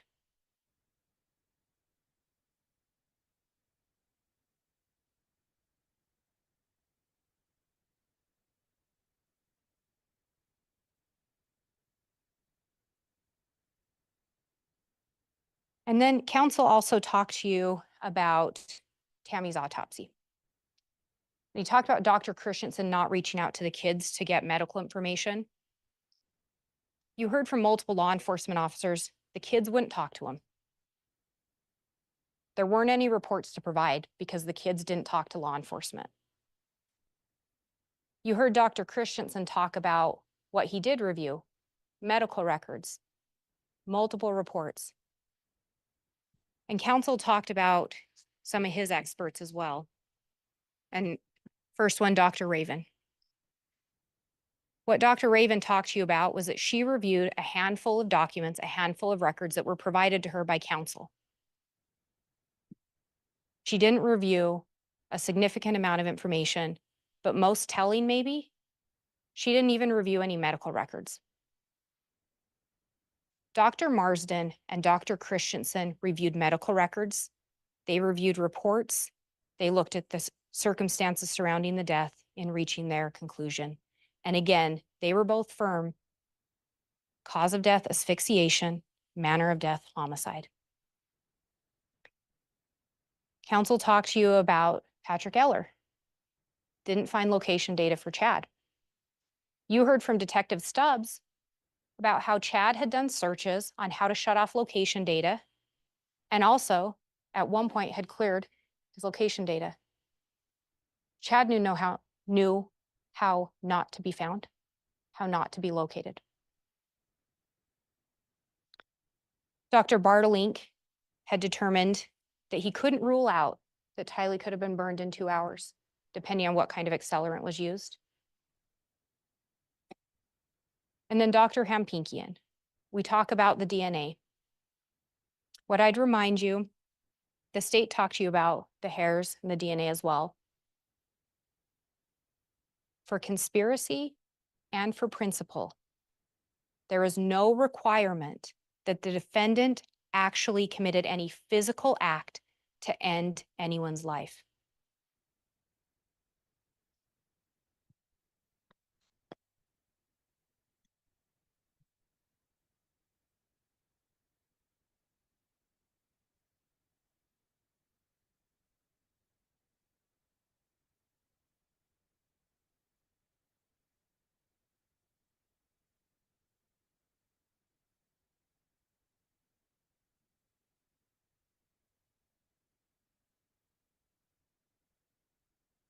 And counsel talked to you about coroner Dye saying Chad was kind of indifferent on the autopsy. But I would remind you that Deputy Coroner Wilmore, Samantha Gwilliam, Heather Daybell all indicated Chad told them he didn't want to get an autopsy or he wasn't going to. Steve Schultz was brought up. Counsel talked to you about how he said Chad was a good guy. I remind you, Steve Schultz is the one that after finding out there was not going to be an autopsy and how quick the funeral was, said he turned to Jason Gwilliam and said, "Do you think he killed her?"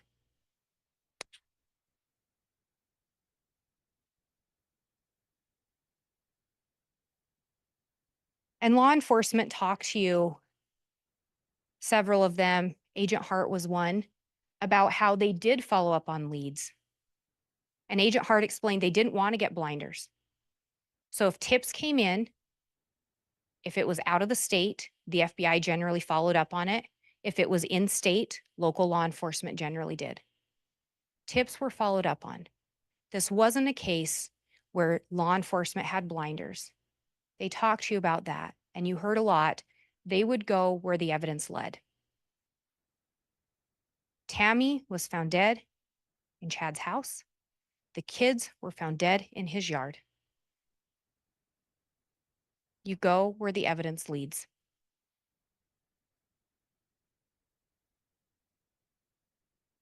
Counsel also talked to you about Chad just talking about zombies. Chad just talking about these things. Chad wasn't just talking about zombies. Chad was saying if someone was a zombie, they had to die. And people that Chad labeled zombies that were obstacles that were in his way of being with Lori or that he could get financial gain from, those were the zombies that actually died. Zombies is designated by Chad.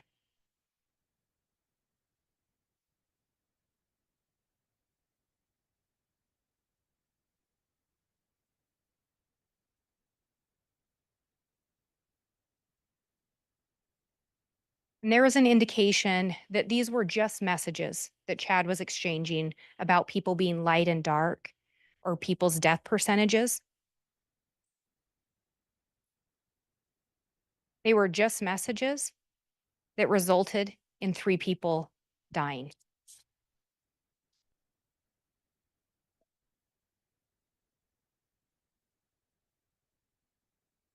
When we talk about whether or not there was a plan, this mission included being with him and they would progress together as translated beings. The full plan wasn't yet completely clear. Full plan to be together. Is there a perfectly orchestrated plan to take the children? Children being JJ and Tylee? Chad's response, there is a plan being orchestrated for the children. What happened to the children? They were found dead in his yard. We're so close to the finish line. What finish line?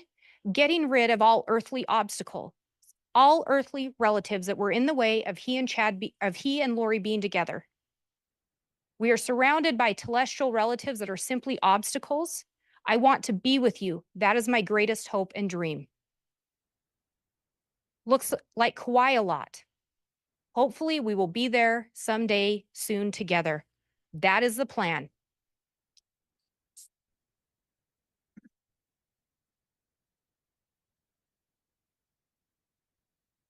And when counsel talks to you about Alex maybe going after Chad, this is in November.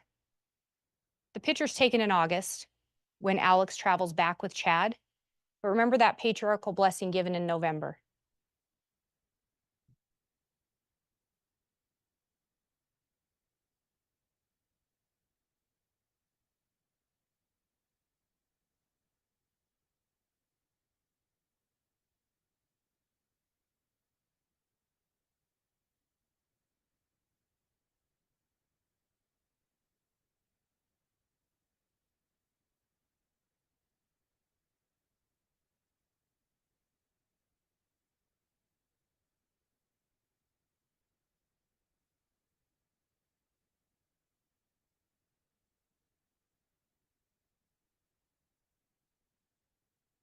Powerful goddesses were needed to be, and you progressed and were selected by the Savior himself to be part of the 4th creation. Great warriors were needed in that creation. Powerful goddesses were needed to be protected, and you were selected to help protect your sister. And you helped her in numerous probations as a defender. You have a special bond even from the premortal world. You connected there. And as she grew in power, you were right there beside her. Always.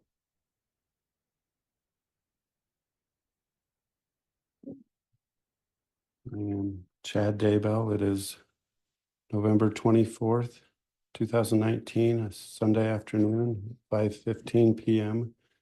We are going to give Alex Lamar Cox a patriarchal blessing. Alexander Lamar.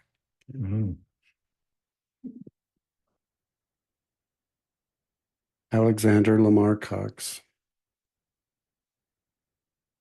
On this special day, I lay my hands upon your head to give you a patriarchal blessing as part of the member of the Church of the Firstborn, that you have earned the privilege to be a member of.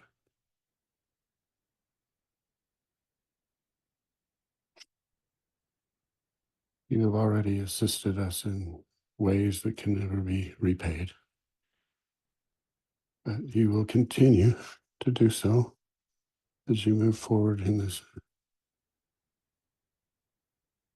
Alex had already helped them in ways they could never repay.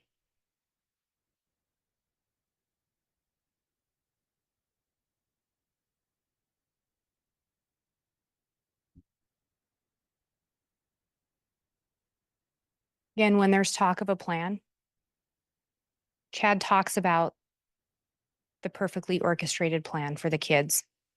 He talks about the plan for he and Lori to be together unencumbered by earthly obstacles, earthly relatives. Chad says who's dark. Chad says death percentages. And 3 bodies are located in his house or on his property. 3 bodies that belong to people that were obstacles for him getting what he wanted, that were obstacles for he and Lori to end up together in Hawaii, just the 2 of them. It's billed through July 15th. So you shouldn't have any bills to worry about.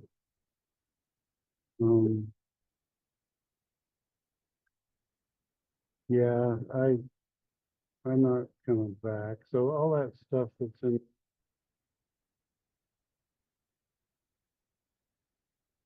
That is body cam from June 9th.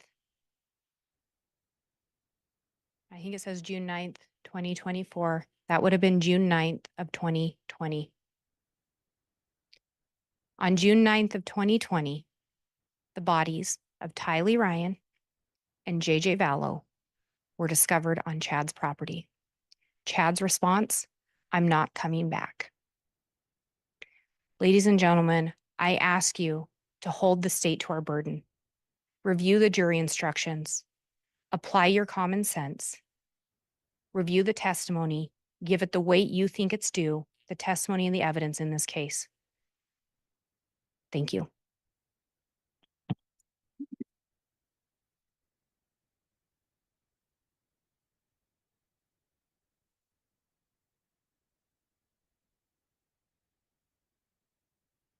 All right, thank you, Ms. Blake. That will conclude then the closing arguments of counsel. Ladies and gentlemen of the jury, the next thing we are going to take up is to draw numbers of the alternate jurors. We do have 17 jurors here present, so there are going to be 5 alternates. I am going to have a random draw of those 5 alternates. And when you have your number drawn, I'll ask each of you to please just briefly stand and then retake your seat so that counsel and that we've identified who those alternates would be, also for the assistance of the bailiffs. Once the number is drawn for an alternate, then those jurors will be designated as alternates, but your jury service is not necessarily over.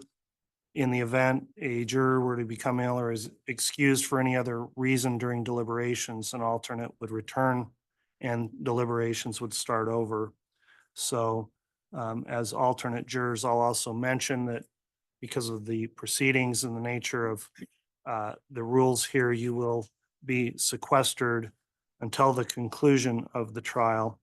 And as we draw these alternates, I do just want to make a comment that the court certainly appreciates, as I'm sure the parties, the exemplary performance you've all had thus far as jurors in this case through a long trial, getting to this point of deliberations. So with that being said, I am going to request Madam Clerk, if you would hand me the box that has the randomized numbers of the jurors, then I will have the clerk just randomly draw out of the box your numbers.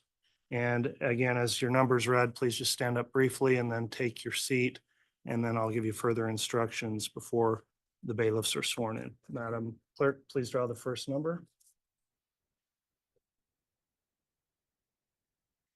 Juror number 6, red card 686. We'll draw the second alternate now.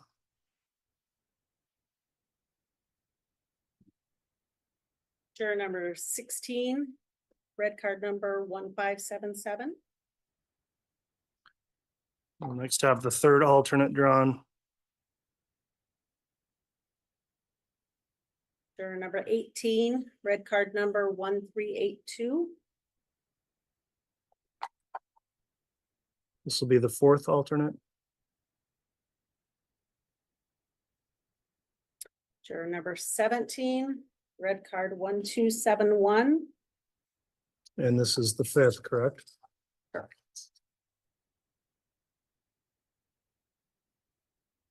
Juror number 13, red card 751. All right, thank you. That is the designation then of alternate jurors.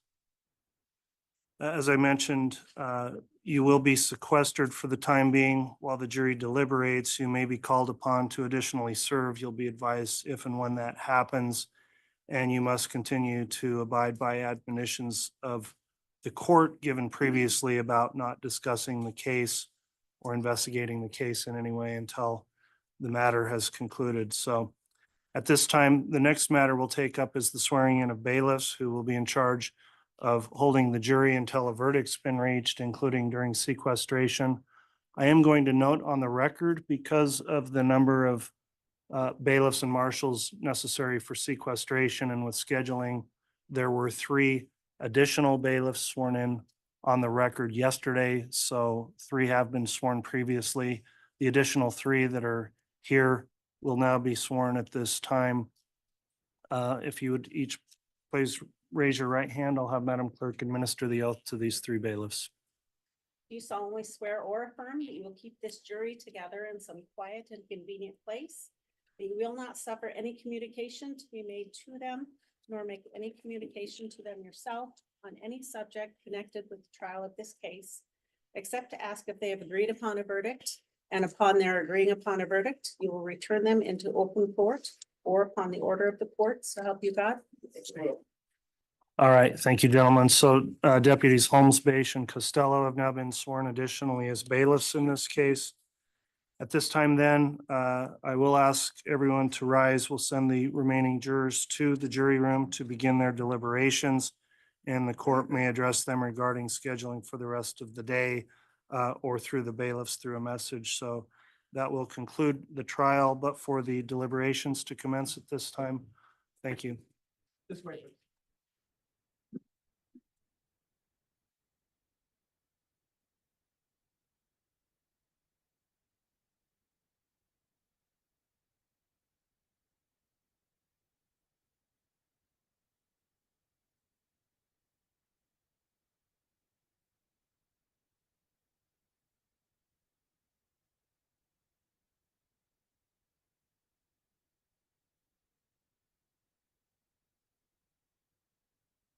Thank you. Please be seated.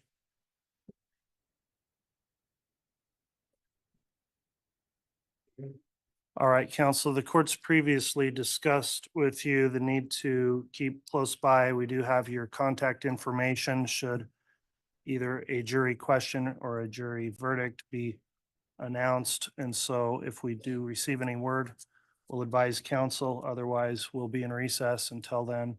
Anything further from the state this afternoon, Ms. Blake? No, Your Honor, thank you. Anything further from the defense? Nothing further, Your Honor. Thank you. Okay, thank you very much. We'll be in recess. I do want to thank all those in the gallery for complying with the courtroom conduct order. And thank you, counsel, for your hard work and professionalism in this case. We'll let you know once we hear any word from our jurors. We're in recess. All right, please.